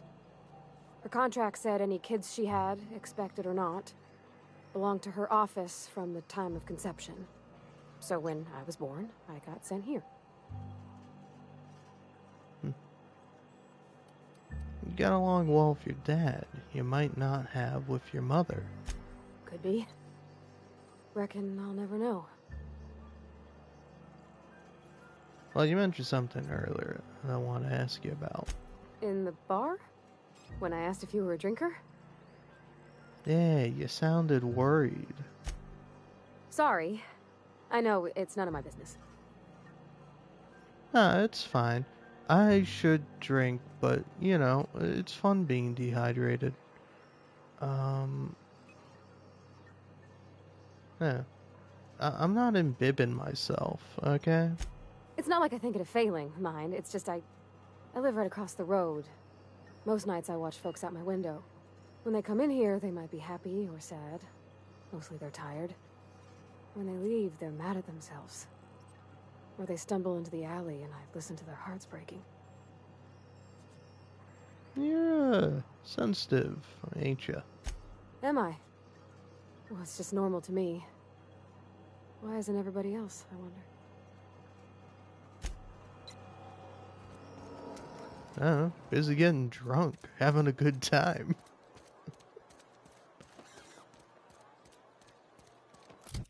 Alright, bye.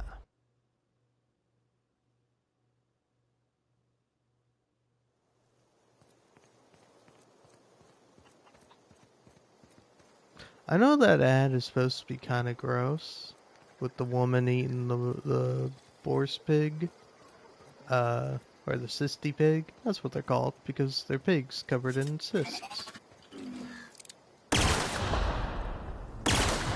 But biting into a cyst has gotta be pretty good, right? Like, obviously you probably shouldn't do it, but I feel like if you're eating something and it's just like a big cyst of meat, it's gotta be like really good.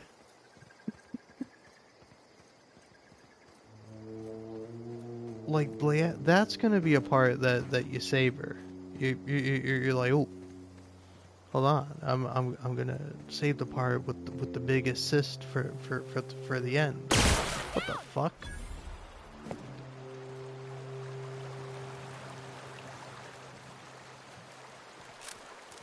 This is a crazy looking dog, man.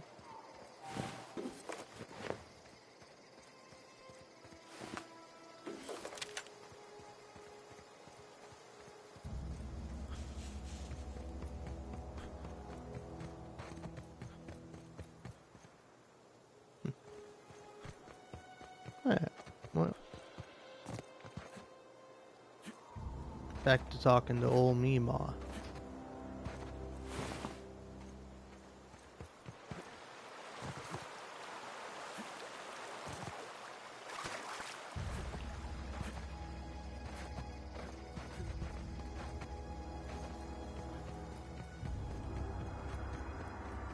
Oh man, but it's gotta be so good. And if you're like, hey, it's gross to think about eating a cyst and then also think that it would be enjoyable, fuck you, man. Eating meat is disgusting. It's a horrible, horrific act that a lot of people do. And is it good? on like a moral or ethical level, no, it's awful. It's terrible. It's like cruel. But is it good as in delicious? Oh fuck yeah, it is.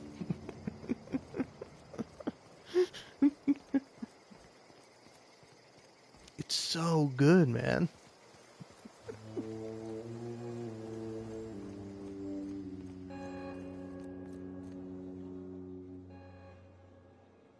Look at that. The snake's come back. Oh. No, I'm not a snake. But yeah, I talked the big fella into leaving. He can come on back now. I never thought I'd see the day that Reed Thompson abandoned his post. Suppose we all have a breaking point. Suppose it's time our flock made our way back to Edgewater. We must tend to what remains of the town and carry on with our lives as best we may. You're vexing to me, you know? Injuring us with one hand, helping us with the other. Here, I'm giving you something to leave us be. It's a ransom, you understand, not a reward.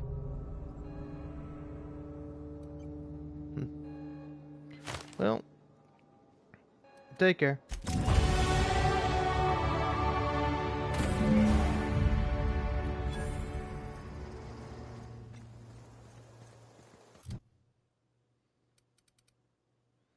Skills. What to be skilled at?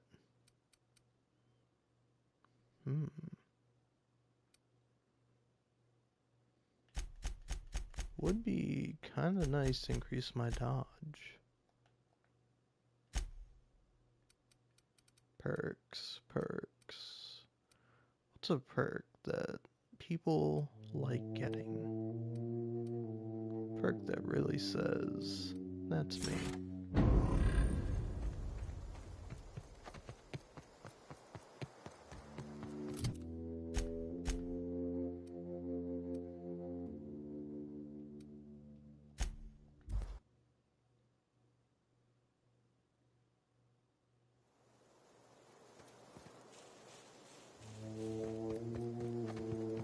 Is this your ship? Oh my stars, she is just so handsome. Does she have a name yet? What's her drive model? Oh, gosh. Listen to me babbling.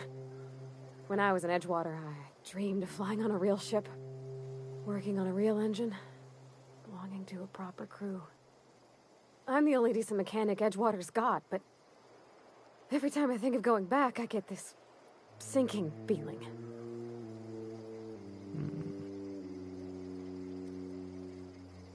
You never been on a ship before? I've worked on the occasional supply coach in need of repairs. Once I built a little model craft out of spare parts, but Mr. Thompson found out and I had to take it apart. I want to ask you something, and you can say no, but can I come with you? I could tend to your engine. I know my G-valves from my catalyzers, and I can keep your ship singing. And if you ever need a pair of eyes watching your back, I can do that too. What do you think?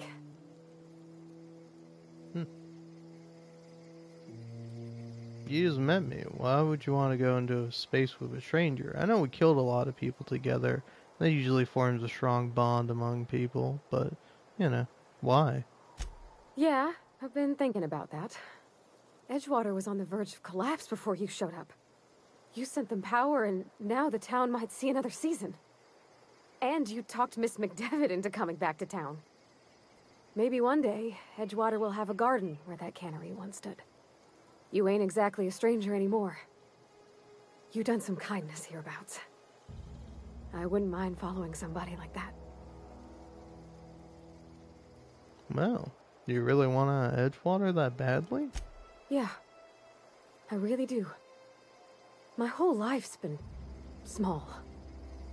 I realized that when you walked into town. I've been seeing the same faces every day, the same sky, the same stars. Then I saw this ship. This gorgeous, stately lady with her eyes turned skyward, and I made up my mind to come along with you. Well, come along. Yes! I mean, thanks. You won't regret this, mister. Captain. I can call you Captain now. Ha! I got a captain.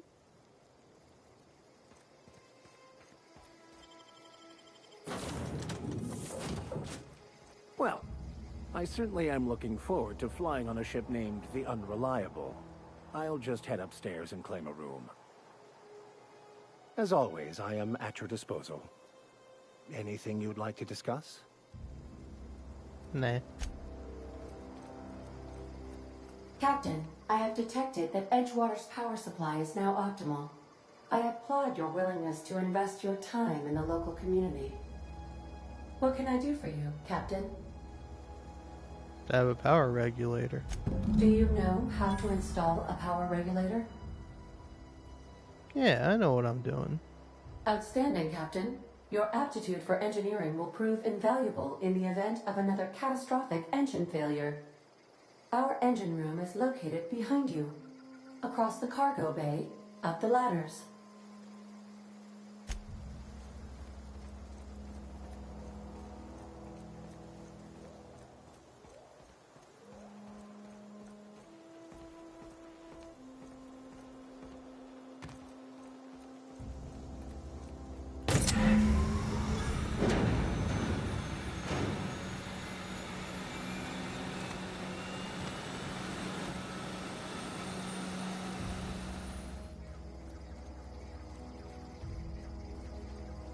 What can I do for you, Captain?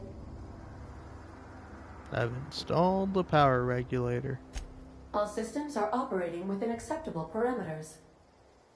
I am prepared to bring the Unreliable into low-altitude orbit. This should prove an adequate test of our flight capabilities. Let's get out of here.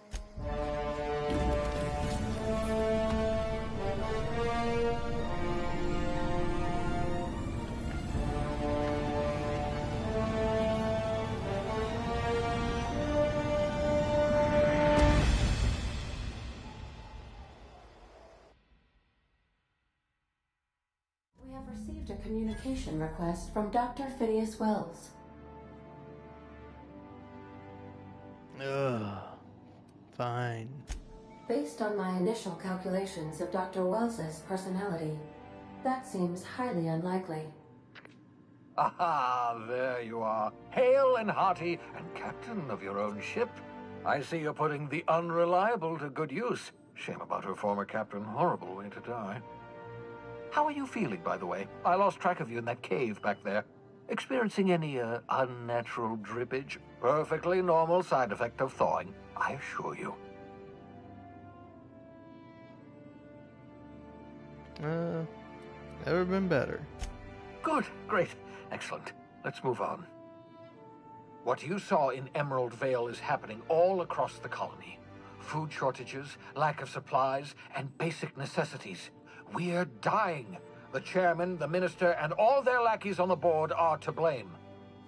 The Hope has some of the brightest minds Earth ever sent us. If we can revive the Hope's colonists, they can help us undo the board's mistakes. They can help us set things right. You need to get to Stellar Bay on Monarch. I have contacts there. They'll help me, help us, find the chemicals to revive your fellow colonists. Gladys Kelly, lovely woman, runs a cozy little black marketing outfit on the Groundbreaker. She can get you a nav key to land on Stellar Bay.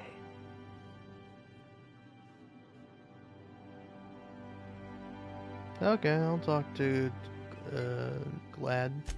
Excellent. I'll send her a wireless. Let her know you're coming.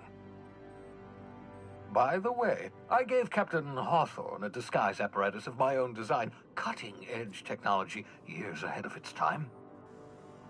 I call it the Holographic Shroud.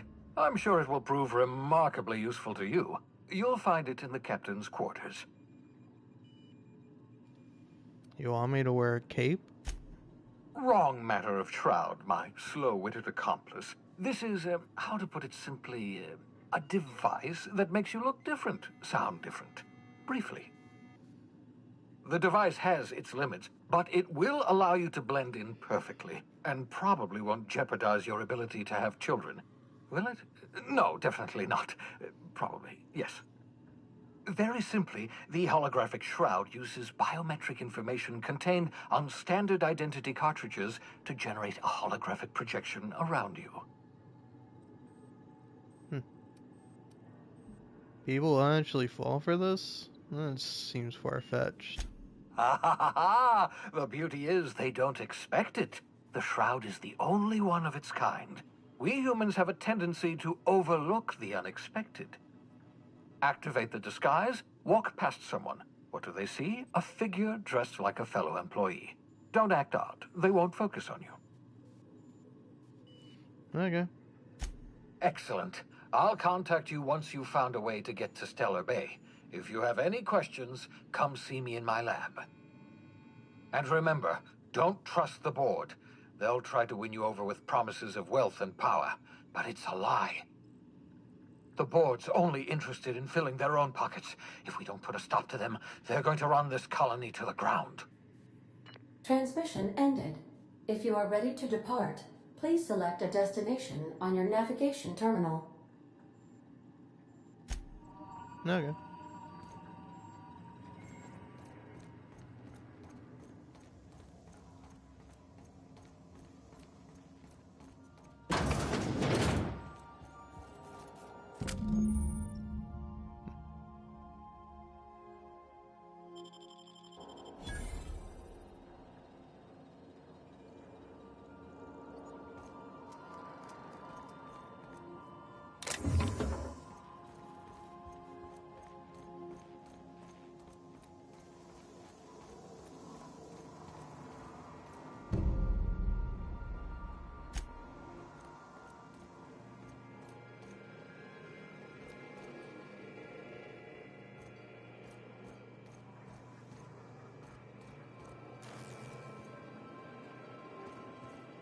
By verity, by strength.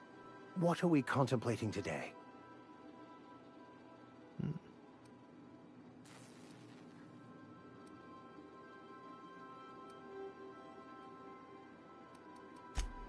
No, I'm good.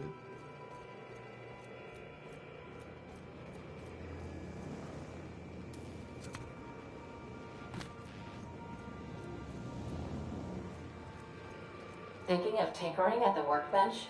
I used to love watching Alex work. Now I like watching you. Yeah, so this is my hidey spot now. I was looking for a place that was quiet. I figured the kitchen would be louder than the hold, so here I am. Cozy like, ain't it?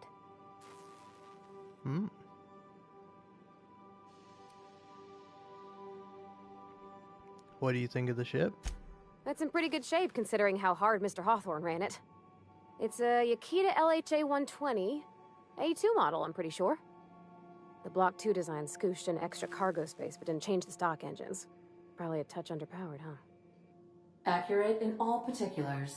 I conclude you are Edgewater's board-certified mechanic. Oh yeah, the ship's computer voice thingy. Oh, neat! I've never seen a talkie system before. I read about them, though, in a trade magazine.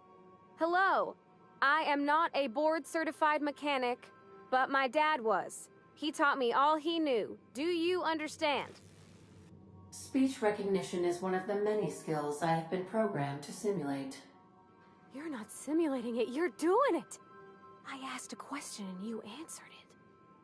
I am gratified you consider this facsimile convincing.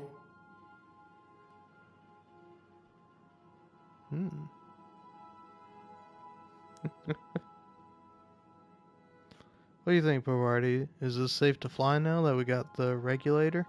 I don't see any holes in the hull. I'll take a good squint at her, make sure everything's tip-top. But I think we're cooking with plasma torches. You can do that, you know. My dad taught me how to make grilled cheese sandwiches with a plasma torch. Did you learn your trade from your father? Sounded like when you talked to Reed. Mostly, yeah. I lived in the maintenance office near all my life. Mr. Thompson never let me forget how funny that was. I'll see the humor. He meant funny as in odd. It's not normal for anyone to do as their parents. You take a vocational test.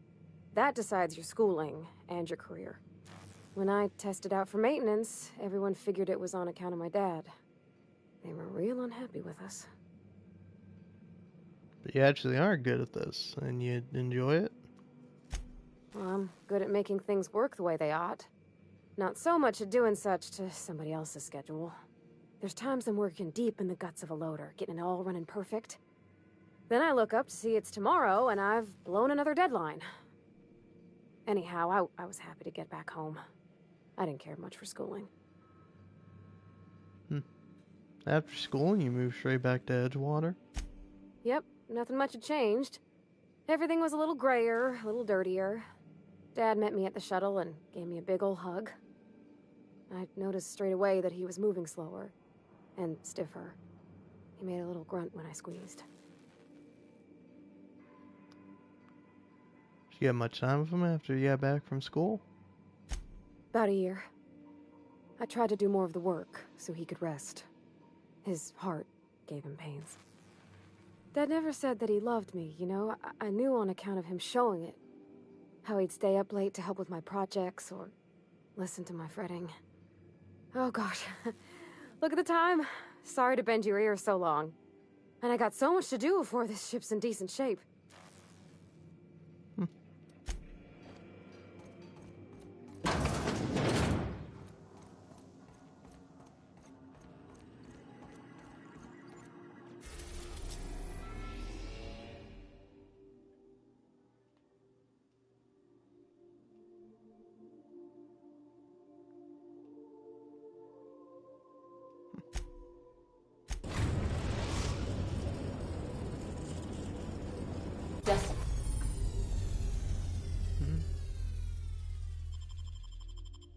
Destination reached. The Groundbreaker.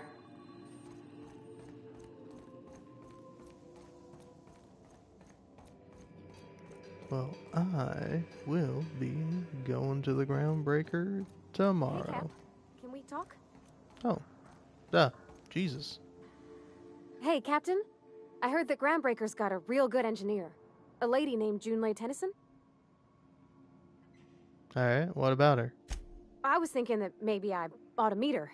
If you got time to swing us by, I mean. I don't got much experience fixing actual spaceships. I bet you a can of Borston beans she could teach me all manner of stuff. Sure, we could head over there now. Thanks, Captain. I'll be sure to make it worth your time. Did you want to talk about something else? Nope.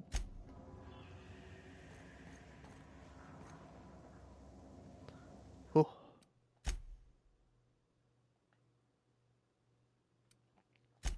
Look at that. Got some save data. Everything that's showing up. But, yeah. Alright.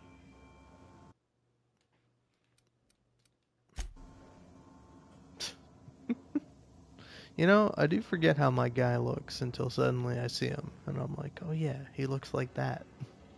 I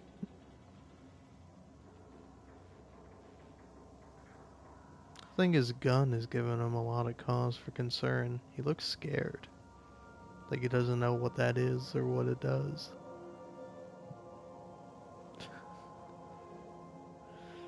He's also pretending he has a holster when he doesn't have a holster. That's why he has to hold his gun.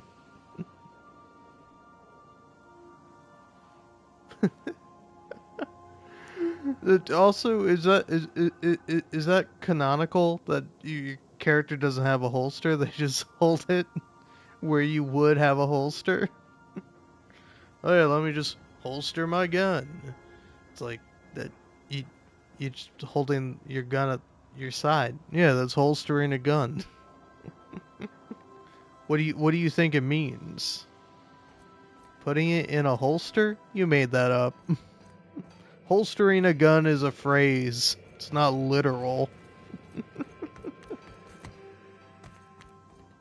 Alright, anyway. That's enough hosting for me.